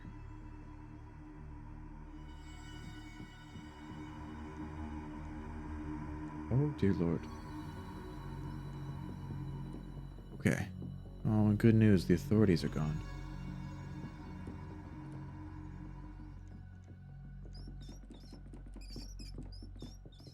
Way to the stairwell, yeah?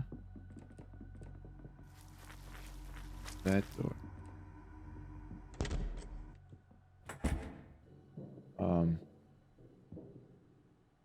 There's a hole in the wall. It looks like a mouth. And the hole wafts a near unbearable stench of rot. Bring me a child. Oh, this is the one that wants a sacrifice. No? Question mark? Ah.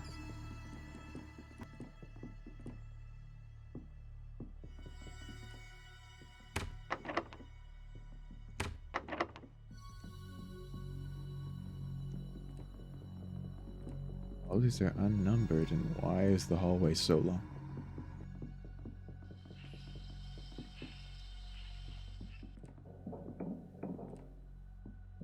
Eleven needs earth.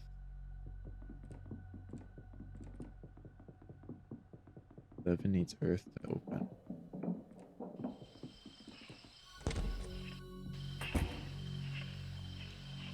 Oh my.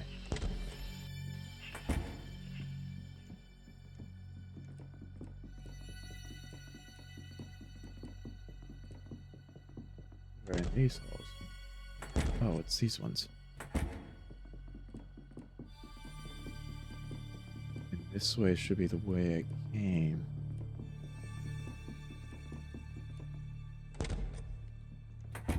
Yeah, okay, that's...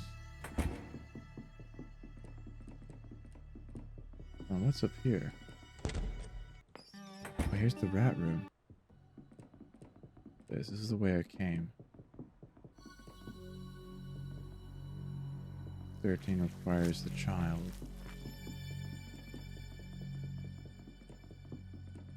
Okay.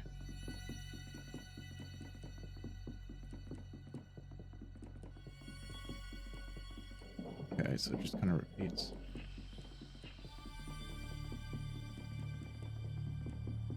Let's see. Nope. Not going that way. There's a weird thing there.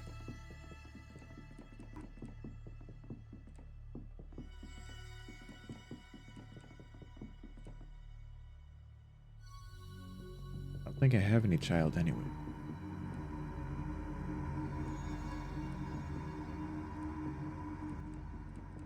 The word amalgamation. I should really get back to the stairs.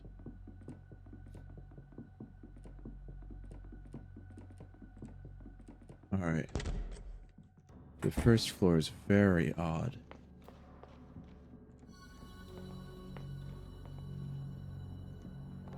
Oh, right, wait. Where was... the ground floor that had electronically the number 3 is etched into the handle. Okay, so now I need a child. So I need a child to get a weird disc. I ain't sacrificing Sophie. I don't even think I can get Sophie back.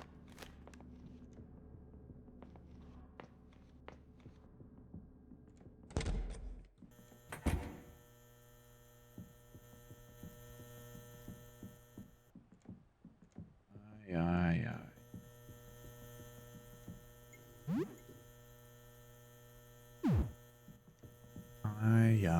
Aye.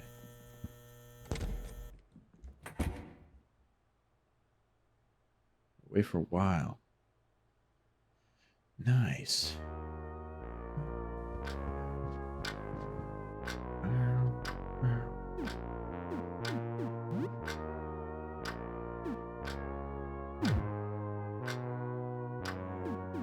Gasoline. Nothing.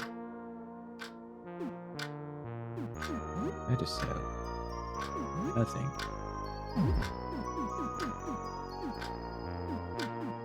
Eye socks. Nothing. Hmm.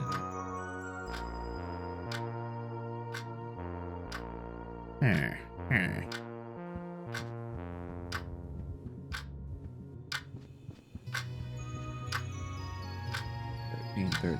Oh.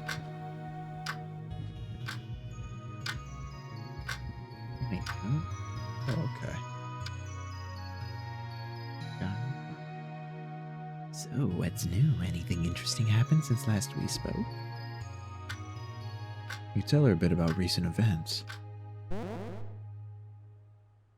Floor 1 seems very dangerous. I wonder what's so special about Floor 1 that it was affected this way. Our floor doesn't go on forever, but something happened there. That jumpy photographer sounds like a strange character. I wouldn't get too close to him even if he's friendly. But I guess you need photos developed? So the astronomer is looking for a painting of the outside. There was that painter that lived on the first floor, Frederick. I used to talk to him a while ago. You could ask him. So the paintings are coming to life. But how? They're paint. Phew, you've been through a lot, huh? Have a good evening. We make some food and try to fight that stargazer. 2 carton with cano beans. Beans and stew. Stew and beans. Oh, yeah. You eat some bean stew. You share the food of 5 people. Everyone recovers 19 health and 10 stamina. Helen, I want the couch tonight. I bet. You don't even sleep. Give me the couch. No. Fine. You want to fight? Then let's fight. Helen stands up. The top of her head is just a few inches short of the ceiling. She pulls out her knife and holds it in front of her. Mia shrieks, steps back a few paces, finally relents, puffing as she flops onto the chair. Fine. Okay, but I'm getting the couch tomorrow. You hear a knock at the door.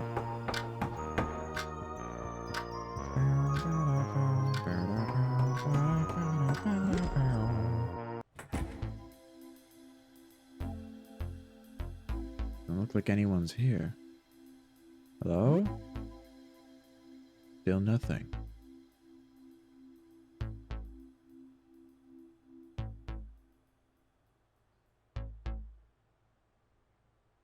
I don't know that I should open the door, but I'm going to. Nobody's here. Oh, there is something on the floor. You pick up a acid flask. That's odd. Okay.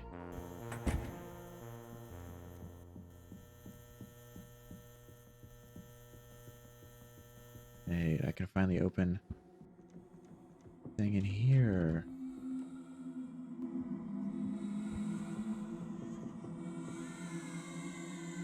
Okay. Oh yeah, let's use the key. Inside you find an old rifle and some rifle bullets. You will need both hands, so you won't be able to hold a melee weapon with it. However, you can use the butt of the rifle to strike, so you can still fight in melee with it equipped. Oh, hell yeah. Oh, hell yeah, a rifle? Oh, I knew that one had to be good. You know what? Let's try out the rifle.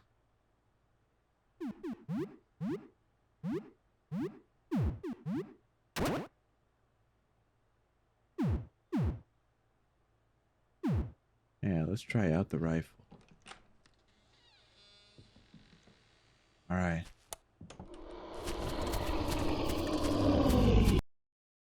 Let's fight this creature. Fight. Ranged. Carefully aim before shot, hitting the enemy's weak point. Aim shot. Stargazer. Special. Stalk.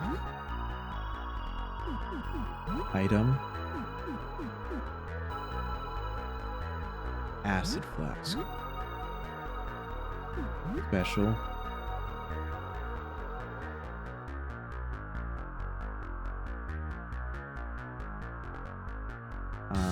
Back. Let's throw.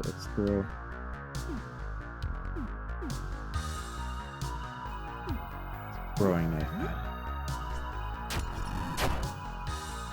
Oh, 116? Oh my goodness. No. Damn. Fight. Ranged. Reload rifle. Oh, I see. Item.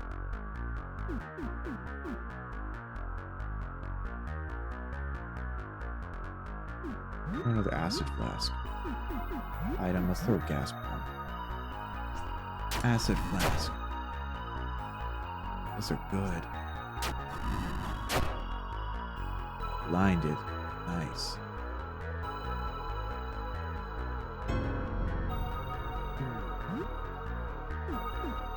Right. Ranged. Dice shot. Attack. Special.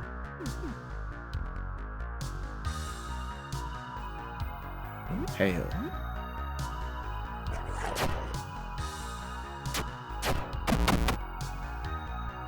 Oh my goodness. Helen is now level 9.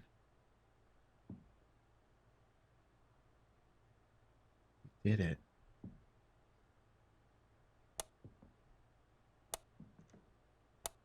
We did it. Oh my goodness. I didn't think that would be... I didn't think that would work.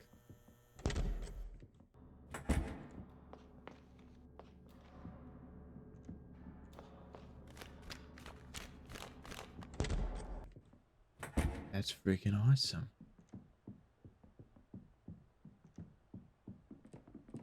Still really concerned about answer. That's really concerning.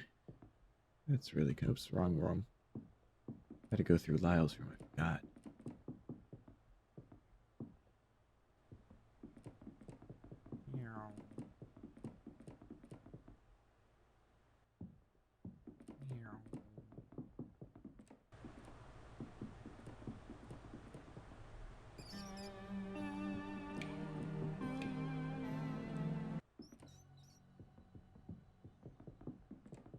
See, what was on this side? This door. Alright, that was that room.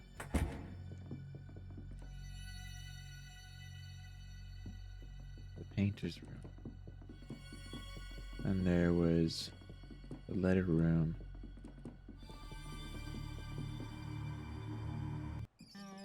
The room we came out of. Where does this one go? This one just goes to the other end of the hallway.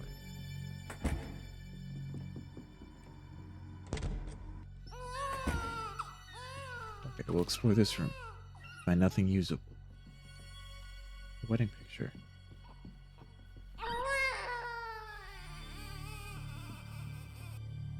Find rats.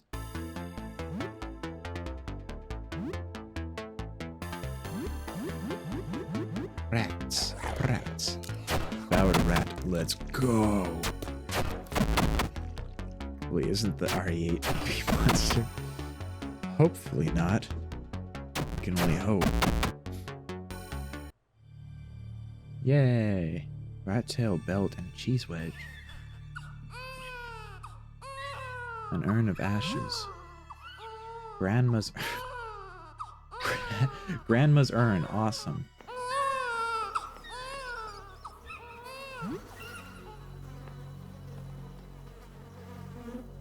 Trying to understand how the planet discs work. Those astronomers have installed strange round sockets for them. There are 2 discs on this floor. One door has a socket. But how can you tell which discs are needed? The doors are marked with numbers, not planets.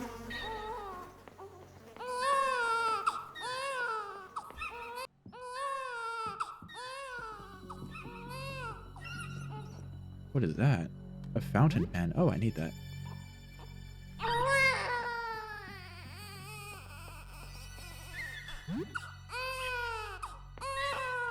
I kind of hate the baby crying. Ooh, frozen fish, veggies, tomato can, rope. Hell yeah. Oh my goodness, that baby is so annoying. Shut. Abnormally sturdy child safety barrier blocks away. No matter how hard you push, you can't tear it down. Okay, so we have to go on it.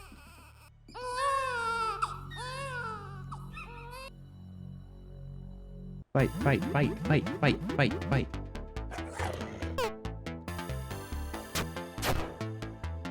Resist.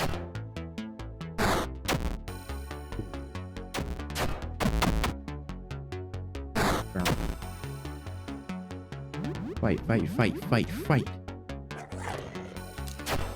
Nice, Joel. Nice, Joel. Hell yeah. Another rat belt. What is this?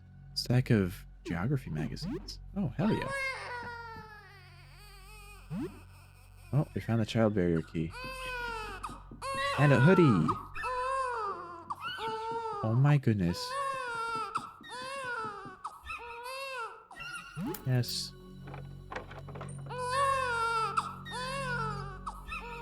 Bandage. Some baby drawings. A musical box.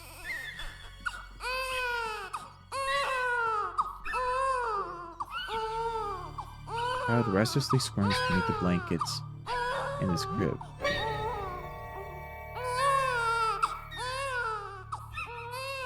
You're not sure what you expected. What should you do with this thing? Take it with me, I guess. Despite its repulsiveness, you feel inexplicably protective of the creature. You reach down to take it with you, but hesitate. The chattering teeth, the wriggling legs, you just can't stand looking at it. You leave it. Put the creature back into the crib and wipe your little creature getting up to mission. Wipe your hands on your pants. Is no good. Oh, the beast is demonic in nature. Very icky, no good. You hear the skittering of little claws behind you.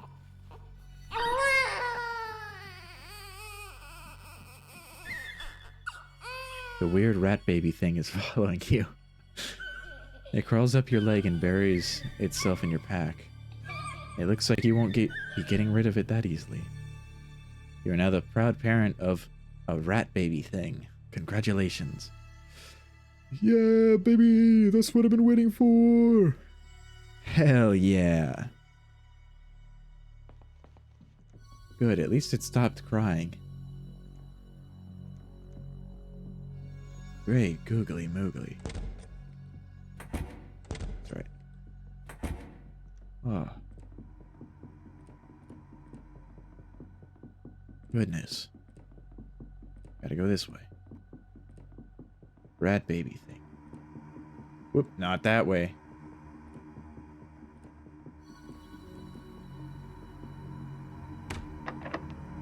Ooh.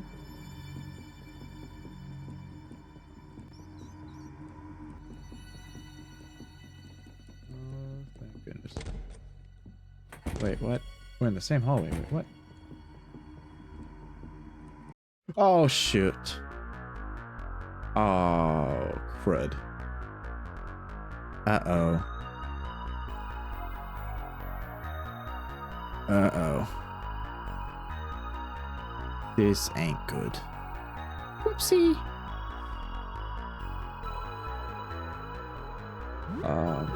Special. Oops, I'm in ranged. Aim shot. Rat King. Oh goodness. Stop. Item.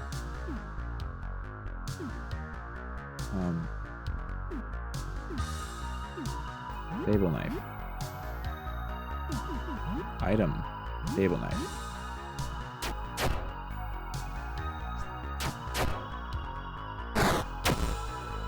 Ow.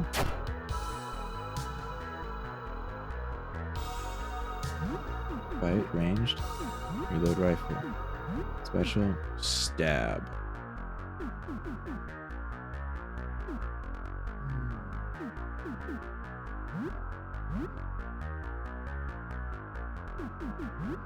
Item. Gas bomb. Item. Acid flask.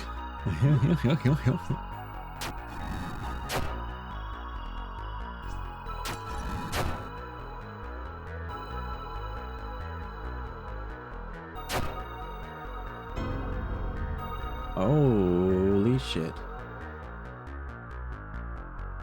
Ah, ha ha ha.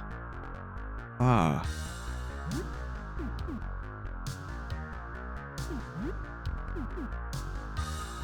Good strike. Special.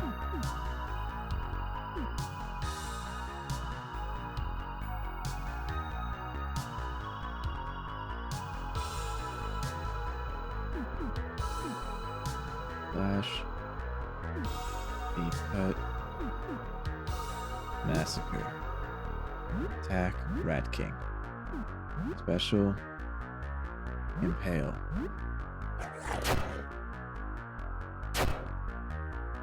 Bleeding horribly. Nice.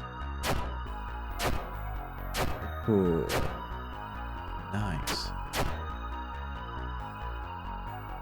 Licks its many sets of lips. Ew.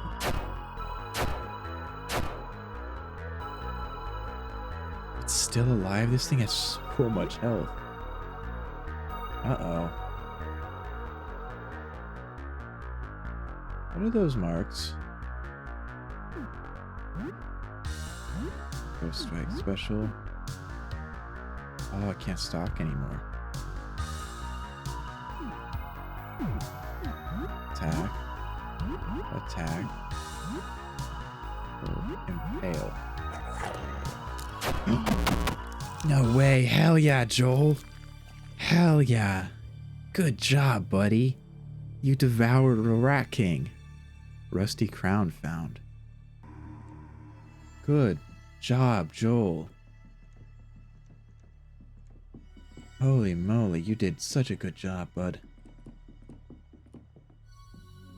13.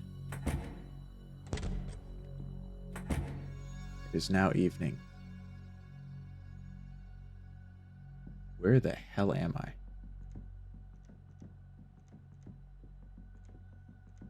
This was not the hallway I was just in.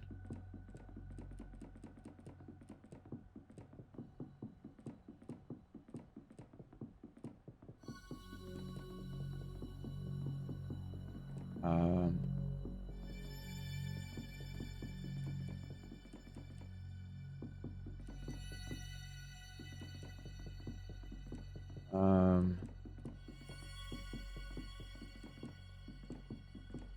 So it's infinitely down. Okay.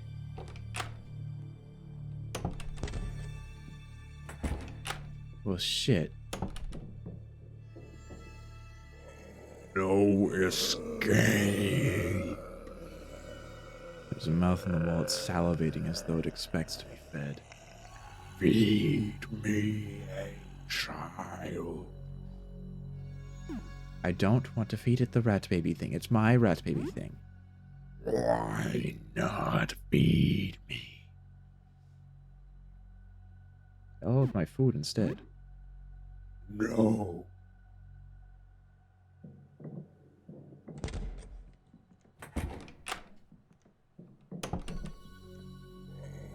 No escape.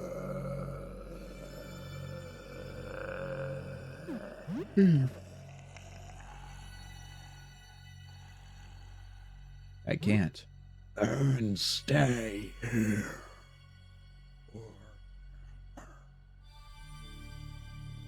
Feed me, Seymour. Feed me all night long. I'm not feeding you the rat baby thing.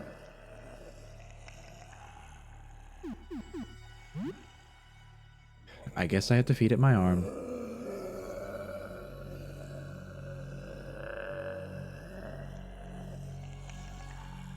Save. God damn it. I was trying to speed through the dialogue, but I accidentally just pressed an option.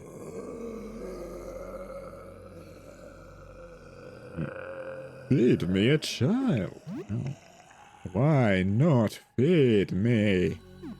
Eat my arm instead. Yes. Feed me your power. Which arm will you feed it to? You will permanently lose some of your abilities by doing this. You will also be unable to use two-handed weapons entirely.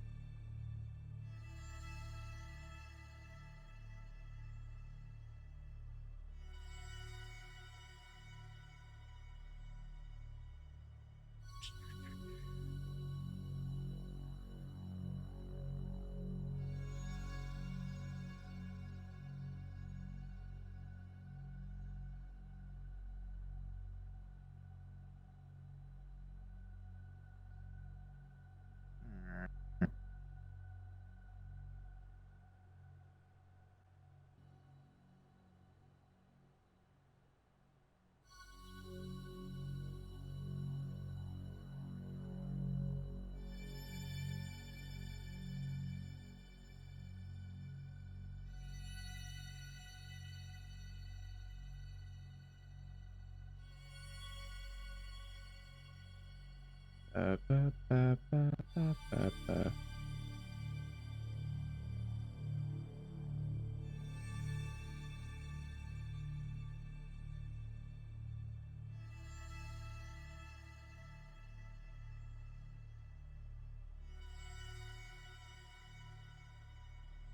Yep, yep, yep.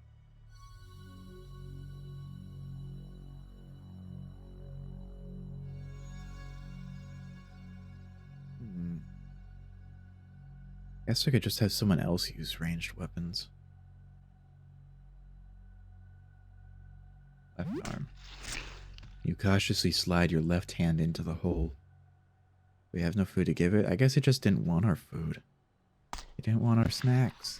Inside the hole is warm and wet. A thick, slimy mucus covers every surface. The hole contracts as your arm wriggles deeper inside. You're now up to your elbow. Reach even deeper inside, up to your shoulder. The hole, the creature's throat, tightly clamps around your limb. Ooh. Icky. The monster's blunt teeth clamp down on your arm, crushing your bones and tearing into your flesh. Friends watching this, just nothing weird about this. Like, is it gonna take any longer? You convulse in absolute agony, howling as the creature shreds your arm, till everything finally fades to black. When you wake up, you find the rat thing curled up beside you. Hello, my rat baby thing. Seems like it's grown very attached to you. The mouth widens for a moment before dry heaving. After several attempts to vomit something out, it finally retches a round, shiny disc. Cleansed to the ground. Strange disc the mouth spit out. Pick it up. Find Earth disc. Chilly into the distance. How long is this going to take? Satisfied. It seems satisfied.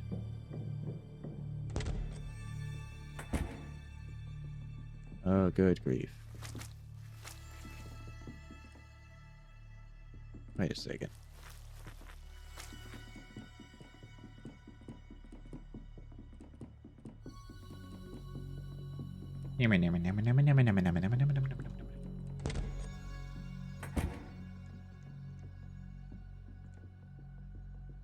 Oh, what the? Oh.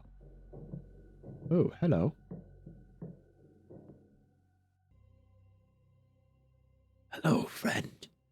I have a proposal for you. It's nothing too bad. I just need help from someone who can still get around. No doubt you noticed that rats have infested this floor. If you kill some of them, collect their tails and bring them to me, I'll trade you for some of my stuff. They're collectibles. What do you need them for? Oh, right, it is a little odd, isn't it? Well, I was bitten by that prowling thing in the hallway, and, well, things changed quite drastically for me after that. Things weren't too bad at first. I was turning into some kind of rat-man thing. Not great, but at least I was stable. But then I got bitten again, and then things escalated very quickly. I will spare you the worst details, but screaming, destined art, still alive, rat viscera, infinite length, shapeless, no eyes, immortal, devouring myself, draining fluids, genitalia inside out, and then things got really bad on crotch, centipedes, slimy, turgid, diseased. So, I know it's a little strange, but I can't really help it. That's how my body works now. So anyway, collecting rat tails makes complete sense now that you have a little bit of context, right? I feel a bit dizzy. Oh, you do look a little pale. Was this, TMI, all the stuff? I'm sorry. Oh, I know. I have this juice box. That should help. So, collected any rat tails for me? Yeah, I've got some rat tails to trade.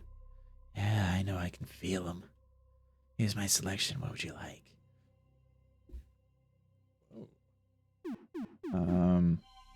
Filthy ring. Number 6 tails. A disgusting, greasy, cursed ring grants disease affinity. Ailment grants you power. Trade. Yes, good. Come to me, little one. Rat tails wriggle out of your grasp and inch their way to the hole like worms. I can tell you if more you want to trade for them too. It's my selection. Filth bomb. Giant rat school. 4. Nice, yes, good. Oh, I only have 2 left. I already have rat tail belts. Or belts, yeah. Rat tail whip. Whip made from the entwined rat tails. Attacks, hits multiple foes, may cause disease. Oh, a disease weapon. I like that. Tails, right. Come back if you find any more of them. Oh, and watch out for my other half in room 13. It is much less friendlier than I am. Oh. Interesting. Well, I just lost my arm to it, so. But I protected my rat baby thing.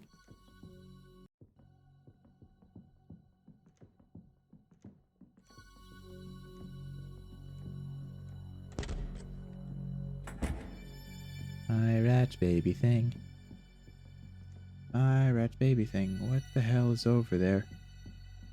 I can see something in the darkness. Could have told us beforehand. Yeah, that would have been nice. You see that down the bottom?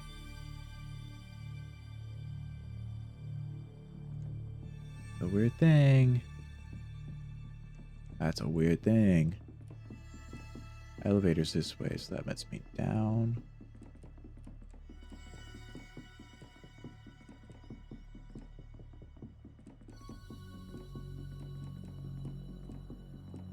I didn't go down far enough. It's like a carcass of some sort.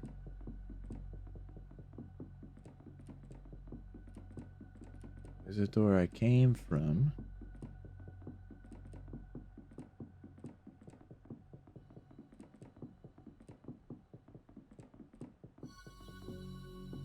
Oh yeah, I see it's connected.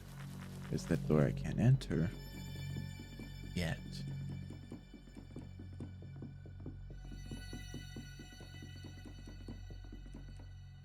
Here we go. Wait. Are one of these doors able to open?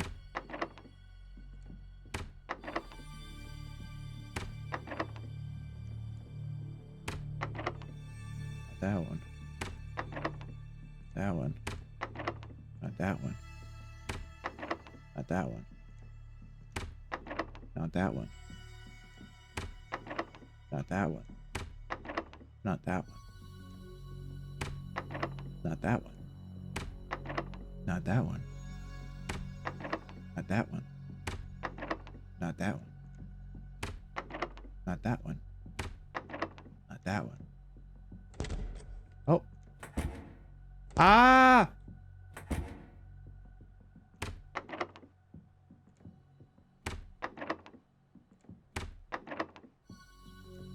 That was scary.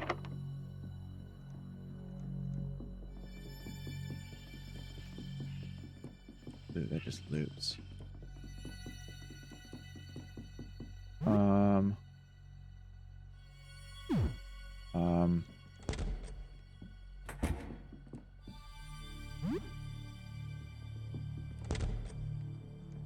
Oh, that was a, ooh, that was a big ass eye.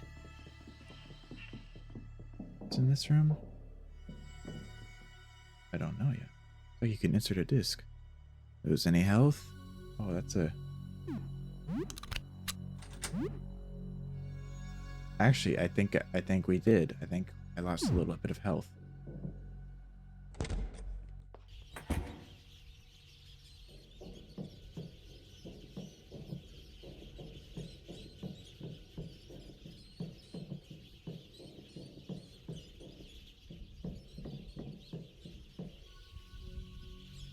There's another rat amalgamation. Oh god. That one wasn't the first.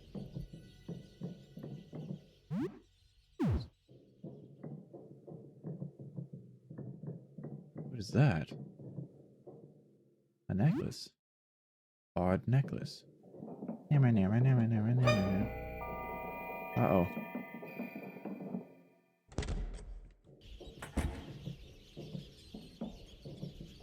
Ah.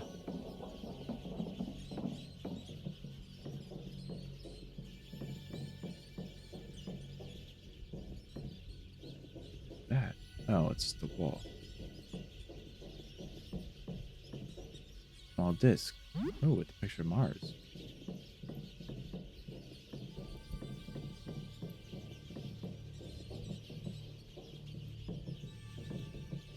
I don't want to fight what was over there. Maybe you should take back... Oh. Oh, the Earth was... Oh, I didn't even realize. Okay. Good, that room is locked now. Whew.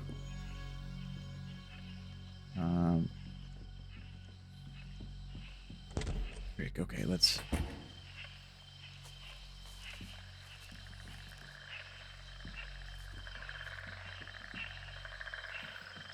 Nah, I don't think I want to be in here right now. Come back to this room. Come back to this room.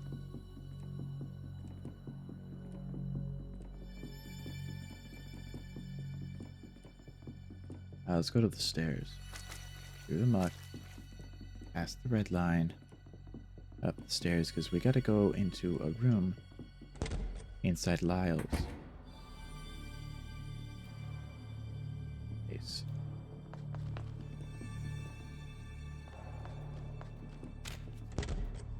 Gotta go into Lyle's room. Pop. Lyle. Oh yeah, Lyle's still got two rooms. Let's see what's in here. Use a key. Inside you find $120 in cash and jade earrings. Hell yeah. Whoa. Hell yeah. Right, I wonder if it's even possible to get that Gatling gun. It's 1600. Play again.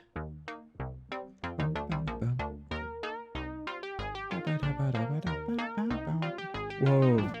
Haggle. Managed to haggle 21 off the price. Haggle.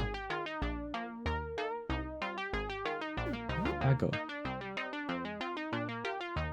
Can I keep haggling? Okay.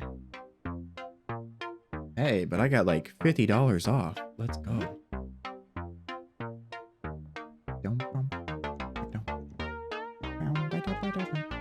Duct tape. Haggle. Oh.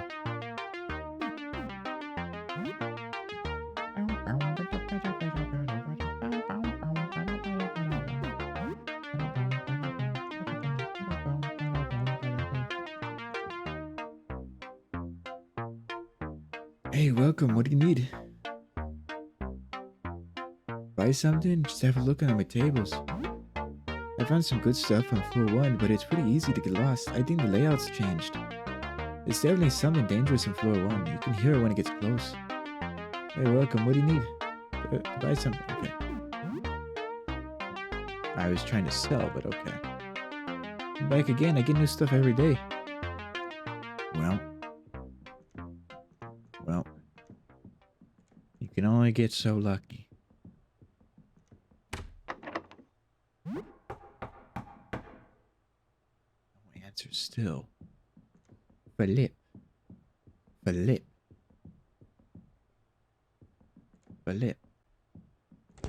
Wait. Oh, I remember. We gotta get the laundry for someone. That's right.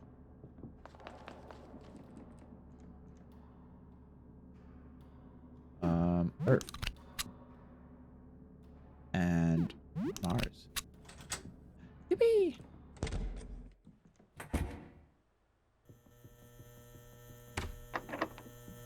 Locked. It seems scary here. There's a drink machine.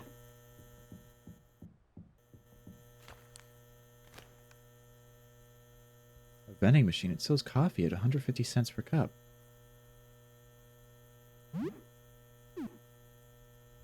Worth 100 pennies. We'll use 1 penny. And 2 quarters. Get coffee. Yippee! Now we got a coffee. Take it.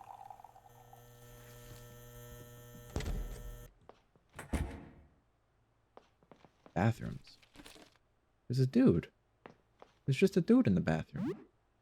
Smelling salts and a roll of 4 bandages. Oh, hell yeah.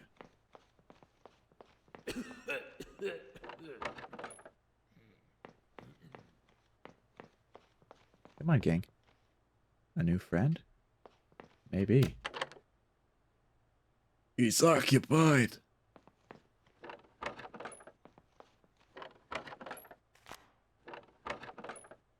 Okay. Hey, pal. Nestor. Oh, you're from Floor 3. How you doing? I'm Nesta. I think we've met before. Wanted to do some laundry, but there's some kind of monster in the laundromat. Oh, thanks, friend. Sink.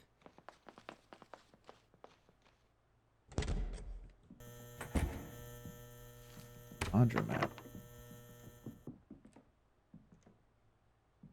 Is this the lobby?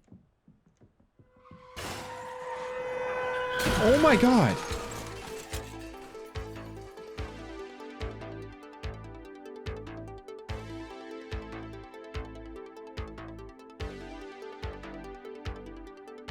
What the hell?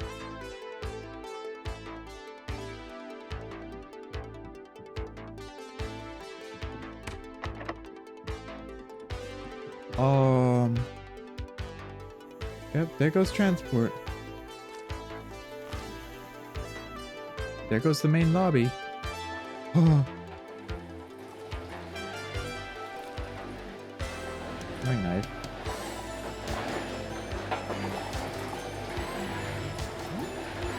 Nice.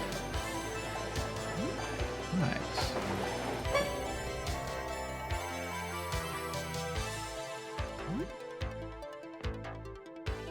Oh. Well, hello. Hello there. Wait, I need to... Right, he doesn't have a weapon anymore. Where's your... rat tail whip?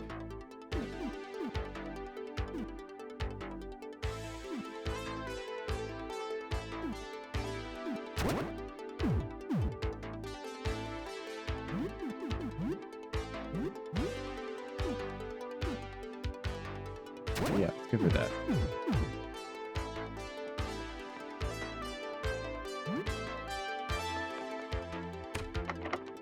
Entrance, the door's stuck.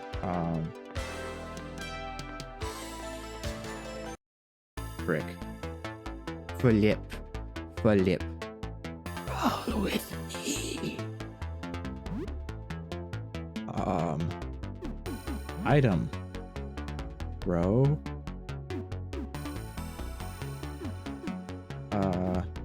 Throwing knife. At worm. Special. Deep cut. Worm. Item. Throw a dinner plate at worm. Item.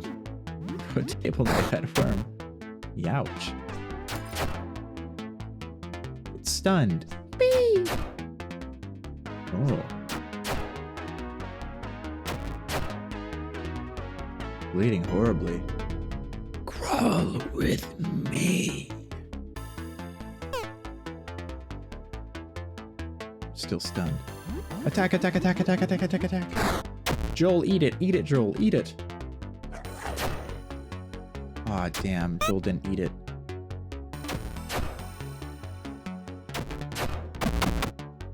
Yippee! $10 found. Hell yeah. We did it.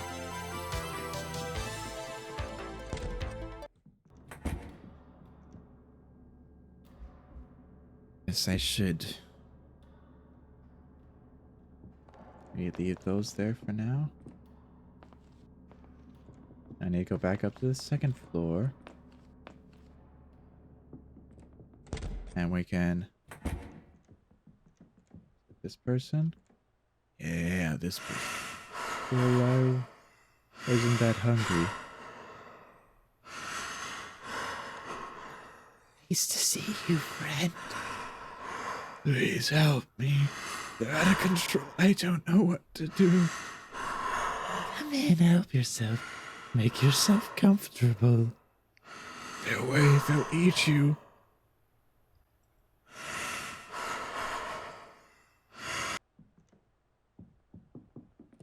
Yeah, maybe it's better if we just go home.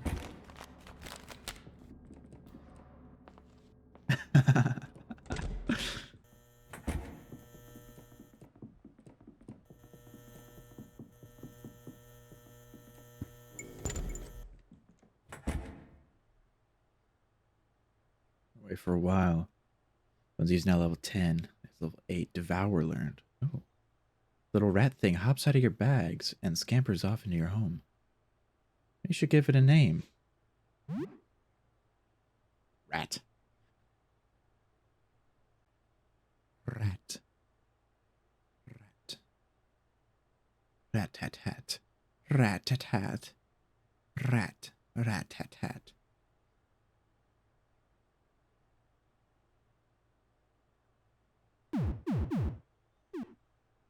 I know the perfect name.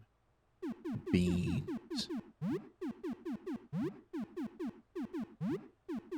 I think Beans would be very happy with this. There we go. Perfect. It's weird only having one arm now.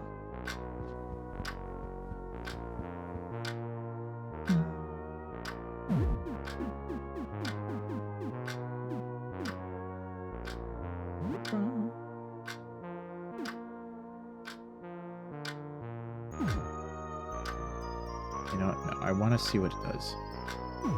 Right now, let me save first, and then I can craft to my heart content. My heart's content. So, what's new? Anything interesting happened since last we spoke? You tell her a bit about recent events. Hate rats. They just get to me. I'm glad I wasn't around when you found that place. Oh my god, you lost your arm! Are you okay? I don't understand. What do you mean you saved the rat? This thing? It? You mean you fed your arm to the wall on purpose? Have you lost your mind? Discs with images of planets. That feels familiar somehow. Did I use these discs before? Oh, so that's what that huge crash was. A bus rammed through the front doors. Yeah, of course I heard it. I imagine the whole city block did. Well, I'm glad you're okay. Whew. So you've been through a lot, huh? Good night.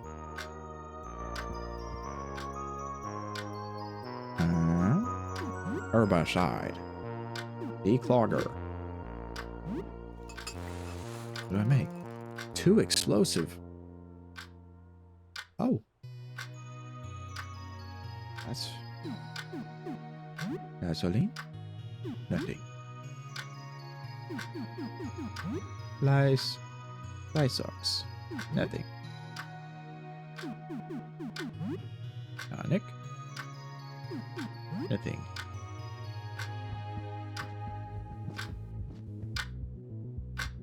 Seven games? What should you play? We got more Screamatorium. That's right. Let's play some more Screamatorium. You resume your Screamatorium game. Your first ghost. You see a translucent apparition hovering in a dingy, padded room, and snap a picture of it. A little girl in a straitjacket. Once again, creepy. but not really scary. It's difficult for Monty to maintain his facade whenever a ghost appears on screen. He flinches or looks away, but always finds some way to explain his reaction. It's creepy, but you're kind of enjoying it. You play for 1 hour. Getting late, you should probably sleep. Hear a knock at the door. It's now night. Flip, flip. Who could this be? A teenager holding a square box stands in front of the door. It smells like pizza.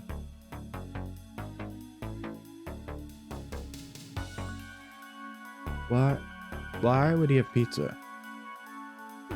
Who are you? Delivery guy. You order an extra large rotten pizza? I don't want it. Extra large rotten pizza. He's probably from the bus. Yeah, I want to open the door. I'm at the right place, I think. I got an extra large rotten pizza. $6. How's business? I don't know, I just have a lot of pies to deliver, so I guess business must be good. It's a bit of a blur. I feel like I've been on this shift forever. I don't even remember driving here. I just, Hi,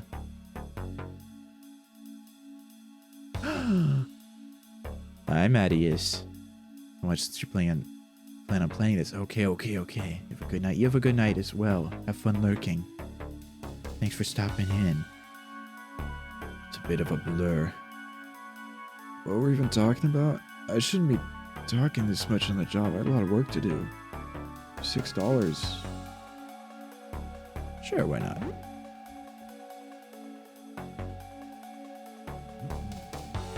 Thanks for the hydrate. And the ostrich egg. Thank you, Mattias. Extra large rotten pizza. Give a tip? $2 tip. Thanks. See ya. Huh. Bit risky to eat. No, why not? Hell yeah. 10 cheese wedge. Oh my goodness. 32 health, 16 stamina. Those are like as good as bandages. Your oven. Fish with stew mix carton. Fish stew. Stew fish. Fish stew fish. Fish soup.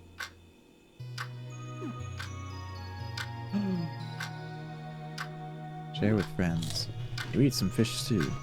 You share the food with 5 people. Montgomery, you're a real tough guy, aren't you? You talking to me? Heck yeah. I'm the toughest guy around. I like tough guys. Wanna wrestle, tough guy? I don't know. I mean, I'm kinda busy. I need to make food for rat baby thing.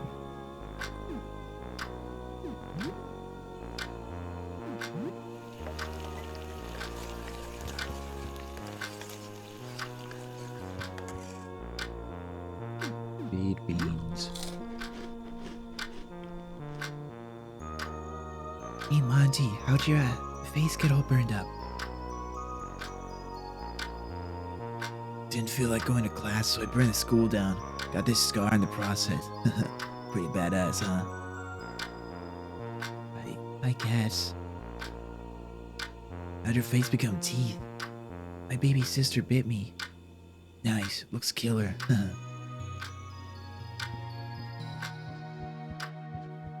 I want to speak to rat baby thing. Beans is clanging some objects together. It smells awful. It looks skittish. Play. You play peekaboo, but Beans cries when you cover your face. Peekaboo might be too much right now. It seems like you need to start very small. Joel approaches the kid, clutching his teddy bear. Is Fuzzy, say hello. Beans takes a little plush and tugs at one of its ears. It's mine, but you can play with him too. Joe spends some time playing with Beans.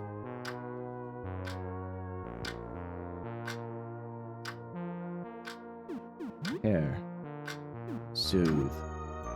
You spend some time soothing Beans. Zarya makes a rare appearance to take some dirty dishes to the kitchen. Curious Beans skitters a little too close as she walks by, and her heel accidentally stomps its tail. Little Beans screeches as Zarya trips, dropping all of her dirty dishes. They shatter on the ground beneath her. Oh, you stupid foot rat. What the hell are you doing? Zarya gets back to her feet and gives the baby rat a solid boot to the ribs. It yelps in agony and cowers in pain. No! Which way are you going this time, you little shit? No! That's awful. Oops.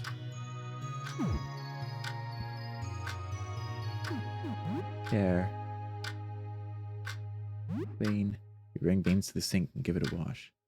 Let me see your war face.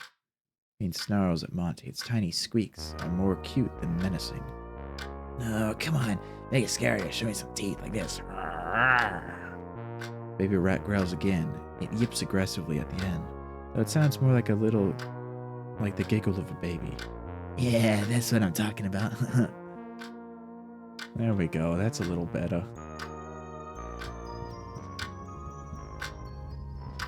See, what time is it? Okay, it's bedtime. You turn in for the night? Yeah. Yeah, it's time. Monty crafted 10 paintball for Zarya. Monty brewed Monty Special. Now 6:08, only 8 days left. I see. I'm gonna go check on my plant.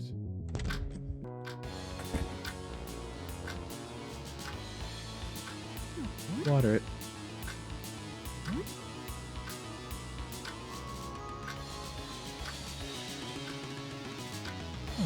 Check the news. Spent some time browsing news sites. Nothing new or interesting today. More and more hostility online towards those who haven't looked. It was a bit more playful before. It feels outright hateful now. One person says that they've been changing ever since they looked outside. They attach a picture. The garbled mess of nonsense. The replies are a mix of complaints and confusion. They knock at the door.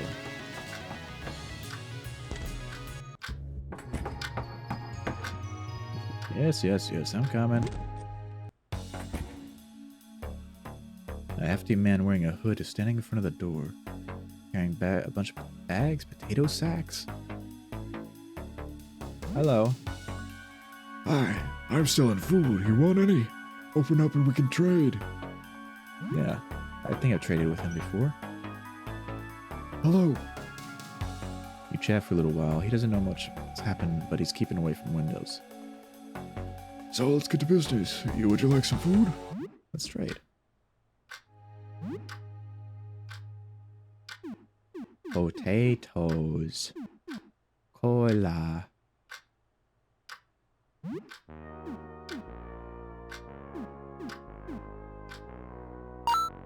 Cola. Cola. No! Damn it. I've been badonked. I can't believe this. Thanks for the cheese, though, Spend. Always bonked with this vodka.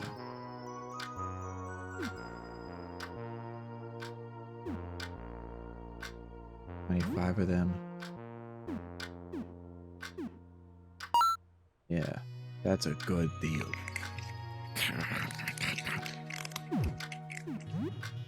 What can I sell? There's stuff I can sell, yeah.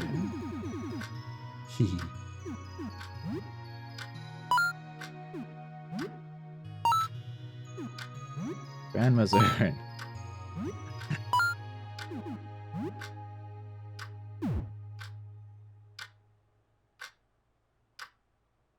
Ah.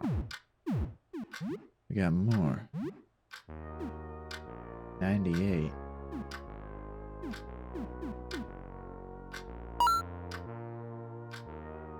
Yeah, that's fine. Thank you. Let's try it again sometime. Wait, can I make Molotovs now? No, Oh, I'm so dumb. I can't make anything because I got no rags. I got no rags. Ah! Well,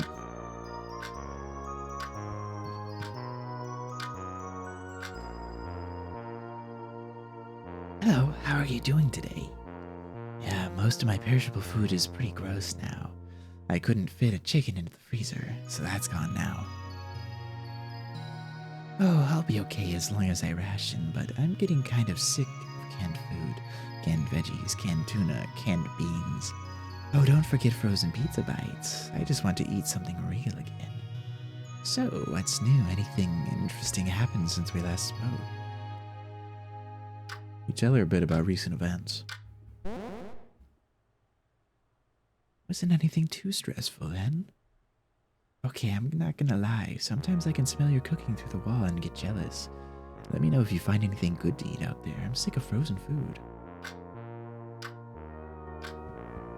Poor Sybil. Poor Sybil. Poor Sybil. Either use grandma's ashes as a condiment, a smoke bomb, or just sell it.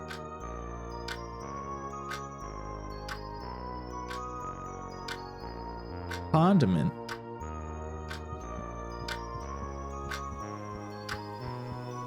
Oh.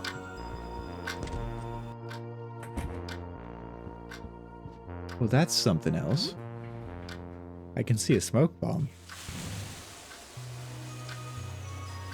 You think about that horrifying monster that chased you through the second floor. What episode would carbonate Kenny's ashes? I see. Leia, you wonder if it was a good idea to invite it into your house. You shower for about half an hour. You have soap and hot water, so the shower's very effective. I see.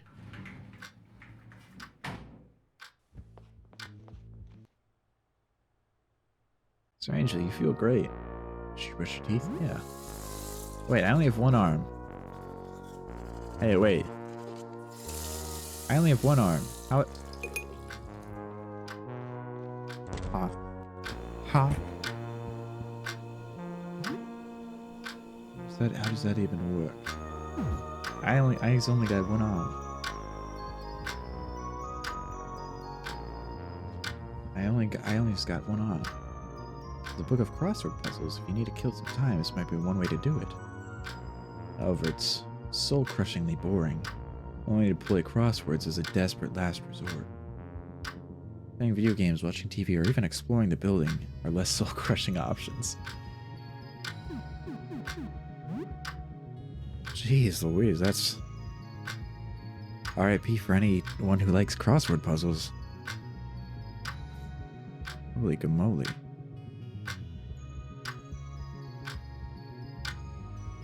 Alright, holy gamoly. Yeah, that's quite the personal opinion on crosswords. And I thought it'd be like video games where you can like learn a skill or something. And no, it's just like, fuck crossword puzzles. If you like crossword puzzles, no you don't.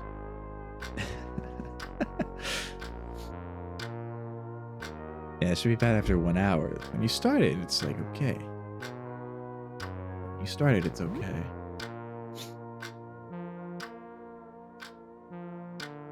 Oh yeah, wait. I got new jewelry, right?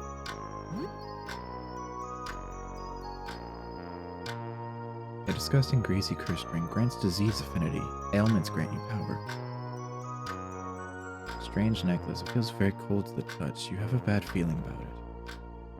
A pair of valuable looking jade earrings. Increases piercing damage resist. Oh. Nice. Nice. Ring of Nurgle. Ring of Nurgle. Oh, that's right, he already has.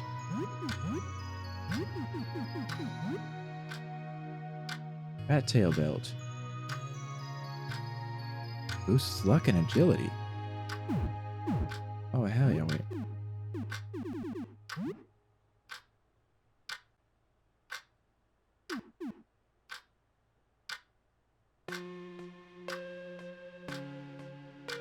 just kind of want to give her that. Oh. Whoopsie. I didn't know the whoopsie. Okay. Well.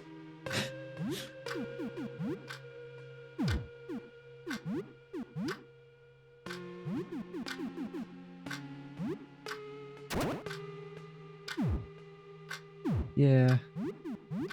I mean, I'll be loading back anyways. I'm not going to save right now. Oh well.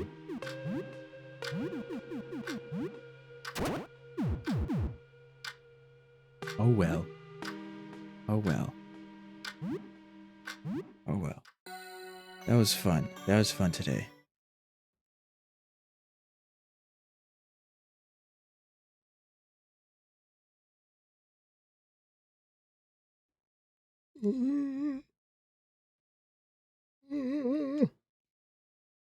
Evening. Oof, caught the end. Yeah.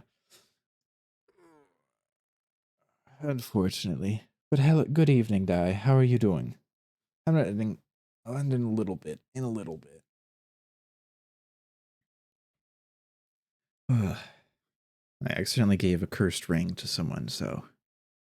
Um. Whoopsie. Whoopsies. You're tired. I feel that. Oh man, I got bad news. The authorities are gonna be here any moment. I tried to delay them as much as I could, but it wasn't enough. Darn. Darn. Who could have guessed the cursed ring was cursed? I know, right? I didn't think it would be one of the rings that, like, you know, once you put it on, you can't take it off. I didn't think it was like that kind of curse, but, you know, some things just happen, and it's like, oh, well, it's cursed now. Ha ha ha ha ha. Oh, well. Oh, well. Ha ha ha. Whoopsie.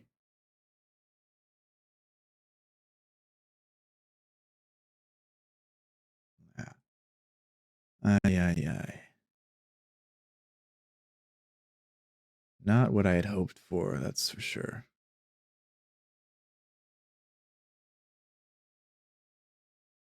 I. I.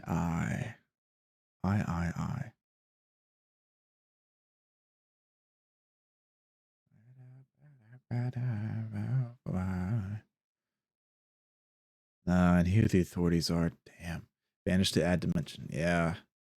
It's rough. It's rough.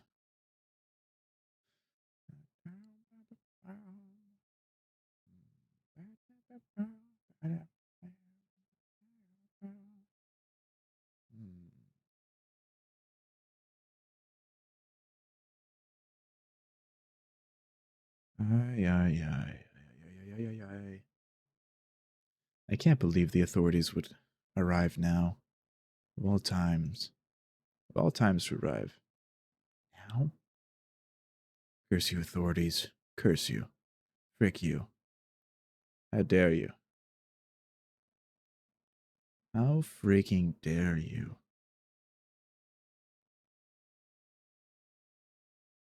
Ay, ay, ay. Bear, bear, bear.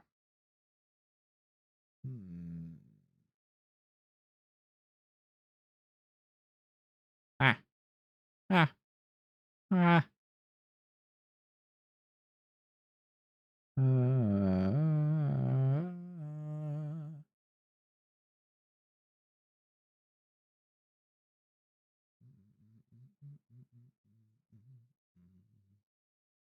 There's a lot of people playing Night Rain.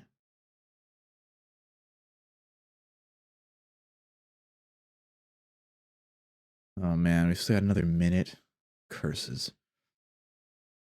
And I gotta say, there seems to be quite a lot to look outside. There's quite a lot.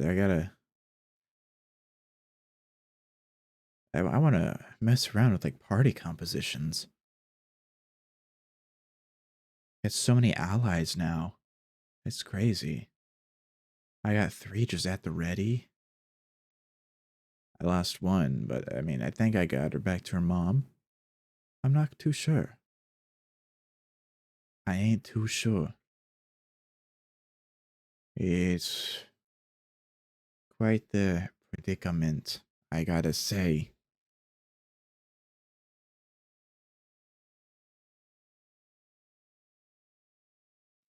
We also got through. Hmm. Hmm.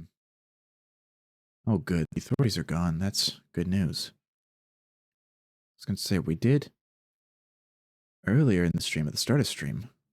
It's like for the first third of stream, we finally finished the SCP tarot card stories. You're free! Yippee! Nice. I finally finished the SCP tarot card stories. So now, next Sunday, next RNR session is new stories. That's kind of exciting. It's kind of exciting. Nice. You think of the project now that you've finished? It's cool. I like it.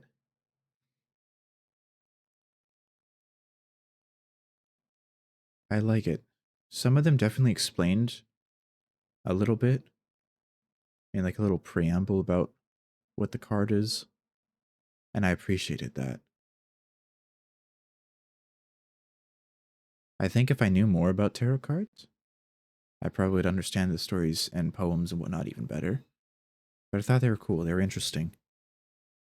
I enjoyed reading them. Even if it took a little while.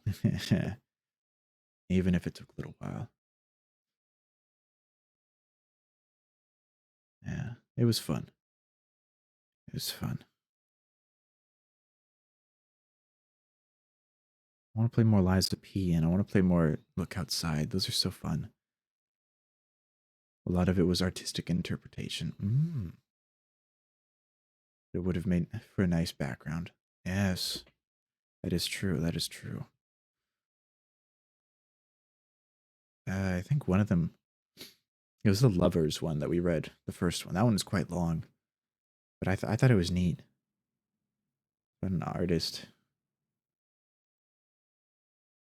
the art gallery, not wanting to make art, but then dreaming about creating a sculpture, a beautiful sculpture, and it was very nice. It really painted a coincidentally, it painted a very vivid image in my mind about this story and the sculpture. It was cool. I liked it a lot. And then I've actually been somehow quite successful in surviving monsters and Look Outside. I thought for sure that, would die to everything, but I haven't. So that's good. And now I gotta work again on art stuff and editing. And I'm not quite sure if, for like videos at least of the narrations, if I should just do one giant video or like the tarot cards and like ABC to Death, if I should just do one big video or cut them up into each individuals, because some of them are like a couple minutes long and others are like an hour long. So I'm really, I don't know what to do for those yet. I'm sure I'll figure it out.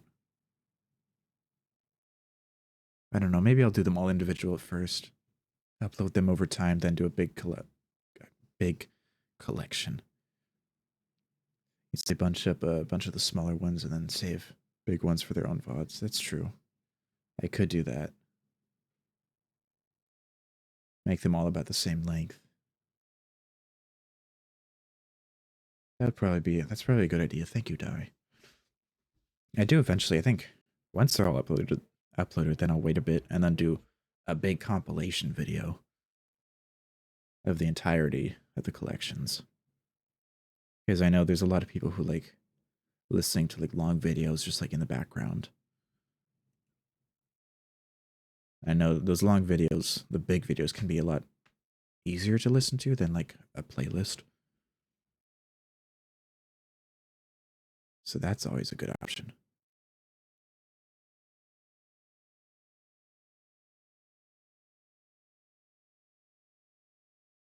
Hmm.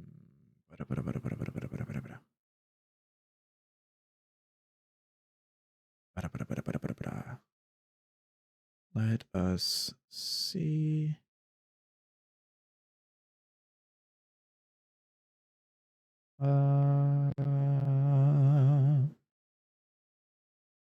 I'm hungry. I'm hungry. Anyways, how was everyone's Sunday? Did you guys all have a good Sunday? I hope you did. I hope it's been a good day.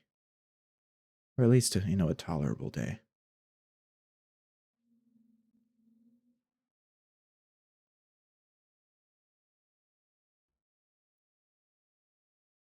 Hmm. I know my Sunday's been alright. Oh, my hands are very cold. Whew. And A-okay.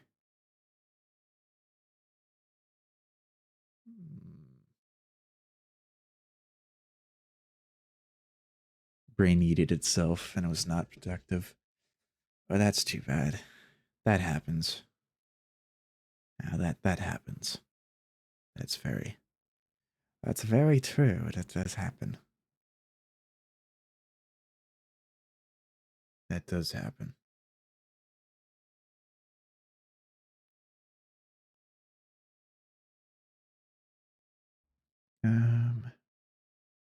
I want to send you all over to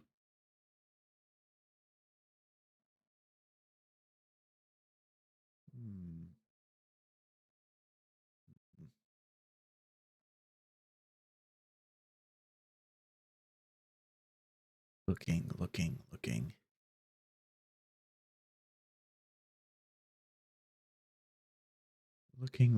looking. Um, looking. There's so many people playing Night Rain.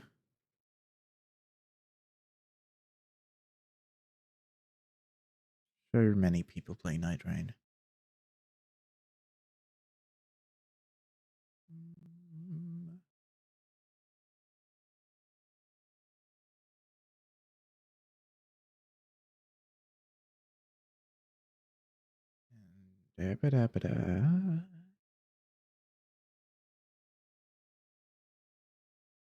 Why don't we try someone new? We'll send you all over to someone new.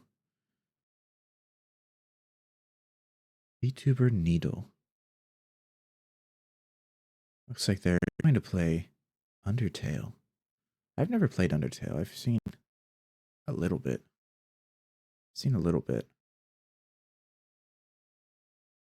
I think they're pretty funny. They're silly. Now let's see. Oh my goodness, it's getting really cold. Holy gamoly.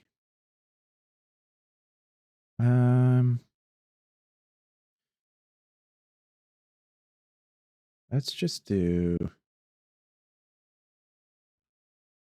Raid 1. More people saw it rather than play it. Oh, I see. That makes sense. Yeah, here. We'll do Jelly Jams incoming as the raid message. So you can copy and paste that if you'd like. Yes. And I'll send you all over to VTuber Needle.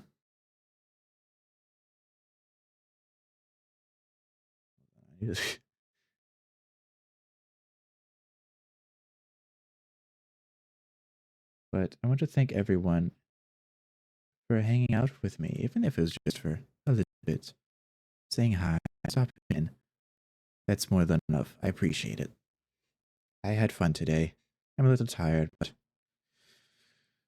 now I get to take my break. Night. Thank you. Good night as well. You guys all have fun. Have a good day. Good night. Good afternoon, whatever it may be. Thank you again for hanging out. Have fun over it with Needle. Bye bye. Be kind to yourselves as well, or else. Okay? Bye bye.